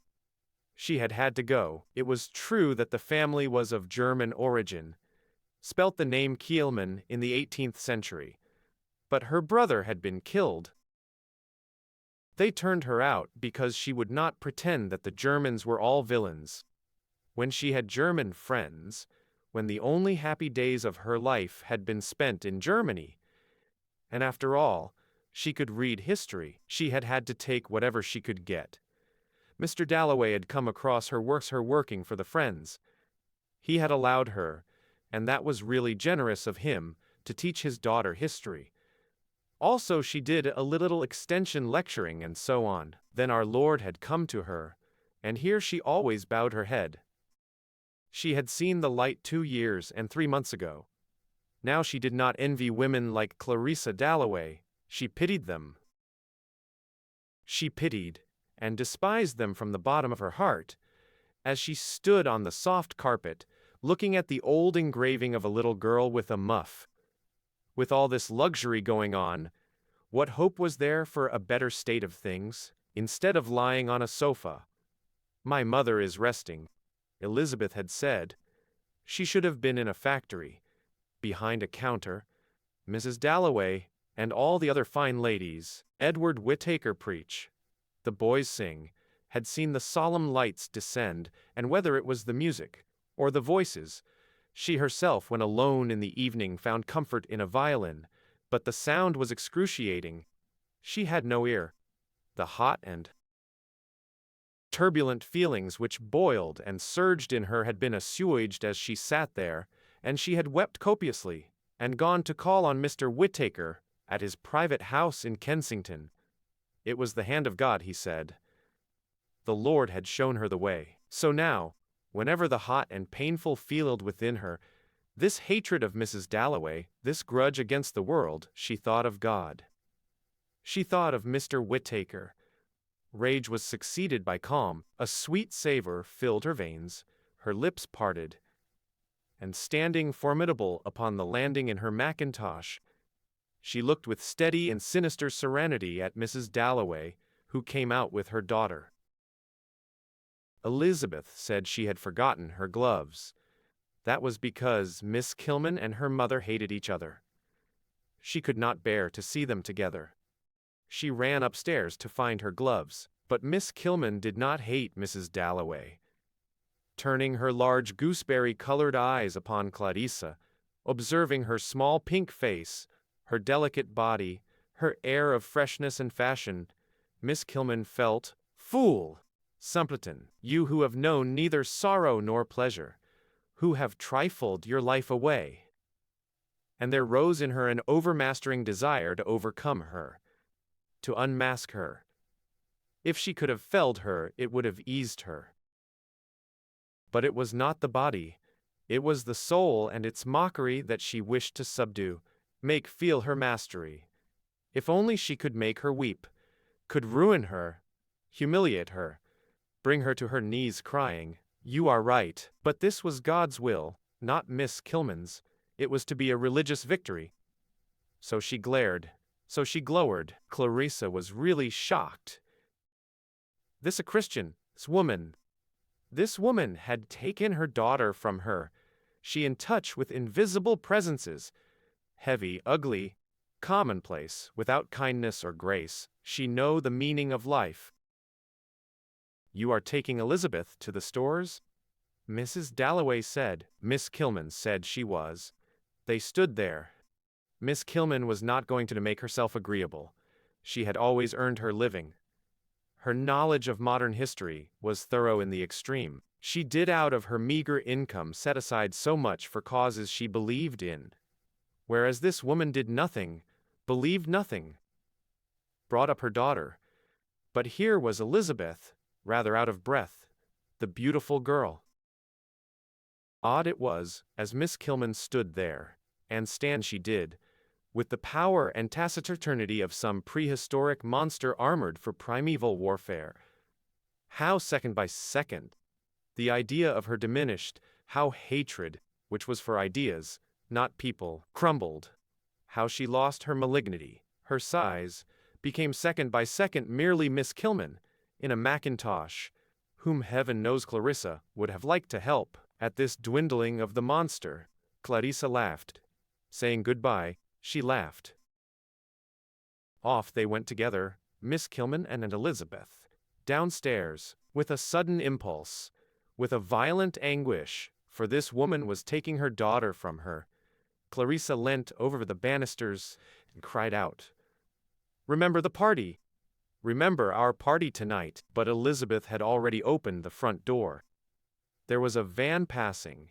She did not answer. Love and religion, thought Clarissa, going back into the drawing room, tingling all over. How detestable they are! For now that the body of Miss Kilman was not before her, it overwhelmed her, the idea, the cruelest things in the world, she thought, seeing them clumsy, hot, domineering, hypocritical, eavesdropping, jealous, infinitely cruel and unscrupulous, dressed in a mackintosh coat, on the landing. Love and religion, had she ever tried to convert anyone herself? Did she not wish everybody merely to be themselves? And she watched out of the window, the old lady, opposite, climbing upstairs. Let her climb upstairs if she wanted to. Let her stop.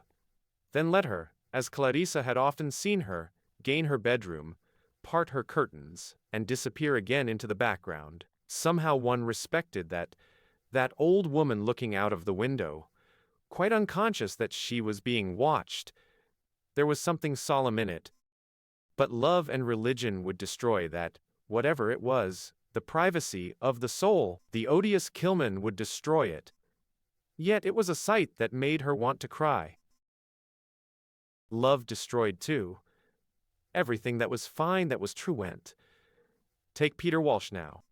There was a man, charming, clever, with ideas about everything. If you wanted to know about Pope, say, or Addison, or just to talk nonsense, what people were like, was meant, Peter knew better than anyone. It was Peter who had helped her. Peter who had lent her books. But look at the women he loved, vulgar, trivial, commonplace. Think of Peter in love. He came to see her after all these years, and what did he talk about? Himself. Horrible passion, she thought. Degrading passion. She thought, thinking of Kilman and her Elizabeth walking to the Army and Navy stores. Big Ben struck the half hour. How extraordinary it was, strange, yes, touching, to see the old lady, they had been neighbors ever so many years, move away from the window, as if she were attached to that sound. Gigantic as it was, it had something to do with her. Down, down, into the midst of ordinary things the finger fell, making the moment solemn. She was forced, so Clarissa imagined, by that sound, to move, to go, but where? Clarissa tried to follow her as she turned and disappeared, and could still just see her white cap moving at the back of the bedroom. She was still there, moving about at the other end of the room. Why creeds and prayers and macintoshes? When, thought Clarissa, that's the miracle, that's the mystery. That old lady, she meant, whom she could see going from chest of drawers to dressing table. She could still see her. And the supreme mystery which Kilman might say she had solved, or Peter might say he had solved, but Clarissa didn't believe either of them had the ghost of an idea of solving, was simply this. Here was one room, there another. Did religion solve that? Or love? But here the other clock. The clock always struck 2 minutes after Big Ben came shuffling in with its lap full of odds and ends, which it dumped down as if Big Ben were all very well with His Majesty laying down the law, so solemn, so just, but she must remember all sorts of little things besides. Mrs. Marsham, Ellie Henderson, glasses for ices, all sorts of little things came flooding and lapping and dancing in on the wake of that solemn stroke which lay flat like a bar of gold on the sea. Mrs. Marsham, Ellie Henderson, glasses for ices, she must telephone at once. Beaten up, broken up by the assault of carriages, the brutality of vans, the eager advance of myriads of angular men, of flaunting women, the domes and spires of offices and hospitals, the last relics of this lap full of odds and ends seemed to break, like the spray of an exhausted wave, upon the body of Miss Kilman, standing still in the street for a moment to mutter, "It is the flesh." It was the flesh that she must control. Clarissa Dalloway had insulted her, that she expected, but she had not triumphed, she had not mastered the flesh. Ugly, clumsy, Clarissa Dalloway had laughed at her for being that, and had revived the fleshly desires, for she minded looking as she did Clarissa. Nor could she talk as she did. But why wish to resemble her? She despised Mrs. Dalloway from the bottom of her heart. She was not serious. She was not good. Her life was a tissue of vanity and deceit. Yet Doris Kilman had been overcome. She had, as a matter of fact, very nearly burst into tears when Clarissa Dalloway laughed at her. "It is the flesh, it is the flesh," she muttered, it being her habit to talk aloud, trying to subdue this turbulent and painful feeling as she walked down Victoria Street. She prayed to God. She could not help being ugly. She could not afford to buy pretty clothes. Clarissa Dalloway had laughed. But she would concentrate her mind upon something else until she had reached the pillar box. At any rate she had got Elizabeth, but she would think of something else. She would think of Russia. Until she reached the pillar box. "How nice it must be," she said, "in the country, struggling as Mr. Whittaker had told her, with that violent grudge against the world which had scorned her, sneered at her, cast her off, beginning with this indignity, the infliction of her unlovable body which people could not bear to see. Do her hair as she might, her forehead remained like an egg, bald, white. No clothes suited her, she might buy anything. And for a woman, of course, that meant never meeting the opposite sex. Never would she come first with any one. Sometimes lately it had seemed to her that, except for Elizabeth, her food was all that she lived for. Her comforts, her dinner, her tea, her hot water bottle at night. But one must fight, vanquish.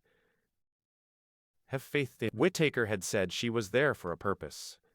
But no one knew the agony, he said, pointing to the crucifix, that God knew. But why should she have to suffer when other women, like Clarissa Dalloway, escaped? Knowledge comes through suffering, said Mr. Whittaker. She had passed the pillar box, and Elizabeth had turned into the cool brown tobacco department of the Army and Navy stores, while she was still muttering to herself what Mr. Whittaker had said about knowledge coming through suffering and the flesh. The flesh, she muttered, what department did she want? Elizabeth interrupted her. Petticoats, she said abruptly, and stalked straight on to the lift. Up they went. Elizabeth guided her this way and that, guided her in her abstraction as if she had been a great child, an unwieldy battleship. There were the petticoats, brown, decorous, striped, frivolous, solid, flimsy. And she chose in her abstraction portentously, and the girl serving thought her mad. Elizabeth rather wondered, as they did up the parcel, what Miss Kilman was thinking. They must have their tea, said Miss Kilman, rousing, collecting herself. They had their tea. Elizabeth rather wondered whether Miss Kilman could be hungry. It was her way of eating with intensity, then looking, again and again, at a plate of sugared cakes on the table next them. Then, when a lady and a child sat down and the child took the cake, could Miss Kilman really mind it? Yes, Miss Kilman did mind it. She had wanted that cake, the pink one. The pleasure of eating was almost the only pure pleasure left her, and then to be baffled even in that. When people are happy, they have a reserve, she had told Elizabeth, upon which to draw, whereas she was like a wheel without a tire. She was fond of such metaphors. By every pebble. So she would say, staying on after the lesson, standing by the fireplace with her bag of books, her satchel, she called it, on a Tuesday morning, after the lesson was over. And she talked too about the war. After all, there were people who did not think the English invariably right. There were books. There were meetings. There were other points of view. Would Elizabeth like to come with her to listen to so-and-so? A most extraordinary-looking old man? Then Miss Kilman took her to some church in Kensington, and they had tea with a clergyman. She had lent her books. Law, medicine, politics. All professions are open to women of your generation, said Miss Kilman. But for herself, her career was absolutely ruined, and was it her fault? Good gracious, said Elizabeth. No, to Miss Kilman she was always very, very nice. But Miss Kilman squashed the flowers all in a bunch, and hadn't any small talk. And what interested Miss Kilman bored her mother, and Miss Kilman and she were terrible together. And Miss Kilman swelled and looked very plain. But then Miss Kilman was frightfully clever. Elizabeth had never thought about the poor. They lived with everything they wanted. Her mother'd breakfast in bed every day. Lucy carried it up. And she liked old women because they were duchesses, and being descended from some lord. But Miss Kilman said, one of those Tuesday mornings when the lesson was over, my grandfather kept an oil and color shop in Kensington. Miss Kilman made one feel so small. Miss Kilman took another cup of tea. Elizabeth, with her oriental bearing, her inscrutable mystery, sat perfectly upright. No, she did not want anything more. She looked for her gloves, her white gloves. They were under the table. Ah, but she must not go. Miss Kilman could not let her go. This youth, that was so beautiful, this girl, whom she genuinely loved. Her large hand opened and shut on the table, but perhaps it was a little flat somehow, Elizabeth felt, and really she would like to go. But said Miss Kilman, I've not quite finished yet. Of course, then, Elizabeth would wait. But it was rather stuffy in here. Are you going to the party tonight? Miss Kilman said. Elizabeth supposed she was going. Her mother wanted her to go. She must not let parties absorb her, Miss Kilman said, fingering the last 2 inches of a chocolate eclair. She did not much like parties, Elizabeth said. Miss Kilman opened her mouth, slightly projected her chin, and swallowed down the last inches of the chocolate eclair, then wiped her fingers, and washed the tea round in her cup. She was about to split asunder, she felt. The agony was so terrific. If she could grasp her, if she could clasp her, if she'd make her hers absolutely and forever, and then die. That was all she wanted. But to sit here, unable to think of anything to say, to see Elizabeth turning against her, to be felt repulsive even by her, it was too much. She could not stand it. the thick fingers curled inwards. "I never go to parties," said Miss Kilman, just to keep Elizabeth from going. "People don't ask me to parties." And she knew as she said it that it was this egotism that was her undoing. Mr. Whittaker had warned her. But she could not help it. She had suffered so horribly. "Why should they ask me?" she said. "I'm plain. I'm unhappy." She knew it was idiotic. But it was all those people passing, people with parcels who despised her, who made her say it. However, she was Doris Kilman. She had her degree. She was a woman who had made her way in the world. Her knowledge of modern history was more than respectable. "I don't pity myself," she said. "I pity," she meant to say, "your mother," but no, she could not to Elizabeth. "I pity other people," she said, more like some dumb creature who has been brought up to a gate for an unknown purpose, and stands there longing to gallop away. Elizabeth Dalloway sat silent. Was Miss Kilman going to say anything more? "Don't quite forget me," said Doris Kilman. Her voice quivered. Right away to the end of the field the dumb creature galloped in terror. The great hand and shut. Elizabeth turned her head. The waitress came. One had to pay at the desk, Elizabeth said, and went off, drawing out, so Miss Kilman felt, the very entrails in her body, stretching them as she crossed the room, and then, with a final twist, bowing her head very politely, she went. She had gone. Miss Kilman sat at the marble table among the éclairs, stricken once, twice, thrice by shocks of suffering. She had gone. Mrs. Dalloway had triumphed. Elizabeth had gone. Beauty had gone. Youth had gone. She got up, blundered off among the little tables, rocking slightly from side to side, and somebody came after her with her petticoat. And she lost her way, and was hemmed in by trunks specially prepared for taking to India. Next got among the accouchement sets and baby linen. Through all the commodities of the world, perishable and permanent. Hams, drugs, flowers, stationery, variously smelling, now sweet, now sour, she lurched.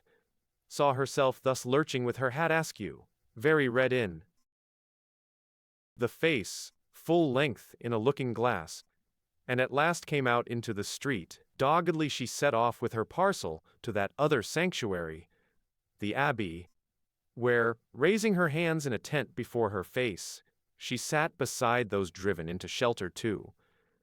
The variously assorted worshippers, now divested of social rank, almost of sex, as they raised their hands before their faces. But once they removed them, instantly reverent, middle class, English men and women, some of them desirous of seeing the wax works. New worshippers came in from the street to replace the strollers, and still, as Pil gazed round and shuffled past the tomb of the unknown warrior, still she barred her eyes with her fingers and tried in this double darkness, for the light in the Abbey was bodiless, to aspire above the vanities, the desires, the commodities, to rid herself both of hatred and of love. Her hands twitched. She seemed to struggle. Yet to others God was accessible and the path to him smooth. Mr. approached him simply, and having done their praying, leant back, enjoyed the music, the organ pealed sweetly, and saw Miss Kilman at the end of the row, praying, and, being still on the threshold of their underworld, thought of her sympathetically as a soul haunting the same territory, a soul cut out of immaterial substance, not a woman, a soul. But, as he stood gazing about him, at the white marbles, gray window panes, and accumulated treasures, for he was extremely proud of the Abbey, her largeness, robustness, and power as she sat there shifting her knees from time to time, it was so rough the approach to her God, so tough her desires impressed him, as they had impressed Mrs. Dalloway, she could not get the thought of her out of her mind that afternoon. The Rev. Edward Whittaker, and Elizabeth too. And Elizabeth waited in Victoria Street for an omnibus. It was so nice to be out of doors, she thought perhaps she need not go home just yet. It was so nice to be out in the air.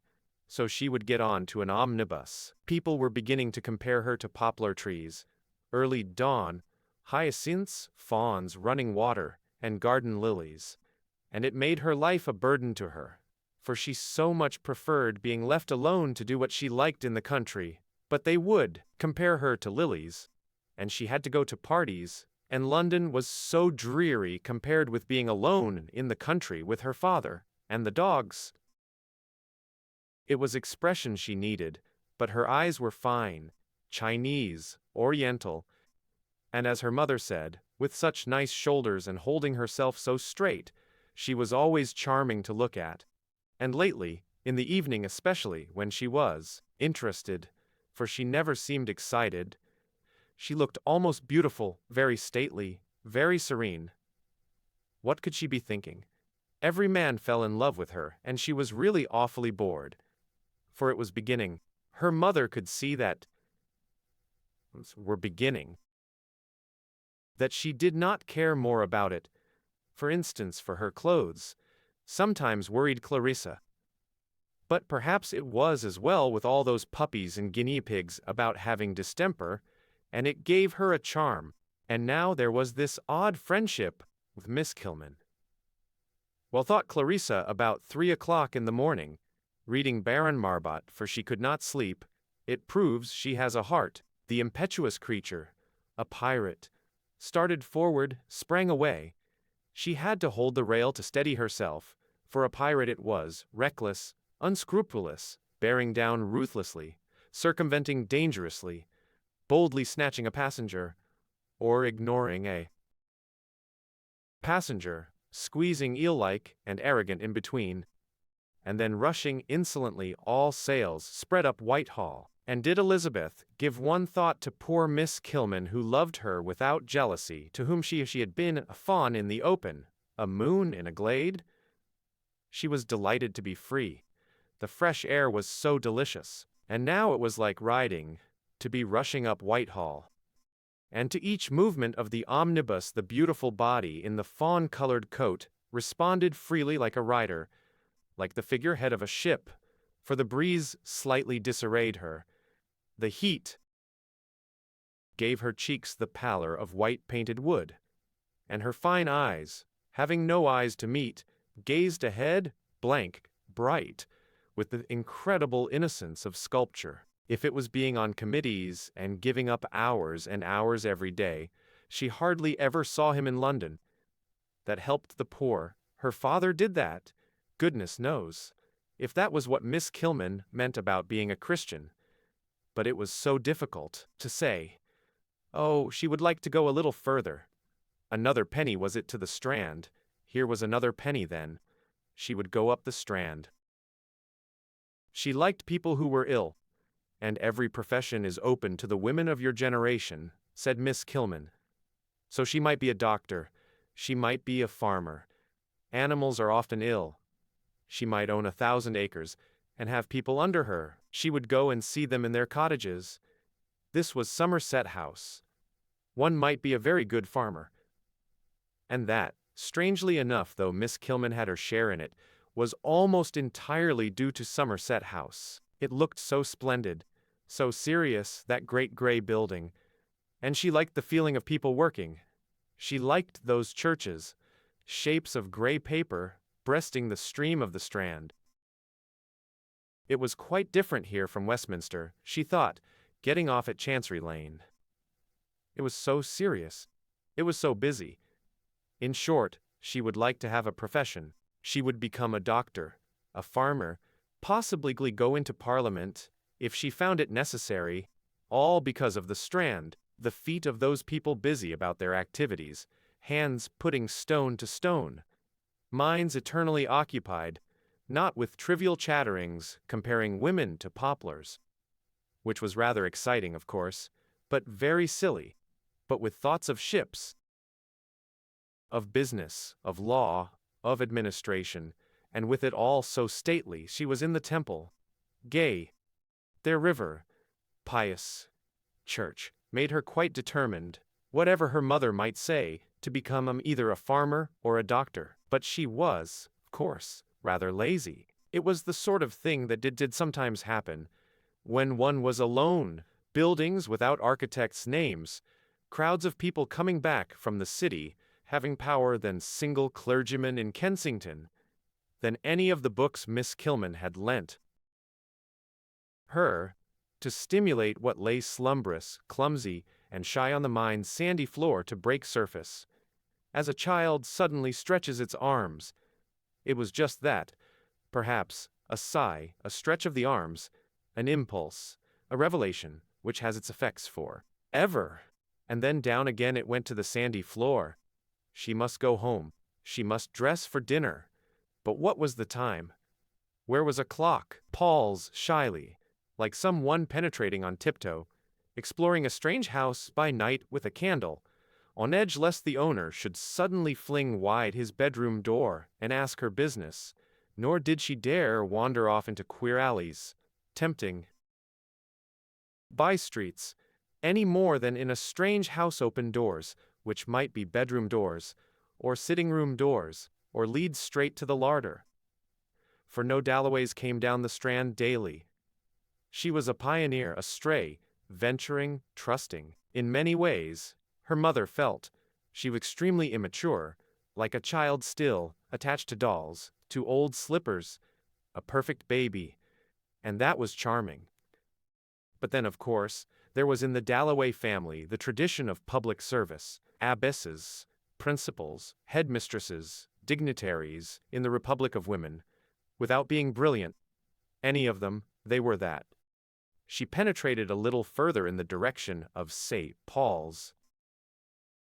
The noise was tremendous, and suddenly there were trumpets, the unemployed blaring, rattling about in the uproar. Military music, as if people were marching, yet had they been dying?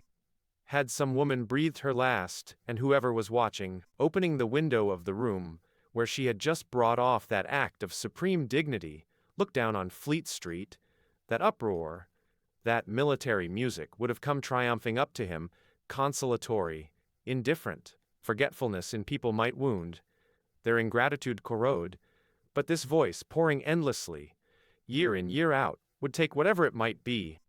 This vow, this van, this life, this procession, would wrap them all about and carry them on, as in the rough stream of a glacier the ice holds a splinter of bone, a blue petal, some oak trees, and rolls them on, but it was later than she thought. Her mother would not like her to be wandering off alone like this. She turned back down the Strand, for although the clouds were of mountainous white, so that one could fancy hacking hard chips off with a hatchet, with broad golden slopes, lawns of celestial leisure gardens, on their flanks, and had all the appearance of settled habitations, assembled for the conference of gods above the world. There was a perpetual movement among them, fixed though they seemed at their posts, at rest in perfect unanimity. Nothing could be fresher, freer, more sensitive superficially than the snow-white or gold-kindled surface. To change, to go, to dismantle the solemn assemblage was immediately possible, and in spite of the grave fixity, the accumulated robustness and solidity, now they struck light to the earth, now darkness. Calmly and competently, Elizabeth Dalloway mounted the Westminster omnibus, going and coming, beckoning, signaling, so the light and shadow which now made the wall gray, now the bananas bright yellow, now made the Strand gray, now made the omnibus's bright yellow, seemed to Septimus Warren Smith lying on the sofa, sitting-room, watching the watery gold glow and fade with the astonishing sensibility of some live creature on the roses, on the wallpaper. Outside the trees dragged their leaves like nets through the depths of the air. The sound of water was in the room, and through the waves came the voices of birds singing. Every power poured its treasures on his head, and his hand lay there on the back of the sofa, as he had seen his hand lie when he was bathing, floating on the top of the waves, while far away on shore he heard dogs barking and barking far away. Fear no more. It's the heart and the body. Fear no more. At every moment nature, signified by some laughing hint like that gold spot which went round the wall. There, her determination to show, by brandishing her plumes, shaking her tresses, flinging her mantle this way and that, beautifully, always beautifully, and standing close up to breathe through her hollowed hands Shakespeare's words, her meaning. Rizia, sitting at the table twisting a hat in her hands, watched him, saw him smiling. He was happy then, but she could not bear to see him smiling. It was not marriage, it was not being one's husband to look strange like that, always to be starting, laughing, sitting hour after hour silent, or clutching her and telling her to write. The table drawer was full of those writings, about war, about Shakespeare, about great discoveries, how there is no death. Lately he had become excited suddenly for no reason, and both Dr. Holmes and Sir William Bradshaw said excitement was the worst thing for him, and waved his hands and cried out that he knew the truth. He knew everything. That man, his friend who was killed, Evans, had come, he said. He was singing behind the screen. She wrote it down just as he spoke it. Some things were very beautiful, others sheer nonsense, and he was always stopping in the middle, changing his mind, wanting to add something, hearing something new, listening with his hand up, but nothing. And once they found the girl who did the room reading one of these papers of laughter. It was a dreadful pity, for that made Septimus cry out about human cruelty, how they tear each other to pieces. The fallen, he said, they tear to pieces. Holmes is on us, he would say, and he would invent stories about Holmes.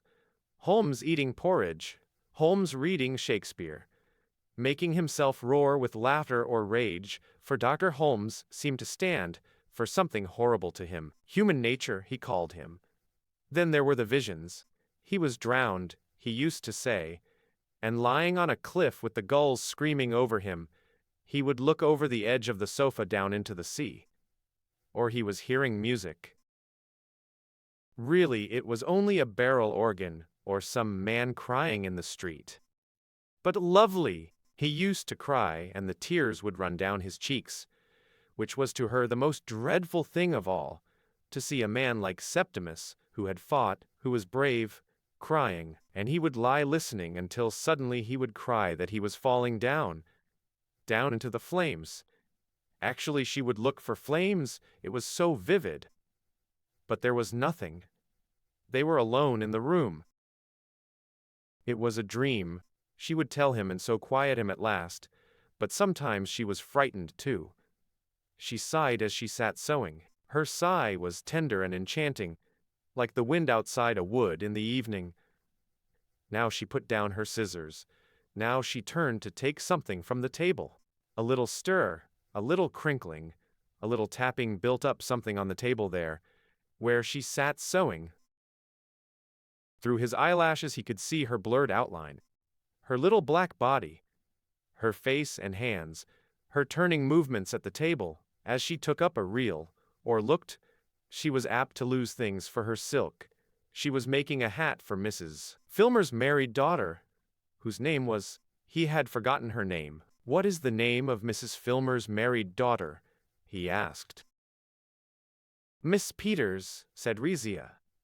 She was afraid it was too small, she said, holding it before her. Mrs. Peters was a big woman, but she did not like her. It was only because Mrs. Filmer had been so good to them. She gave me grapes this morning, she said. That Rizia wanted to do something to show that they were grateful. She had come into the room the other evening, and found Mrs. Peters, who thought they were out, playing the gramophone. Was it true? He asked. She was playing the gramophone? Yes, she had told him about it at the time. She had found Mrs. Peters playing the gramophone. He began, very cautiously, to open his eyes, to see whether a gramophone was really there. But real things were too exciting. He must be cautious. He would not go mad. First he looked at the fashion papers on the lower shelf, gradually at the gramophone with the green trumpet. Nothing could be more exact. And so, gathering courage, he looked at the sideboard, the plate of bananas, the engraving of Queen Victoria and the Prince Consort, at the mantelpiece, with the jar of roses. None of these things moved. All were still, all were real. "She is a woman, with spiteful tongue," said Rizia. "What does Mr. Peters do?" Septimus asked. "Ah," said Rizia, trying to remember. She thought Mrs. Filmer had said that he traveled for some company. "Just now he is in Hull," she said. "Just now." She said that with her Italian accent. She said that herself. He shaded his eyes so that he might see only a little of her face at a time, first the chin, then the nose, then the forehead, in case it were deformed, or had some terrible mark on it. But no, there she was, perfectly natural, sewing, with the pursed lips that women have, the melancholy expression, when sewing. But there was nothing terrible about it, he assured himself, looking a second time, a third time at her face, her hands, for what was frightening or disgusting in her, as she sat there in broad daylight, sewing? Mrs. Peters had a spiteful tongue. Mr. Peters was in Hull. Why then rage and prophecy? Why fly scourged and outcast? Why be made to tremble and sob by the clouds? Why seek truths and deliver messages, when Rizia sat sticking pins to the front of her dress, and Mr. Peters was in Hull? Miracles, revelations, agonies, loneliness, falling through the sea, down into the flames, all were burnt out, for he had a sense, as he watched Rizia trimming the straw hat for Mrs. Peters, of a coverlet of flowers. "It's too small for Mrs. Peters," said Septimus. For the first time for days he was speaking as he used to do. Of course it was absurdly small, she said. But Mrs. Peters had chosen it. He took it out of her hands. He said it was an organ grinder's monkey's hat. How it rejoiced her that, not for weeks had they laughed like this together, poking fun privately like married people. What she meant was that if Mrs. Filmer had come in, or Mrs. Peters or anybody, they would not have understood what she and Septimus were laughing at. "There," she said, pinning a rose to one side of the hat. Never had she felt so happy, never in her life. But that was still more ridiculous, Septimus said. Now the poor woman looked like a pig at a fair. Nobody ever made her laugh as Septimus did. What had she got in her workbox? She had ribbons and beads, tassels, artificial flowers. She tumbled them out on the table. He began putting odd colors together. For though he had no fingers, could not even do up a parcel, he had a wonderful eye, and often he was right, sometimes absurd of course, but sometimes wonderfully right. "She shall have a beautiful hat," he murmured, taking up this and that, Rizia kneeling by his side, looking over his shoulder. Now it was finished. That is to say, the design.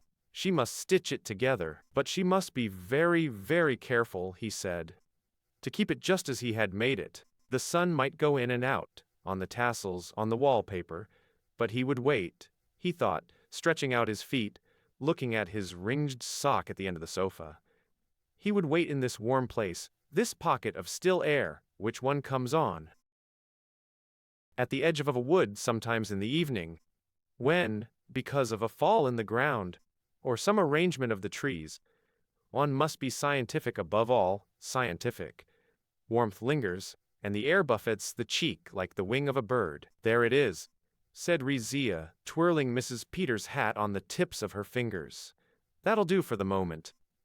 Later, her sentence bubbled away drip, drip, drip, like a contented tap left running. It was wonderful. Never had he done anything which made him feel so proud. It was so real. It was so substantial. Mrs. Peters' hat. "Just look at it," he said. Yes, it would always make her happy to see that hat. He had become himself then. He had laughed then. They had been alone together. Always she would like that hat. He told her to try it on. "But I must look so queer," she cried, running over to the glass and looking first this side then that. Then she snatched it off again, for there was a tap at the door. Could it be Sir William Bradshaw? Had he sent already? No! It was only the small girl with the evening paper. What always happened, then happened. What happened every night of their lives. The small girl sucked her thumb at the door. Rizia went down on her knees. Rizia cooed and kissed. Rizia got a bag of sweets out of the table drawer. For so it always happened. First one thing, then another. So she built it up. First one thing and then another. Dancing, skipping, round and round the room they went. He took the paper. Surrey was all out. He read. There was a heat wave. Rizia repeated. Surrey was all out. There was a heat wave. Making it part of the game, she was playing with Mrs. Filmer's grandchild, both of them laughing, chattering at the same time. He was very tired. He was very happy. He would sleep. He shut his eyes. But directly he saw nothing, the sounds of the game became fainter and stranger, and sounded like the cries of people seeking and not finding, and passing further and further away. They had lost him. He started up in terror. What did he see? The plate of bananas on the sideboard. Nobody was there. Rizia had taken the child to its mother. It was bedtime. That was it. To be alone forever. That was the doom pronounced in Milan when he came into the room and saw them cutting out buckram shapes with their scissors. To be alone forever. He was alone with the sideboard and the bananas. He was alone, exposed on this bleak eminence, stretched out, but not on a hilltop, not on a crag, on Mrs. Filmer's sitting-room sofa. As for the visions, the faces, the voices of the dead, where were they? There was a screen in front of him, with black bulrushes and blue swallows, where he had once seen mountains, where he had seen faces, where he had seen beauty, there was a screen. Evans! He cried. There was no answer. A mouse had squeaked, or a curtain rustled. Those were the voices of the dead. The screen, the coal scuttle, the sideboard remained to him. Let him then face the screen, the coal scuttle and the sideboard. But Rizia burst into the room chattering. Some letter had come. Everybody's plans were changed. Mrs. Filmer would not be able to go to Brighton after all. There was no time to let Mrs. Williams know, and really Rizia thought it very, very annoying when she caught sight of the hat and thought, perhaps, she might just make a little. Her voice died out in contented melody. Ah, damn! She cried. It was a joke of theirs. Her swearing, the needle had broken. Hat, chat, child, needle. She built it up. First one thing, then another. She built it up, sewing. She wanted him to say whether by moving the rows she had improved the hat. She sat on the end of the sofa. They were perfectly happy now, she said, suddenly, putting the hat down. For she could say anything to him now. She could say whatever came into her head. She knew he was English, though not one of the large Englishmen her sister admired, for he was always thin, but he had a beautiful fresh color. And with his big nose, his bright eyes, his way of sitting a little hunched made her think. She had often told him of a young hawk, that first evening she saw him when they were playing dominoes, and he had come in, of a young hawk. But with her he was always very gentle. She had never seen him wild or drunk, only suffering sometimes through this terrible war. But even so, when she came in, he would put it all away. Anything in the whole world, any little bother with her work, anything that struck her to say she would tell him, and he understood at once. Her own family, even, were not the same, being older than she was, and being so clever. How serious he was, wanting her to read Shakespeare before she could even read a child's story in English. Being so much more experienced, he'd help her. And she too could help him, but this hat now. And then, it was getting late, Sir William Bradshaw. She held her hands to her head, waiting for him to say did he like the hat or not. And as she sat there, Waiting, looking down, he could feel her mind, like a bird, from branch to branch. And always alighting, quite rightly. He could follow her mind, as she sat there in one of those loose, lax poses that came to her naturally, and, if he should say anything, at once she smiled, like a bird alighting with all its claws firm upon the bough. But he remembered Bradshaw said, "The people we are most fond of are not good for us when we are ill." Bradshaw said, he must be taught to rest. Bradshaw said they must be separated. Must. Why must? What power had Bradshaw over him? What right has Bradshaw to say must to me? He demanded. It is because you talked of killing yourself, said Rizia. Mercifully, she could now say anything to Septimus, so he was in their power. Holmes and Bradshaw were on him. The brute with the red nostrils was snuffing into every secret place. Must, it could say. Where were his papers? The things he had written? On their backs. Circles traced round shillings and sixpences, the suns and stars.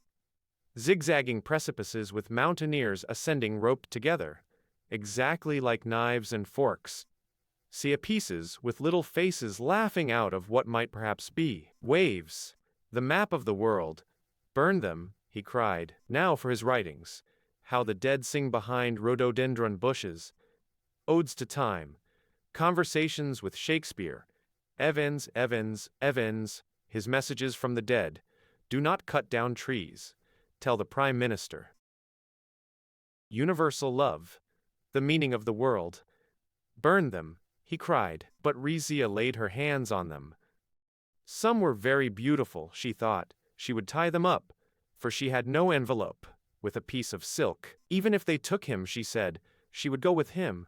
They could not separate them against their wills, she said.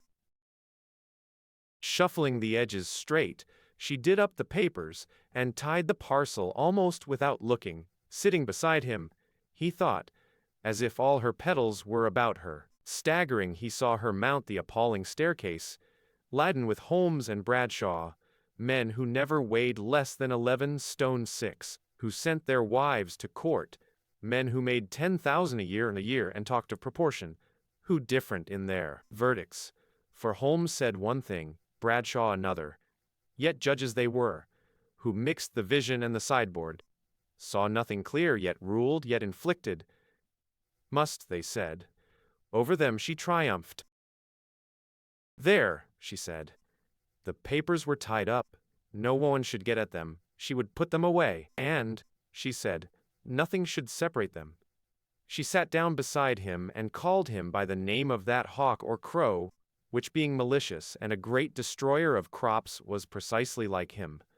No one could separate them, she said. Then she got up to go into the bedroom to pack their things. But hearing voices downstairs, and thinking that Dr. Holmes had perhaps called, ran down to prevent him coming up. Septimus could hear her talking to Holmes on the staircase. My dear lady, I have come as a friend, Holmes was saying. No, I will not allow you to see my husband, she said. He could see her, like a little hen, with her wings spread barring his passage.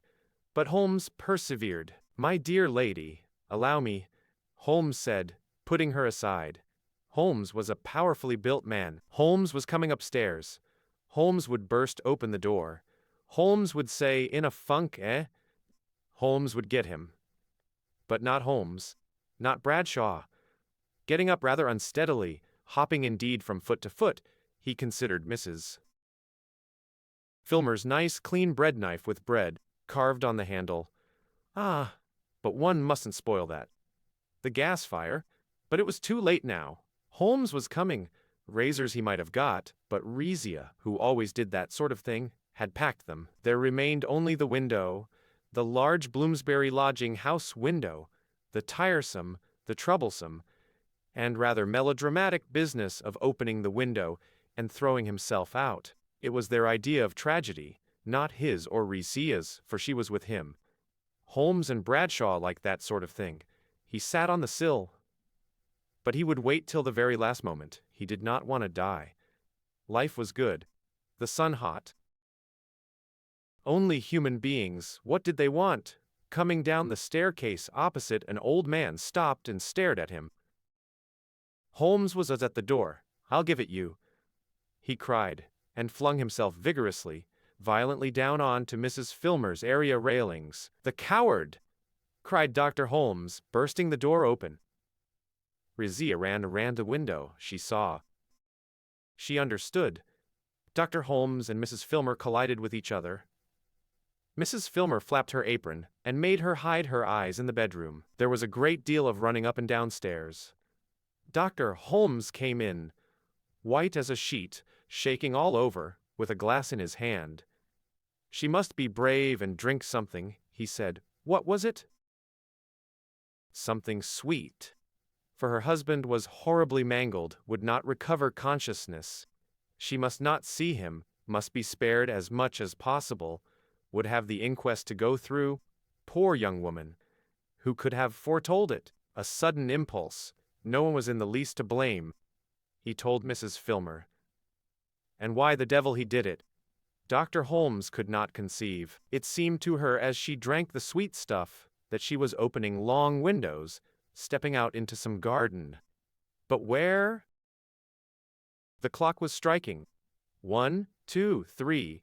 How sensible the sound was, compared with all this thumping and whispering, like Septimus himself. But the clock went on striking. 4, 5, 6, and Mrs. Filmer waving her apron. They wouldn't bring the body in here, would they? Seemed part of that garden, or a flag. She had once seen a flag slowly rippling out from a mast when she stayed with her aunt at Venice. Men killed in battle were thus saluted, and Septimus had been through the war. Of her memories, most were happy. In London, too, there they sat, and half dreaming, came to her through the bedroom door, rain falling, whisperings, stirrings among dry corn, the caress of the sea, as it seemed to her, hollowing them in its arched shell and murmuring to her laid on shore, strewn she felt, flying flowers, over some tomb. "He is dead," she said, smiling at the poor old woman who guarded her with her honest lights fixed on the door. "They wouldn't bring him in here." But Mrs. Filmer pooh-poohed. "Oh no, they were carrying him away now." Ought she not to be told? Married people ought to be together, Mrs. Filmer thought. But they must do as the doctor said. "Let her sleep," said Dr. Holmes, feeling her pulse. She saw the large outline of his body standing dark against the window. So that was Dr. Holmes. Swiftly, cleanly the ambulance sped to the hospital, having picked up instantly, humanely, some poor devil. Someone hit on the head, struck down by disease, knocked over perhaps a minute or so ago at one of these crossings, as might happen to. Perhaps it was morbid. Or was it not touching rather, the respect which they showed this ambulance with its victim inside? Busy men hurrying home, yet instantly bethinking them as it passed of some wife. Or presumably how easily it might have been. But thinking came morbid, sentimental, directly one began conjuring up doctors, dead bodies, a little glow of pleasure, a sort of lust too over the visual impression warned one not to go on with that sort of thing any more. Fatal to art, fatal, and yet, thought Peter Walsh, as the ambulance turned the corner, though the light high bell could be heard down the next street, and still farther as it crossed the Tottenham Court Road, chiming constantly, "It is the privilege of loneliness. In privacy one may do as one chooses. One might weep if no one saw." It had been an undoing, this susceptibility, in Anglo-Indian society, not weeping at the right time, or laughing either. Beauty of some sort probably, and the weight of the day, which beginning with that visit to Clarissa had exhausted him with its heat, its intensity, and the drip, drip of one impression after another down in that cellar where they stood, deep, partly for that reason, its secrecy, complete and inviolable. He had found life like an unknown garden, full of turns and corners. Surprising, yes. Really, it took one's breath away, these moments. They're coming to him by the pillar box opposite the British Museum, one of them. A moment in which things came together. This ambulance, and life and death. It was as if he were sucked up to some very high roof by that rush of emotion, and the motion and the rest of him, like a white shell-sprinkled beach, left bare. It had been his undoing in Anglo-Indian society. This susceptibility, Clarissa once, going on top of an omnibus with him somewhere, Clarissa superficially at least, so easily moved, now in despair, now in the best of spirits, all a-quiver in those days, and such good company, spotting queer little scenes, names, people. From the top of a bus, for they used to explore London and bring back bags full of treasures from the Caledonian market. Clarissa had a theory in those days. They had heaps of theories, always theories, as young people have. It was to explain the feeling they had of dissatisfaction, not knowing people, not being known. For how could they know each other? You met every day, then not for 6 months or years. It was unsatisfactory, they agreed, how little one knew people, but she said, sitting in the bus going up Shaftesbury Avenue, she felt herself everywhere, not here, here. And she tapped the back of the seat, but everywhere. She waved her hand, going up Shaftesbury Avenue. She was all that. It ended in a transcendental theory, which, with her horror of death, allowed her to believe, or say that she believed, for all her skepticism, that since our apparitions, the part of us which appears, are so momentary compared with the other, unseen part of us, which spreads wide, the unseen might survive, be recovered somehow attached to this person or that, or even haunting certain places after death. Perhaps, brief, broken, often painful, as their actual meetings had been, what with his absences and interruptions. For instance, in came Elizabeth, like a long-legged colt, handsome, dumb, just he was beginning to talk to Clarissa, the effect. You were given a sharp, acute, uncomfortable grain. The actual meeting. Horribly painful as often as not. Yet in absence, in the most unlikely places, it would flower out, open, shed its scent, touch, taste, look about you, get the whole feel of it and understanding, after years of lying lost. Thus she had come to him, on board ship, in the Himalayas, suggested by the oddest things, so Sally Seton, generous, enthusiastic goose, thought of him when she saw blue hydrangeas. She had influenced him more than any person he had ever known. And always in this way coming before him without his wishing it, cool, ladylike, critical, or ravishing, romantic, recalling some field or English harvest. He saw her most often in the country, not in London. One scene after another at Bourton, he had reached his hotel. He crossed the hall, with its mounds of reddish chairs and sofas, its spike-leaved, withered-looking plants. He got his key off the hook. The young lady handed him some letters. He went upstairs. He saw her most often at Bourton, in the late summer, when he'd stay, or fortnight even, as people did in those days. First on top of some hill there she would stand, hands clapped to her hair, her cloak blowing out, pointing, crying to them. She saw the Severn beneath, or in a wood, making the kettle boil, very ineffective with her fingers. The smoke curtsying, blowing in their faces. Her little pink face showing through. Begging water from an old woman in a cottage, who came to the door to watch them go. She would break off to get her bearings, pilot him back across country. And all the time they argued, discussed poetry, discussed people, discussed politics. She was a radical then, never noticing a thing except when she stopped, cried out at a view, or a tree, and made him look with her. And so on again, through stubble fields, she walking ahead, with a flower for her aunt, never tired of walking for all her delicacy.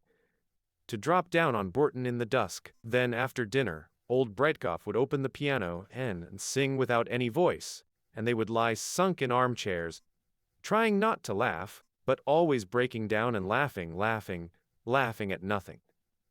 Bredkov was supposed not to see, and then in the morning, flirting up and down like a wagtail in front of the house. Oh, it was a letter from her. This blue envelope. That was her hand, and he would have to read it. Here was another of those meetings, bound to be painful. To read her letter needed the devil of an effort. How heavenly it was to see him, she must tell that. That was all, but it upset him, it annoyed him. He wished she hadn't written it. Coming on top of his thoughts, it was like a nudge in the ribs. Why couldn't she let him be? After all, she had married Dalloway, and lived with him in perfect happiness all these years. These hotels are not consoling places. Far from it. Any number of people had hung up their hats on those pegs. Even the flies, if you thought of it, had settled on other people's noses. As for the cleanliness which hit him in the face, it wasn't cleanliness, so much as bareness, frigidity, a thing that had to be. Some arid matron made her rounds at dawn sniffing, peering, causing blue-nosed maids to scour. For all the world, as if the next visitor were a joint of meat to be served on a perfectly clean platter. For sleep, one bed. For sitting in, one armchair. For cleaning one's teeth and shaving one's chin, one tumbler, one looking-glass.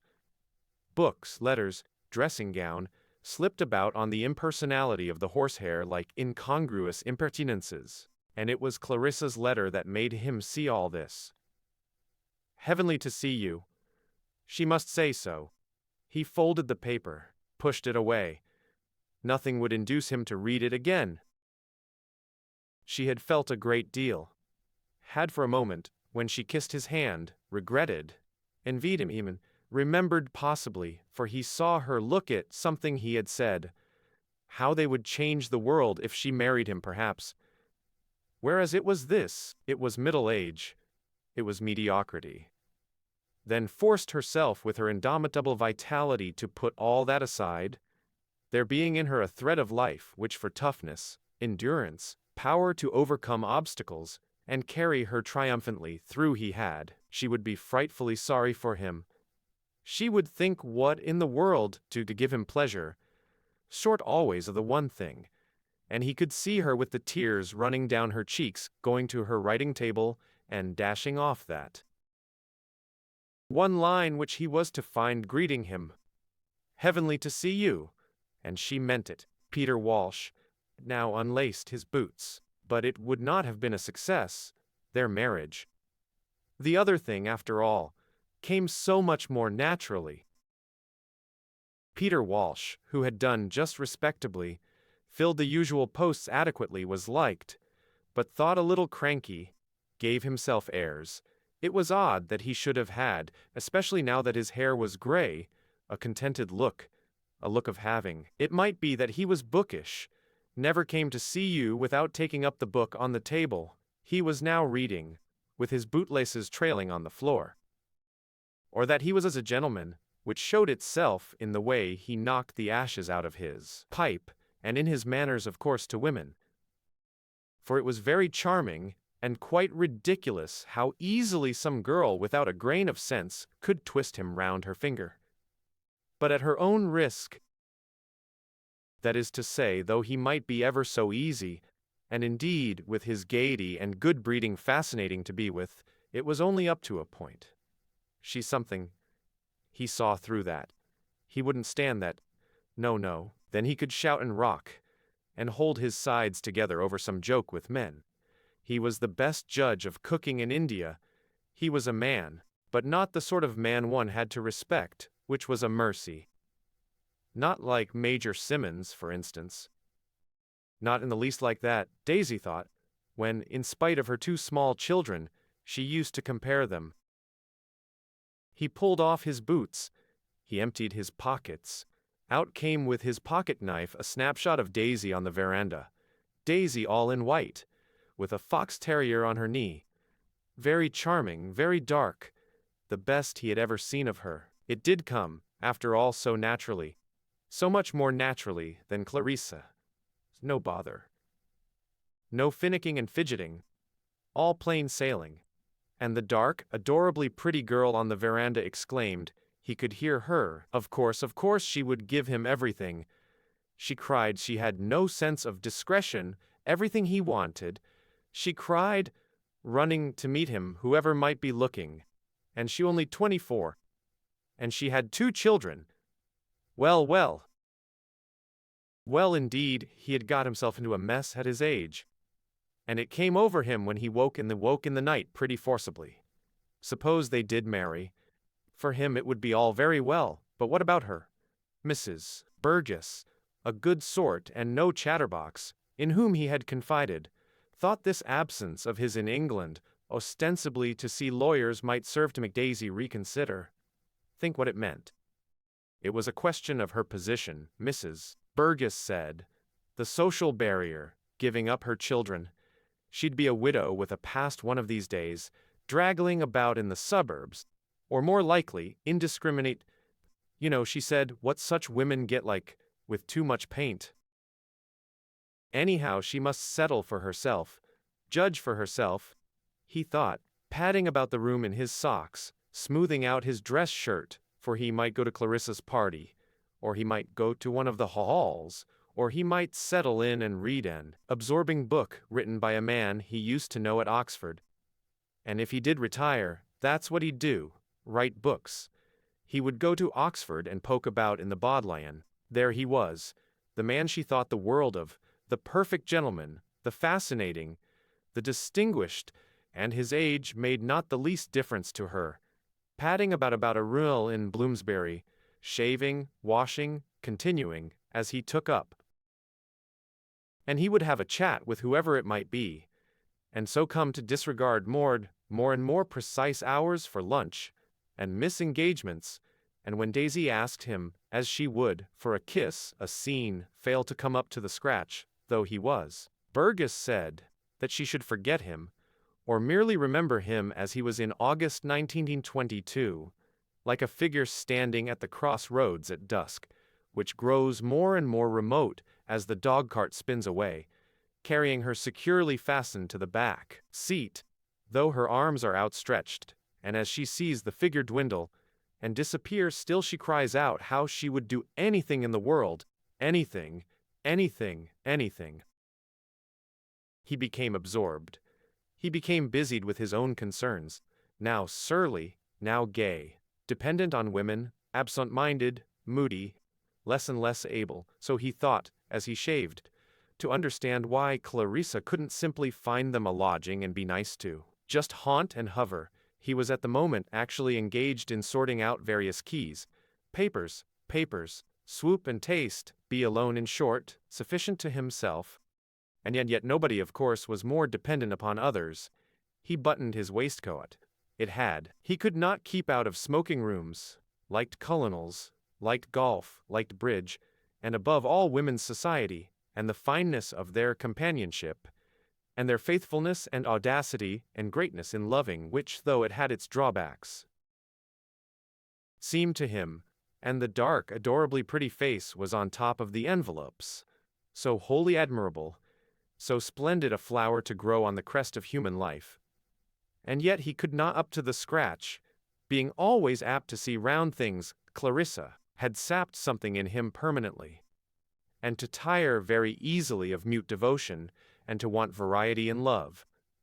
Though it would make him furious if Daisy loved anybody else, furious. For he was jealous, uncontrollably jealous by temperament. He suffered tortures.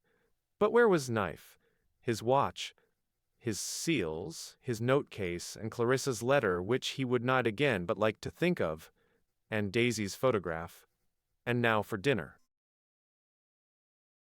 Were eating, sitting at little tables round vases, dressed or not dressed, with their shawls and bags laid beside them, with their air of false composure, for they were not used to so many courses at dinner, and confidence, for they were able to pay for it, and strain, for they had been running about London all day shopping, sightseeing, and their natural curiosity, for they looked round and up as the nice-looking gentleman in horn-rimmed spectacles came in, and their good nature, for they would have been glad to do any little service, such as lend a timetable or impart useful information, and their desire pulsing in them, tugging at them subterraneously, somehow to establish connections if it were only a birthplace, Liverpool, for example, in common or friends of the same name. With their furtive glances, odd silences, and sudden withdrawals into family jocularity and isolation. There they sat eating dinner when Mr. Walsh came in and took his seat at a little table by the curtain. It was not that he said anything, for being solitary he could only address himself to the waiter. It was his way of looking at the menu, of pointing his forefinger to a particular wine, of hitching himself up to the table, of addressing himself seriously, not gluttonously to dinner, that won him their respect, which, having to remain unexpressed for the greater part of the meal, flared up at the table where the Morrices sat when Mr. Walsh was heard to say at the end of the meal, "Bartlett pears."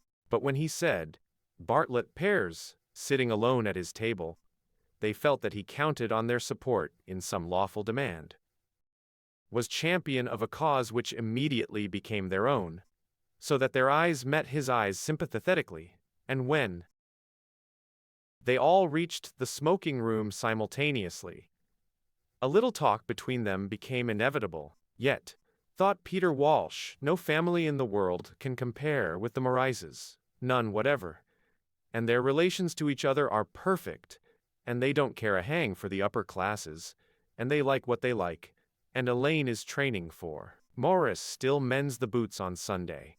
It is superb, it is absolutely superb, thought Peter Walsh, swaying a little backwards and forwards with his liqueur glass in his hand among the hairy red chairs and ashtrays, feeling very well pleased with himself, for the Morrices liked him. Yes, they liked a man who said, "Bartlett pears." They liked him, he felt. He would go to Clarissa's party. The Morrices moved off, but they would meet again. He would go to Clarissa's party because he wanted to ask Richard what they were doing in India, the conservative duffers, and what's being acted, and music, oh yes, and mere gossip. For this is the truth about our soul, he thought, our self, who fish-like inhabits deep seas and plies among obscurities, threading her way between the bowls of giant weeds, over sun-flickered spaces and on into gloom, cold, deep, inscrutable. Suddenly she shoots to the surface and sports on the wind-ringed waves with waves. That is, has a positive need to brush, kindle herself, gossiping. What did the government mean, Richard Dalloway would know, to do about India? Since it was a very hot night, and the paper boys went by with placards proclaiming in huge red letters that there was a heat wave, wicker chairs were placed on the Hotel Sandherps. Sipping, smoking, detached gentlemen sat like a woman who had slipped off her print dress and white apron to array herself in blue and pearls. The day changed, put off stuff, took gauze, changed to evening, and with the same sigh of exhilaration that a woman breathes, tumbling petticoats on. "I resign," the evening seemed to say, as it paled and faded above the battlements and promenades, molted, of hotel, flat and block of shops. "I fade," she was beginning, "I disappear." But London would have none of it, and rushed her bayonets into the sky, pinioned her, constrained her to partnership in her revelry. For the great revolution of Mr. Willett's summer time had taken place since Peter Walsh's last visit to England. The prolonged evening was new to him.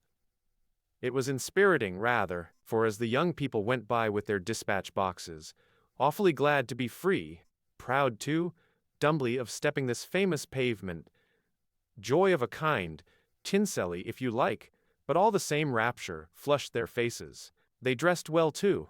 Pink stockings, pretty shoes. They would now have 2 hours at the pictures. He was astonished by the beauty. It was encouraging too, for where the returned Anglo-Indian sat by rights, he knew crowds of them. In the Oriental Club biliously summing up the ruin of the world, Here was he, as young as ever, envying young people, their summer time and the rest of it, and more than suspecting from the words of a girl, from a housemaid's laughter. Intangible things you couldn't lay your hands on. That shift in the whole pyramidal accumulation, which in his youth had seemed immovable.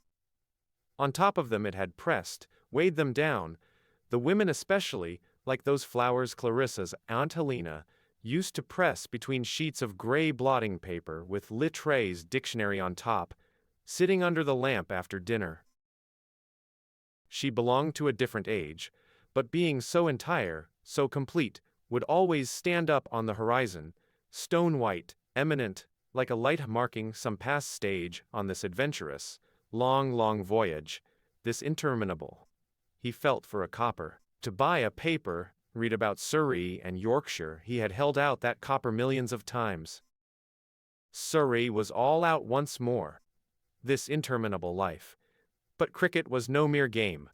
Cricket was important, the past enriched and experience, and having cared for one or two people, and so having acquired the power which the young lack, of cutting short do what one likes, not caring a rap what people say, and coming and going without any very great expectations, he left his paper on the table and moved off, which however, and he looked for his hat and coat, was not altogether true of him, not tonight, for here he was starting to go to a party, at his age, with the belief upon him that he was about to have an experience. But what? It was straightness and emptiness, of course, the symmetry of a corridor.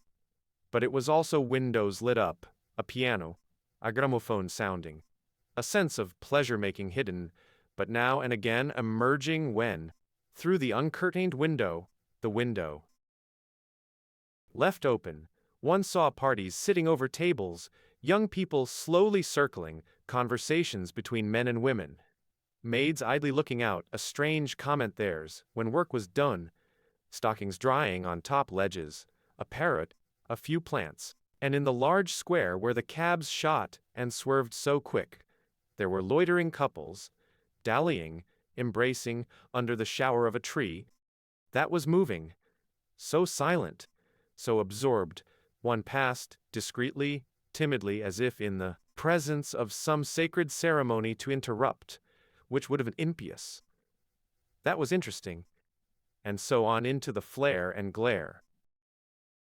His light overcoat blew open, he stepped with indescribable idiosyncrasy, leant a little forward, tripped, with his hands behind his back and his eyes still a little hawk-like. He tripped through London, towards Westminster, observing, was everybody dining out, then? Doors were being opened here, by a footman to let issue a high-stepping old dame, in buckled shoes, with 3 purple ostrich feathers in her hair. Doors were being opened for ladies wrapped like mummies, in shawls with bright flowers on them, ladies with bare heads, and in respectable quarters with stucco pillars through small front gardens, lightly swathed with combs in their hair, having run up to see the children. Women came. Men waited for them, with their coats blowing open, and the motor started. Everybody was going out. What with these doors being opened, and the descent and the start, it seemed as if the whole of London were embarking in little boats moored to the bank, tossing on the waters, as if the whole place were floating off in carnival.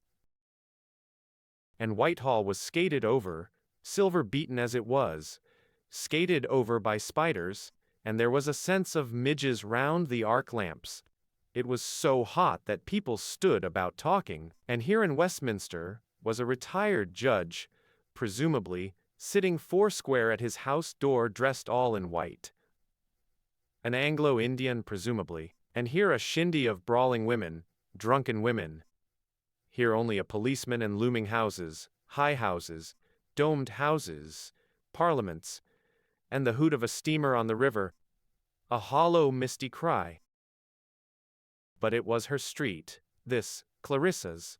Cabs were rushing round the corner, like water round the piers of a bridge, drawn together, it seemed to him, because they bore people going to her party, Clarissa's party, The cold stream of visual impressions failed him now, as if the eye were a cup that overflowed, and let the rest run down its china walls unrecorded. The brain must wake now. The body must contract now. Entering the house, the lighted house, where the door stood open, where the motor cars were standing and bright women descending, the soul must brave itself to endure. He opened the big blade of his pocket knife. Lucy came running full tilt downstairs, having just nipped into the drawing room to smooth a cover, to straighten a chair, to pause a moment and feel whoever came in must think how clean, how bright, how beautifully cared for, when they saw the beautiful silver, the brass fire irons, the new chair covers, and the curtains of yellow chintz. She appraised each. Heard a roar of voices. People already coming up from dinner. She must fly. The Prime Minister was coming, Agnes said. So she had heard them say in the dining room, she said, coming in with a tray of glasses. Did it matter? Did it matter in the least, one Prime Minister more or less? Walker among the plates, saucepans, coolenders, frying pans, chicken in aspic, ice cream freezers, pared crusts of bread, lemons, soup tureens, and pudding basins which, however hard they washed up in the scullery, seemed to be all on top of her, on the kitchen table, on chairs, while the fire blared and roared. The electric lights glared, and still supper had to be laid. All she felt was one Prime Minister more or less made not a scrap of difference to Mrs. Walker. The ladies were going upstairs already, said Lucy. The ladies were going up, one by one, Mrs. Dalloway last, and almost always sending back some message to the kitchen. My love to Mrs. Walker. That was it one night. Next morning they would go over the dishes. The soup, the salmon. The salmon, Mrs. Walker knew, as usual underdone, for she always got nervous about the pudding and left it to Jenny. So it happened, the salmon was always underdone. Walker, as she spun the plates round and pulled in dampers and pulled out dampers. And there came a burst of laughter from the dining room. Speaking. Then another burst of laughter, the gentlemen enjoying themselves when the ladies had gone. The Tokay, said Lucy running in. Mr. Dalloway had sent for the Tokay. From the Emperor's cellars, the Imperial Tokay. It was borne through the kitchen. Over her shoulder Lucy reported how Miss Elizabeth looked quite lovely. She couldn't take her eyes off her, in her pink dress, wearing the necklace Mr. Dalloway had given her. Jenny must remember the dog, Miss Elizabeth's fox terrier, which since it bit, had to be shut up and might, Elizabeth thought, want something. Jenny must remember the dog. But Jenny was not going upstairs with all those people about. There was a motor at the door already. There was a ring at the bell. And the gentlemen, still in the dining room, drinking Tokay. There, they were going upstairs. That was the first to come, and now they would come faster and faster, so that Mrs. Barnett helped them, old Ellen Barnett, who had been with the family for 40 years, and came every summer to help the ladies, and remembered mothers when they were girls, and though very unassuming did shake hands, said Milady, very respectfully, yet had a humorous way with her, looking at the young ladies, and ever tactfully helping Lady Lovejoy, who had some trouble with her underbodice. And they could not help feeling, Lady Lovejoy and Miss Alice, that some little privilege in the matter of brush and comb was awarded them, having known Mrs. Barnett. 30 years, Milady, Mrs. Barnett supplied her. Young ladies did not use to rouge, said Lady Lovejoy, when they stayed at Bourton in the old days. And Miss Alice didn't need rouge, said Mrs. Barnett, looking at her fondly. There Mrs. Barnett would sit, in the cloakroom, patting down the furs, smoothing out the Spanish shawls, tidying the dressing table, and knowing perfectly well, in spite of the furs and the embroideries, which were nice ladies, which were not. The dear old body, said Lady Lovejoy, mounting the stairs, Clarissa's old nurse, and then Lady Lovejoy stiffened. Lady and Miss Lovejoy, she said to Mr. Wilkins, hired for parties. He had an admirable manner, as he bent and straightened himself, and announced, with perfect impartiality, Lady and Miss Lovejoy, Sir John and Lady Needham, Miss Weld, Mr. Walsh. His manner was admirable. His family life must be irreproachable. Except that it seemed impossible that a being with greenish lips and shaven cheeks could ever have blundered into the nuisance of children. "How delightful to see you," said Clarissa. She said it to every one. "How delightful to see you." She was at her worst, effusive, insincere. It was a great mistake to have come. He should have stayed at home and read his book, thought Peter Walsh. Should have gone to a music hall. He should have stayed at home, for he knew no one. Oh dear. It was going to be a failure, a complete failure. Clarissa felt it in her bones as dear old Lord Lexham stood there apologizing for his wife who had caught cold at the Buckingham Palace garden party. She could see Peter out of the tail of her eye, criticizing her, there, in that corner. Why, after all, did she do these things? Why seek pinnacles and stand drenched in fire? Might it consume her anyhow? Burn her to cinders? Better anything. Better brandish one's torch and hurl it to earth than taper and dwindle away like some Ellie Henderson. It was extraordinary how Peter put her into these states just by coming and standing in a corner. He made her see herself, exaggerate. It was idiotic. But why did he come, then? Merely to criticize. Why always take, never give? Why not risk one's one little point of view? There he was wandering off, and she must speak to him, but she would not get the chance. Life was that, humiliation, renunciation. What Lord Lexham was saying was that his wife would not wear her furs at the garden party, because, my dear, you ladies are all alike. Lady Lexham being 75 at least. It was delicious, how they petted each other, that old couple. She did like old Lord Lexham. She did think it mattered, her party, and it made her feel quite sick to know that it was all going wrong, all falling flat. Anything, any explosion, any horror was better than people wandering aimlessly, standing in a bunch at a corner, like Ellie Henderson, not even caring to hold themselves upright. Gently the yellow curtain with all the birds of paradise blew out, and it seemed as if there were a flight of wings into the room right out, then sucked back. For the windows were open. Was it draughty? Ellie Henderson wondered. But it did not matter that she should come down sneezing tomorrow. It was the girls with their naked shoulders she thought of, being trained to think of others by an old father, an invalid, late vicar of Bourton, but he was dead now, and her chills. It was the girls she thought of, the young girls with their bare shoulders. She herself having always been a wisp of a creature, with her thin hair and meager profile.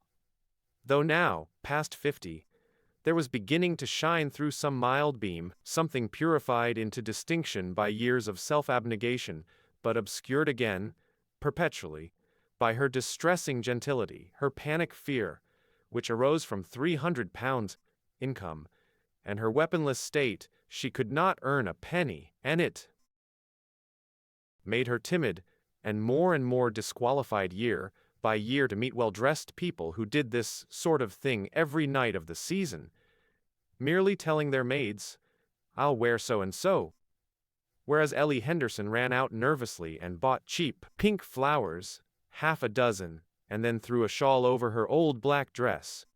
For her invitation to Clarissa's party had come at the last moment. She was not quite happy about it. She had a sort of feeling that Clarissa had not meant to ask her this year. Why should she? There was no reason really, except that they had always known each other. Indeed, they were cousins, but naturally they had rather drifted apart, Clarissa being so sought after. It was an event to her, going to a party. It was quite a treat just to see the lovely clothes. Wasn't that Elizabeth? Grown up, with her hair done in the fashionable way, in the pink dress. Yet she could not be more than 17. She was very, very handsome, but girls when they first came out didn't seem to wear white as they used. She must remember everything to tell Edith. Girls wore straight frocks, perfectly tight, with skirts well above the ankles. It was not becoming, she thought. So, with her weak eyesight, Ellie Henderson craned rather forward, and it wasn't so much she who minded not having anyone to talk to. She hardly knew anybody there, for she felt that they were all such interesting people to watch. Politicians, presumably. Richard Dalloway's. But it was Richard himself who felt that he could not let the poor creature go on standing there all the evening by herself. "Well, Ellie, and how's the world treating you?" he said in his genial way, and Ellie Henderson, getting nervous and flushing and feeling that it was extraordinarily nice of him to come and talk to her, said that many people really felt the heat more than the cold. "Yes, they do," said Richard Dalloway. "Yes, but what more?" did one say. "Hullo, Richard," said somebody, taking him by the elbow. And, good Lord, there was old Peter Walsh. He was delighted to see him, ever so pleased to see him. He hadn't changed a bit, and off they went together, walking right across the room, giving each other little pats, as if they hadn't met for a long time. Ellie Henderson thought, watching them go, certain she knew that man's face. A tall man, middle-aged, rather fine eyes, dark, wearing spectacles, with a look of John Burroughs. Edith would be sure to know. The curtain with its flight of birds of paradise blew out again, and Clarissa saw Ralph Lyon beat it back and go on talking. So it wasn't a failure after all. It was going to be all right now. Her party. It had begun. It had started, but it was still touch and go. She must stand there for the present. People seemed to come in a rush. Colonel and Mrs. Garrod, Miss Whitbread, Mr. Bowley, Mrs. Hilbery, Lady Mary Maddox, Mr. Kin, intoned Wilkin. She had 6 or 7 words with each, and they went on. They went into the rooms, into something now, not nothing, since Ralph Lyon had beat back the curtain. It was too much like being just anybody standing there. Anybody could do it. Yet this anybody she did a little admire, couldn't help feeling that she had, anyhow, made this happen, that it marked a stage, this post that she felt herself to have become, for oddly enough she had quite forgotten what she looked like, but felt herself a stake driven in at the top of her stairs. Every time she gave a party she had this feeling of being something not herself, and that everyone was unreal in one way, much more real in another. It was, she thought, partly their clothes, partly being taken out of their ordinary ways, partly the background. It was possible to say things you couldn't say anyhow else, things that needed an effort. Possible to go much deeper, but not for her. Not yet anyhow. "How delightful to see you," she said. Dear old Sir Harry. He would know every one, and what was so odd about it was the sense one had as they came up the stairs one after another. Mrs. Mount and Celia, Herbert Ainsty, Mrs. Dacres. "Oh, and Lady Bruton, how awfully good of you to come," she said, and she meant it. It was odd how standing there one felt them going on, some quite old, some. What name? Lady Rossiter? But who on earth was Lady Rossiter? Clarissa! That voice! It was Sally Seton, after all these years. She loomed through a mist. She missed, for she hadn't looked like that. Sally Seton, when Clarissa grasped the hot water can, to think of her under this roof, not like that. All on top of each other, embarrassed, laughing, words tumbled out. Passing through London. Heard from Clara Hayden. What a chance of seeing you. So I thrust myself in. Without an invitation, they kissed each other, first this cheek then that, by the drawing-room door, and Clarissa turned, with Sally's hand in hers, and saw her rooms full, heard the roar of voices, saw the candlesticks, the blowing curtains, and the roses which Richard had given her. "I have 5 enormous boys," said Sally. She had the simplest egotism, the most open desire to be thought first always, and Clarissa loved her for being still like that. "I can't believe it," she cried, kindling all over with pleasure at the thought of the past. But alas, Wilkins wanted her. Wilkins was emitting in a voice of commanding authority, as if the whole company must be admonished, and the hostess reclaimed from frivolity one name. "The Prime Minister," said Peter Walsh. "The Prime Minister? Was it really?" Ellie Henderson marveled. What a thing to tell Edith! One couldn't laugh at him. He looked so ordinary. You might have stood him behind a counter and bought biscuits, poor chap, all rigged up in gold lace. And to be fair, as he went his rounds, first with Clarissa then with Richard escorting him, he did it very well. He tried to look somebody. It was amusing to watch. Nobody looked at him. They just went on talking, yet it was perfectly plain that they all knew, felt to the marrow of their bones, this majesty passing, this symbol of what they all store, English society, old Lady Bruton, and she looked very fine too, very stalwart in her lace, swam up, and they withdrew into a little room which at once became spied upon, guarded, and a sort of stir and rustle rippled through every one. Openly. The Prime Minister. Lord, the snobbery of the English! Thought Peter Walsh, standing in the corner. How they loved dressing up in gold lace and doing homage. There, that must be. By Jove it was, who Whitbread, snuffing round the precincts of the great, grown rather fatter, rather whiter, the admirable Ho. He looked always as if he were on duty, thought Peter, privileged, but secretive being, hoarding secrets which he would die to defend, though it was only some little piece of tittle-tattle dropped by a court footman, which would be in all the... Inevitably one made up things like that about who. That was his style. The style of those admirable letters, which Peter had read thousands of miles across the sea in the Times, and had thanked God he was out of that pernicious hubble-bubble if it, for he liked nothing better than doing kindness, making the hearts of old ladies palpitate with the joy of being thought of in their age, their affliction, thinking themselves quite forgotten.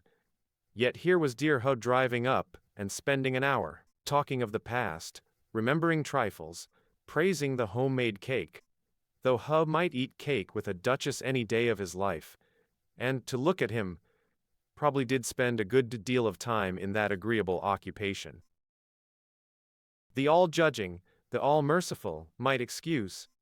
Peter Walsh had no mercy. Villains there must be, and God knows the rascals who get hanged for battering the brains of a girl out in a train do less harm, on the whole, than Ho Whitbread and his kindness. Look at him now, on tiptoe, dancing forward, bowing and scraping, as the Prime Minister and Lady Bruton emerged, intimating for world to see that he was privileged to say something private, to Lady Bruton as she passed. She stopped. She wagged her fine old head. She was thanking him, presumably, for some piece of servility. She had her toadies, minor officials in government offices, who ran about putting through little jobs on her behalf, in return for which she gave them luncheon, but she derived from the 18th century. She was all right, lolloping on the waves and braiding her tresses she seemed, having that gift still, to exist, to sum it all up in the moment as she passed, turned, caught her scarf in some other woman's dress, unhitched it, laughed, all with the most perfect. There was a breath of tenderness.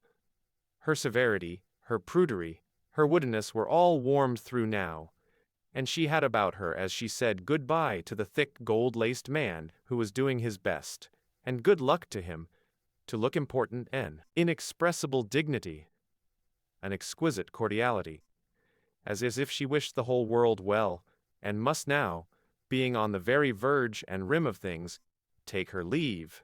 So she made him think. But he was not in love, and, walking down the room with him, with Sally there, and Peter there, and Richard very pleased, with all those people rather inclined, perhaps, to envy, she had felt that intoxication of the moment, that dilatation of the nerves of the heart itself, till it seemed to quiver, steeped upright. Yes, but after all it was what other people felt. For though she loved it and felt it tingle and sting, still these semblances, these triumphs, dear old Peter, for example, thinking her so brilliant, had a hollowness. At arm's length they were, not in the heart, and it might be that she was growing old, but they satisfied her no longer as they used. And suddenly, as she saw the Prime Minister go down the stairs, the gilt rim of the Sir Joshua picture of the little girl, with a muff, brought back Kilman with a rush. Kilman her enemy. That was satisfying. That was real. Ah, how she hated her. Hot, hypocritical, corrupt. With all that power, Elizabeth's seducer. The woman who had crept in to steal and defile, Richard would say, what nonsense! She hated her, she loved her. It was enemies one wanted, not friends, not Mrs. Durrant and Clara, Sir William and Lady Bradshaw, Miss Truelock and Eleanor Gibson, whom she saw coming upstairs. They must find her if they wanted her. She was for the party. There was her old friends, Sir Harry. John's Wood, they were always of cattle, standing in sunset pools absorbing moisture, or signifying, for he had a certain range of gesture, by the raising of one foreleg and the toss of the antlers, the approach of the stranger.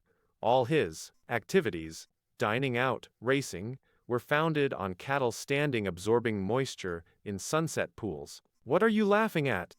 She asked him. For Willie Titcomb and Sir Harry and Herbert Ainsty were all laughing, but no. Sir Harry could not tell Clarissa Dalloway, much though he liked her. Of her type he thought her perfect, and threatened to paint her. His stories of the music-hall stage, he chaffed her about her party. He missed his brandy. These circles, he said, were above him. But he liked her, respected her, in spite of her damnable, difficult upper-class refinement, which made it impossible to ask Clarissa Dalloway to sit on his knee. Hilbery, stretching her hands to the blaze of his laughter, about the Duke and the lady, which, as she heard it across the room, seemed to reassure her on a point which sometimes bothered her if she woke early in the morning and did not like to call her maid for a cup of tea. It is certain we must die. They won't tell us their stories, said Clarissa. Dear Clarissa, exclaimed Mrs. Hilbery. She looked tonight, she said, so like her mother as she first saw her walking in a garden in a grey hat. And really Clarissa's eyes filled with tears. Her mother, walking in a garden. But alas, she must go, for there was Professor Brearley, who lectured on Milton, talking to little Jim Hutton, who was unable even for a party like this to compass both tie and waistcoat or make his hair lie flat. And even at this distance they were quarreling. She could, with all those degrees, honors, lectureships between him and the scribblers, he suspected instantly an atmosphere not favorable to his queer compound, his prodigious learning and timidity, his wintry charm without cordiality, his innocence blent with snobbery. He quivered if made conscious by a lady's unkempt hair, a youth's boots, of an underworld, very creditable doubtless, of rebels, of ardent young people, would-be geniuses, and intimated with a little toss of the head, with a sniff, humph, the value of moderation, of some slight training in the classics, in order to appreciate Milton. Professor Brearley, Clarissa could see, wasn't hitting it off with little Jim Hutton, who wore red socks, his black being at the laundry, about Milton. She interrupted. She said she loved back. So did Hutton. That was the bond between them, and Hutton, a very bad poet, always felt that Mrs. Dalloway was far the best of the great ladies who took an interest in art. It was odd how strict she was. About music she was purely impersonal. She was rather a prig. But how charming to look at! She made her house so nice if it weren't for her professors. Clarissa had half a mind to snatch him off and set him down at the piano in the back room, for he played divinely. But the noise, she said. The noise, the sign of a successful party. Nodding urbanely, the professor stepped delicately off. He knows everything in the whole world about Milton, said Clarissa. Does he indeed? Said Hutton, who would imitate the professor throughout Hampstead. The professor on Milton. The professor on moderation. The professor stepping delicately off. But she must speak to that couple, said Clarissa, Lord Gayton and Nancy Blow. Not that they added perceptibly to the noise of the party. They were not talking perceptibly, as they stood side by the yellow curtains. They would soon be off elsewhere, together, and never had very much to say in any circumstances. They looked, that was all. That was enough. They looked so clean, so sound, she with an apricot bloom of powder and paint, but he scrubbed, rinsed, with the eyes of a bird, so that no ball could pass him or stroke surprise him. He struck, he leapt, accurately, on the spot. Ponies' mouths quivered at the end of his reins. He had his honors, ancestral monuments, banners hanging in the church at home. He had his duties, his tenants, a mother and sisters, had been all day at Lord's, and that what they were talking about, cousins, the movies, when Mrs. Dalloway came up. Lord Gayton liked her most awfully. So did Miss Blow. She had such charming manners. It is angelic. It is delicious of you to have come, she said. She loved lords. She loved youth, and Nancy, dressed at enormous expense by the greatest artists in Paris, stood there looking as if her body had merely put forth, of its own accord, a green frill. I had meant to have dancing, said Clarissa, for the young people could not talk. And why should they? Shout, embrace, swing, be up at dawn, carry sugar to ponies, kiss and caress the snouts of adorable chows, and then all tingling and streaming, plunge and swim. But the enormous resources of the English language, the power it bestows, after all, of communicating feelings at their age, she and Peter would have been arguing all the evening, was not for them. They would solidify young. They would be good beyond measure to the people on the estate, but alone, perhaps, rather dull. What a pity, she said. I had hoped to have dancing. It was so extraordinarily nice of them to have come. But talk of dancing! The rooms were packed. There was old Aunt Helena in her shawl. Alas, she must leave them. Lord Gayton and Nancy Blow. There was old Miss Perry, her aunt, for Miss Helena Perry was not dead. Miss Perry was alive. She was past 80. She ascended staircases as slick. She was placed in a chair. Richard had seen to it. People who had known Burma in the 70s were always led up to her, for at the mention of India, or even Ceylon, her eyes, only one was glass, slowly deepened, became blue, beheld, not human beings. She had no tender memories, no proud illusions about viceroys, generals, mutinies. It was orchids she saw. Mountain passes and herself carried on the backs of coolies in the 60s over solitary peaks, or descending to uproot orchids, startling blossoms never beheld before, which she painted in water. An indomitable Englishwoman, fretful if disturbed by the war, say, which dropped a bomb at her very door. From her deep meditation over orchids and her own figure journeying in the 60s in India.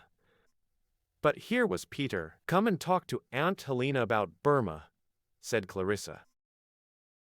And yet, he had not had a word with her all the evening. We will talk later, said Clarissa, leading him up to Aunt Helena, in her white shawl, with her stick. Peter Walsh, said Clarissa. That meant nothing. Clarissa had asked her. It was tiring. It was noisy. But Clarissa had asked her, so she had come. It was a pity that they lived in London, Richard and Clarissa. If only for Clarissa's health, it would have been better to live in the country. But Clarissa, always been fond of society. He has been in Burma, said Clarissa. Ah. She could not resist recalling what Charles Darwin had said about her little book on the orchids of Burma. Clarissa must speak to Lady Bruton. No doubt, it was forgotten now, her book on the orchids of Burma, but it went into 3 editions before 1870, she told Peter. She remembered him now. He had been at Bourton, and he had left her, Peter Walsh remembered, without a word in the drawing-room, when Clarissa had asked him to come boating. Richard so much enjoyed his lunch party, said Clarissa to Lady Bruton.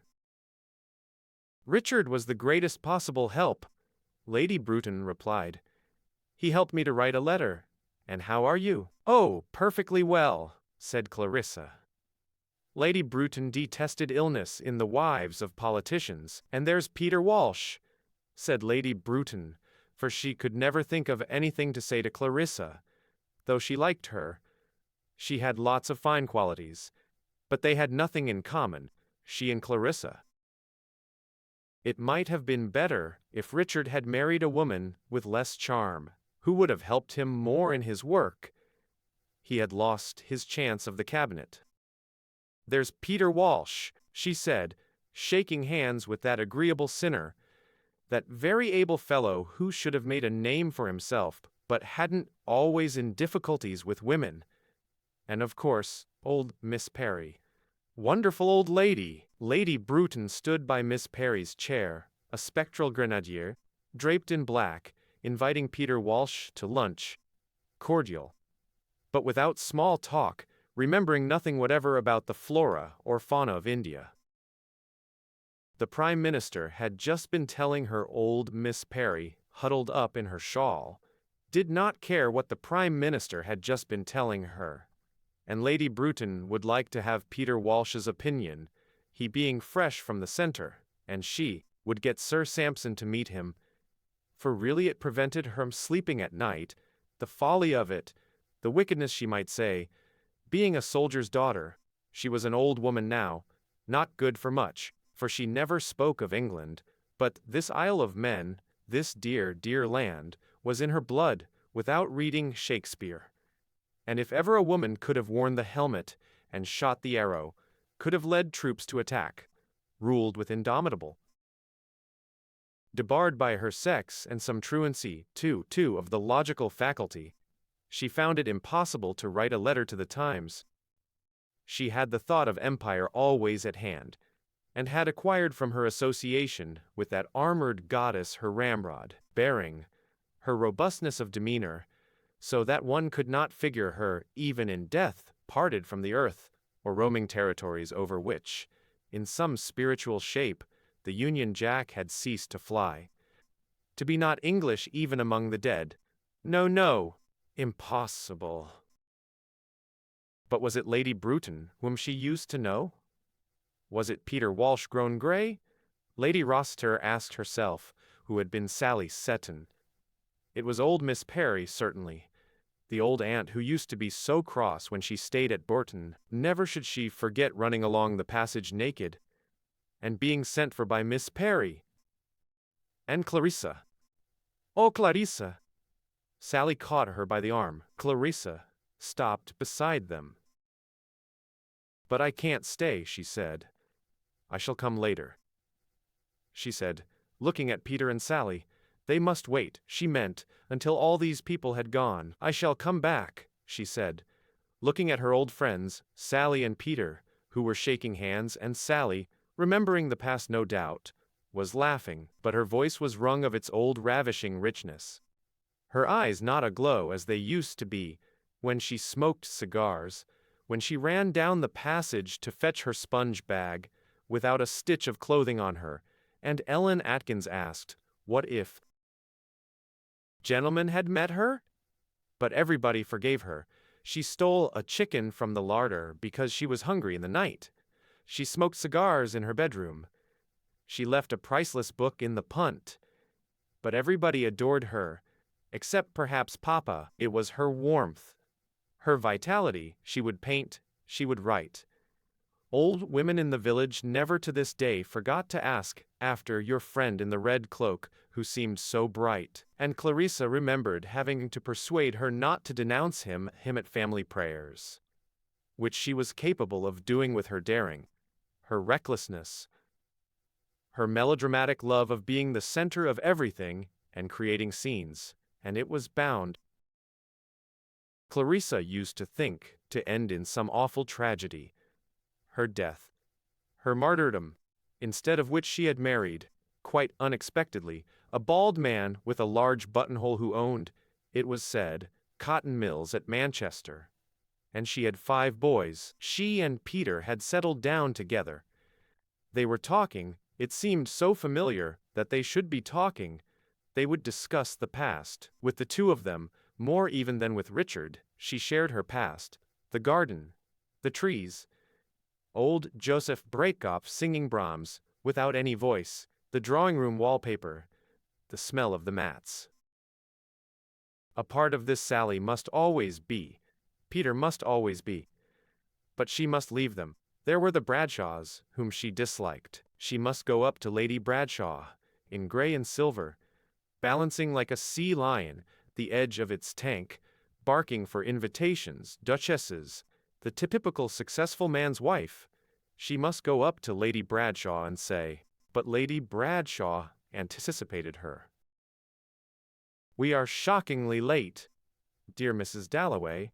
We hardly dared to come in," she said, and Sir William, who looked very distinguished, with his grey hair and blue eyes, said yes. They had not been able to resist the temptation.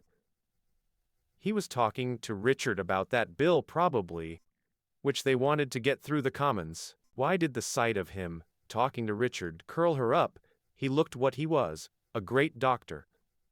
A man absolutely at the head of his profession, very powerful, rather worn. For think what cases came before him. People in the uttermost depths of misery. People on the verge of insanity, husbands and wives. He had to decide questions of appalling difficulty. Yet, what she felt was, one wouldn't like Sir William to see one unhappy, no. Not that man. "How is your son at Eton?" she asked Lady Bradshaw. "He had just missed his 11, said Lady Bradshaw, because of the mumps. His father minded even more than he did. Being, she said, nothing but a great boy himself." Clarissa looked at Sir William, talking to Richard.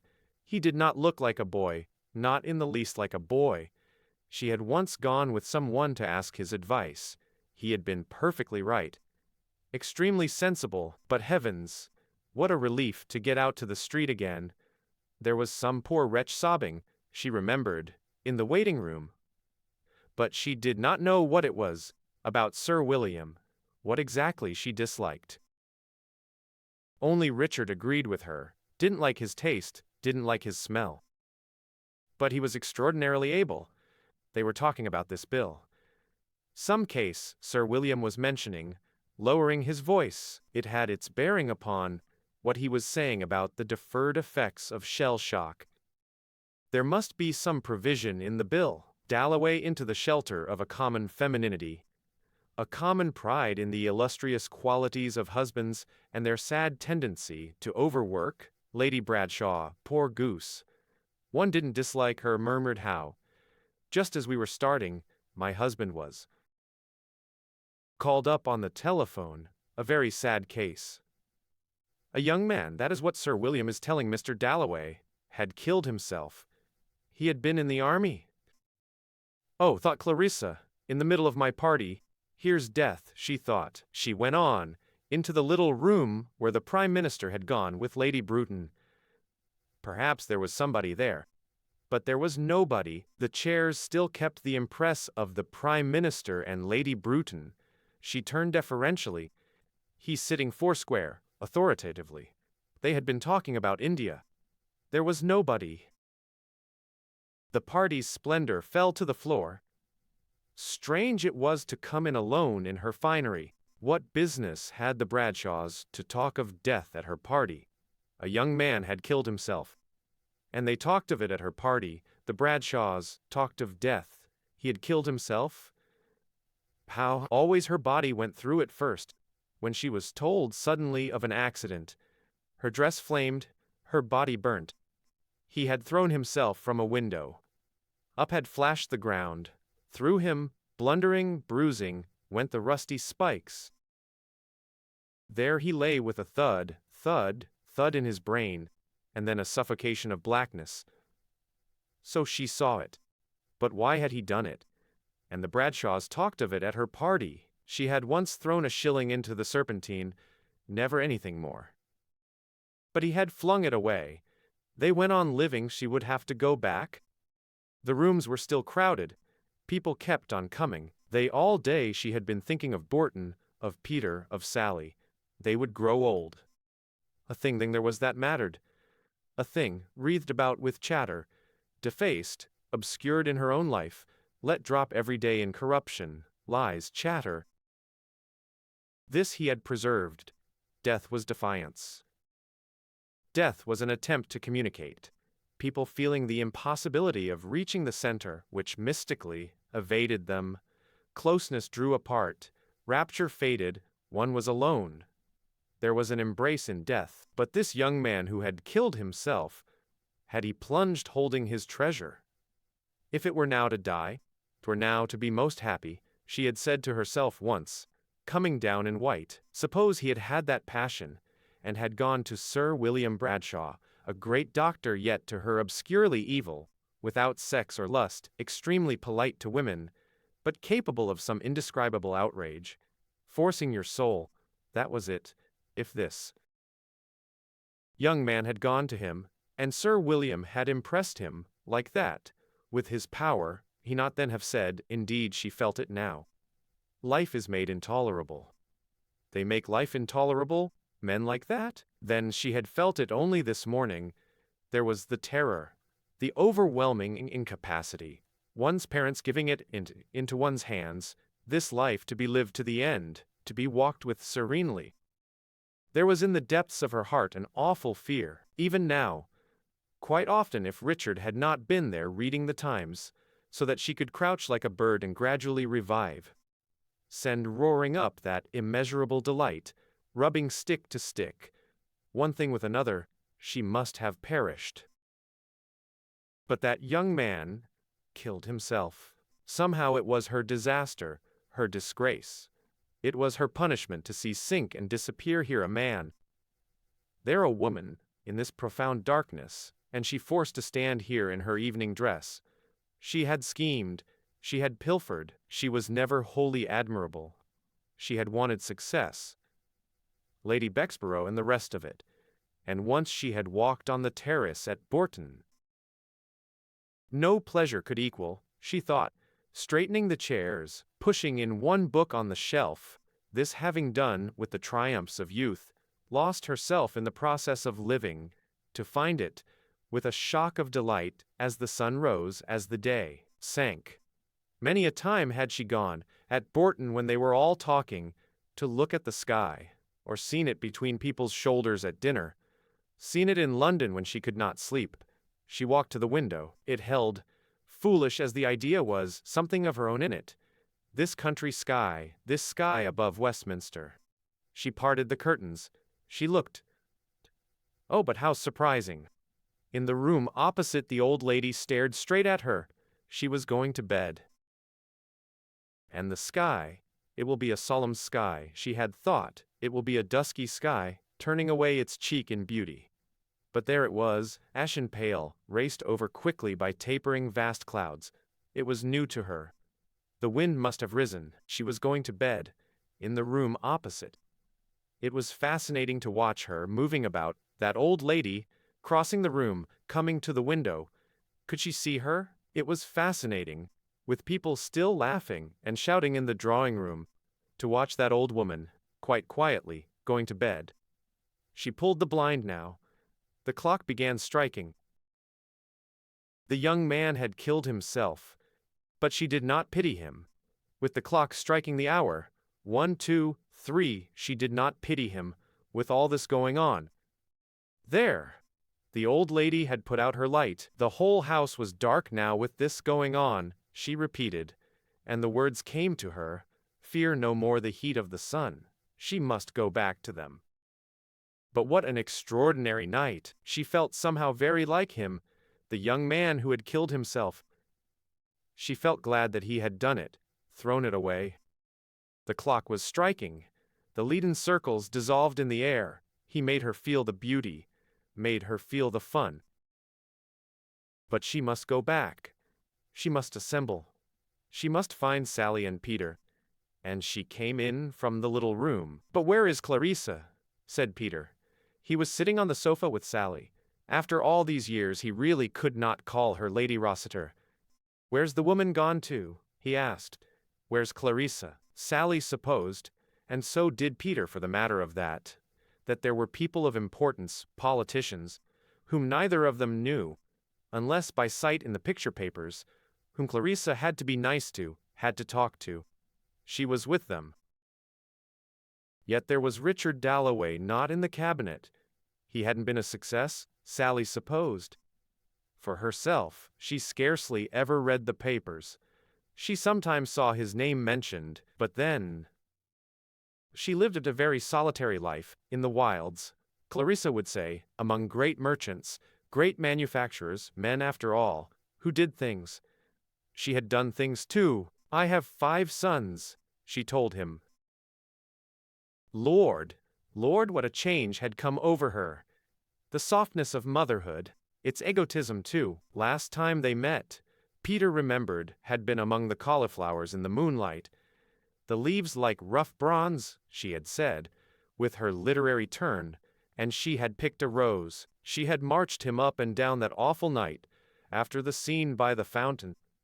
He was to catch the midnight train. Heavens, he had wept.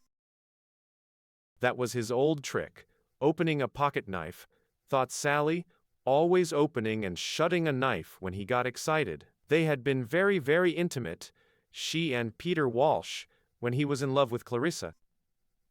And there were dreadful, ridiculous scene over Richard Dalloway at lunch. She had called Richard Wickham. Why not call Richard Wickham? Clarissa had flared up. And indeed they had never seen each other since, she and Clarissa, not more than half a dozen times perhaps in the last 10 years. And Peter Walsh had gone off to India.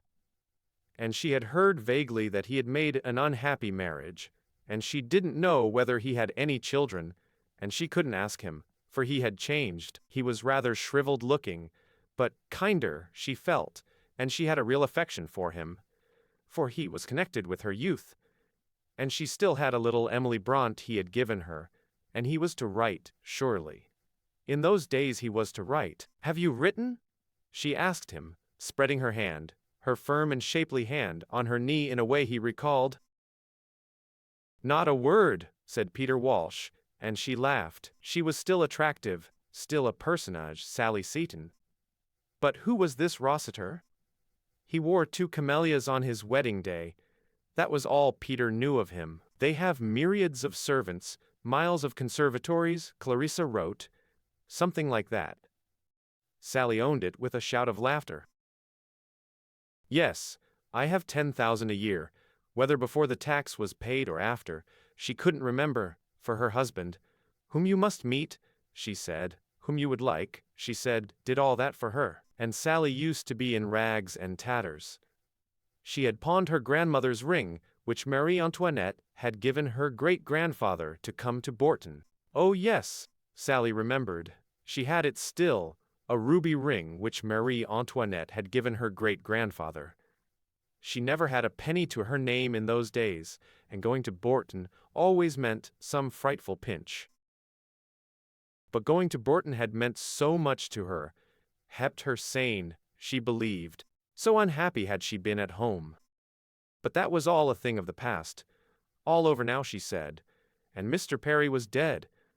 And Miss Perry was still alive. Never had he had such a shock in his life, said Peter. He had been quite certain she was dead, and the marriage had been, Sally supposed, a success, and that very handsome, very self-possessed, was Elizabeth, over there, by the curtains, in red. She was like a poplar. She was like a river. She was like a hyacinth. Willie Titcomb was thinking. Oh, how much nicer to be in the country and do what she liked. She could hear her poor dog howling. Elizabeth was certain she was not a bit like Clarissa. Peter Walsh said. Oh, Clarissa, said Sally. What Sally felt was simply this. She had owed Clarissa an enormous amount. They had been friends, not acquaintances, friends, and she still saw Clarissa all in white going about the house with her hands full of flowers. To this day tobacco plants made her think of Borton. But did Peter understand? She had often wanted to write to him, but torn it up, yet felt he understood. For people understand without things being said. As one realizes growing old, and old she was, had been that afternoon to see her sons at Eton, where they had the mumps.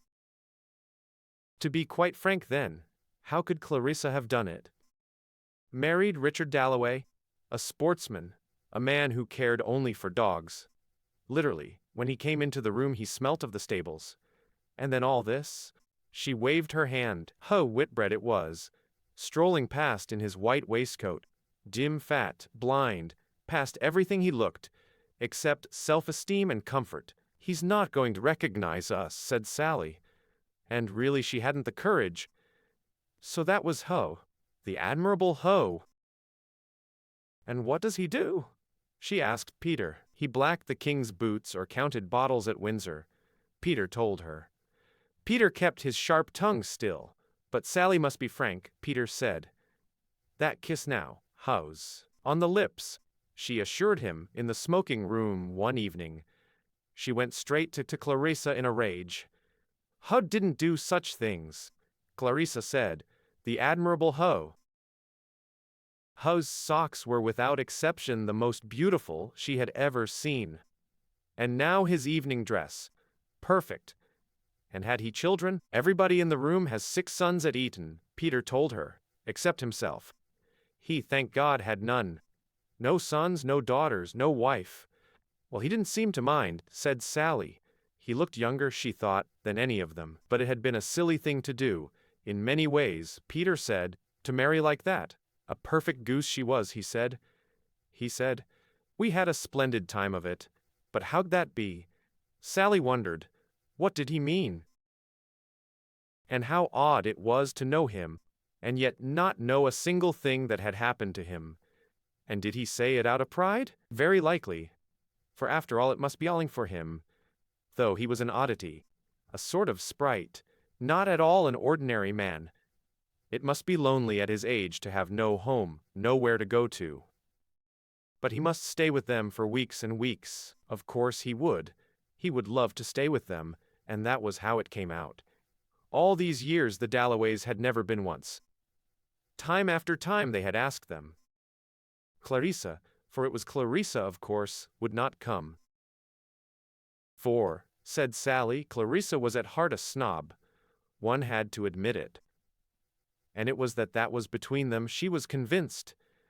Clarissa thought she had married beneath her husband being, she was proud of it, a miner's son. Every penny they had he had earned. As a little boy, her voice trembled, he had carried great sacks, and so she would go on, Peter felt, hour after hour. The miner's son, people thought she had married beneath her 5 sons, and what was the other thing? Plants, hydrangeas, syringas, very, very rare hibiscus lilies that never grow north of the Suez Canal, but she, with one gardener in a suburb near Manchester, had beds of them, positively beds. Now all that Clarissa had escaped, unmaternal as she was, a snob was she. Yes, in many ways, where was she all this time? It was getting late. Yet, said Sally, when I heard Clarissa was giving a party, I felt I couldn't not come. Must see her again, and I'm staying in Victoria Street, practically next door. So I just came without an invitation. She whispered, Tell me do. Is this? It was Mrs. Hilbery, looking for the door. For how late it was getting. And, she murmured, as the night grew later, as people went, one found old friends. quiet nooks and corners, and the loveliest views. Did they know, she asked, that they were surrounded by an enchanted garden, lights and trees and wonderful gleaming lakes in the sky? Just a few fairy lamps, Clarissa Dalloway had said, in the back garden. But she was a magician. It was a park. And she didn't know their names, but friends she knew they were, friends without names, songs without words, always the best. But there were so many doors, such unexpected places, she could not find her way. "Old Mrs. Hilbery," said Peter. But who was that? That lady standing by the curtain all the evening without speaking? He knew her face. Connected her with Borton. Surely she used to cut up underclothes at the large table in the window? Davidson. Was that her name? "Oh, that is Ellie Henderson," said Sally. Clarissa was really very hard on her. She was a cousin, very poor. Clarissa was hard on people. She was rather, said Peter. Yet, said Sally, in her emotional way, with a rush of that enthusiasm which Peter used to love her for, yet dreaded a little now, so effusive she might become, how generous to her friends Clarissa was, and what a rare quality one found it. And how sometimes at night, or on Christmas Day, when she counted up her blessings, she put that friendship first. They were young. That was it. Clarissa was pure-hearted. That was it. Peter would think her sentimental. So she was, for she had come to feel that it was the only thing worth saying. What one felt. Cleverness was silly. One must say simply what one felt. But I do not know, said Peter Walsh, what I feel. Poor Peter, thought Sally. Why did not Clarissa come and talk to them? That was what he was longing for. She knew it. All the time he was thinking only of Clarissa, and was fidgeting with his knife. He had not found life simple, Peter said. His relations with Clarissa had not been simple. It had spoilt his life, he said. They had been so intimate, he and Sally Seton, it was absurd not to say it. One could not be in love twice, he said, and what could she say? Still, it is better to have loved, but he would think her sentimental. He used to be so sharp. He must come and stay with them in Manchester. That is all very true, he said. All very true. He would love to come and stay with them, directly he had done what he had to do in London. And Clarissa had cared for him more than she had ever cared for Richard. Sally was positive of that. No, no, no, said Peter. Sally should not have said that. She went too far. That good fellow, there he was at the end of the room holding forth, the same as ever, dear old Richard. Who was he talking to? Sally asked. That very distinguished-looking man? Living in the wilds as she did, she had an insatiable curiosity to know who people were. But Peter did not know. He did not like his looks, he said. Probably a cabinet minister. Of them all, Richard seemed him the best, he said. The most disinterested. But what has he done? Sally asked. Public work, she supposed. And were they happy together? Sally asked. She herself was extremely happy. For she admitted she knew nothing about them, only jumped to conclusions, as one does, for what can one know even of the people one lives with every day? She asked, Are we not all prisoners? She had read a wonderful play about a man who scratched on the wall of his cell, and she had felt that was true of life. One scratched on the wall, despairing of human relationships. People were so difficult. She often went into her garden and got from her flowers a piece which men and women never gave her. But no, he did not like cabbages. He preferred human beings, Peter said. Indeed, the young are beautiful, Sally said, watching Elizabeth cross the room. How unlike Clarissa at her age. Could he make anything of her? She would not open her lips. Not much, not yet, Peter admitted. She was like a lily, Sally said, a lily by the side of a pool.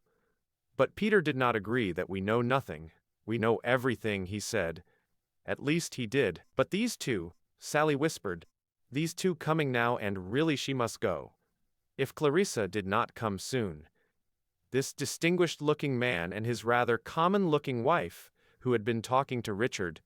What could one know about people like that? That they're damnable humbugs, said Peter, looking at them casually. He made Sally laugh, but Sir William Bradshaw stopped at the door to look at a picture. He looked in the corner for the engraver's name. His wife looked too. Sir William Bradshaw was so interested in art. Now that one was old, 52 to be precise. Sally was 55 in body, she said, but her heart was like a girl's of 20. Now that one was mature then, said Peter. One could watch, one could understand, and one did not lose the power of feeling, he said. No, that is true, said Sally. She felt more deeply, more passionately every year. It increased, he said. Alas, perhaps, but one should be glad of it. It went on increasing in his experience. There was someone in India. He would like to tell Sally about her. He would like Sally to know her. She was married, he said. She had 2 small children. They must all come to Manchester, said Sally. He must promise before they left. There's Elizabeth, he said. She feels not half what we feel. But, said Sally, watching Elizabeth go to her father, one can see they are devoted to each other. She could feel it by the way Elizabeth went to her father. For her father had been looking at her, as he stood talking to the Bradshaws. And he had thought himself, who is that lovely girl? And suddenly he realized that it was his Elizabeth. And he had not recognized her. She looked so lovely in her pink frock. Elizabeth had felt him looking at her as she talked to Willie Titcombe. So she went to him, and they stood together, now that the party was almost over, looking at the people going, and the rooms getting emptier and emptier, with things scattered on the floor. Even Ellie Henderson was going, nearly last of all, though no one had spoken to her, but she had wanted to see everything, to tell Edith. And Richard and Elizabeth were rather glad it was over. But Richard was proud of his daughter, and he had not meant to tell her, but he could not help telling her. He had looked her, he said, and he had wondered, who was that lovely girl? And it was his daughter. That did make her happy, but her poor dog was howling. Richard has improved. You are right, said Sally.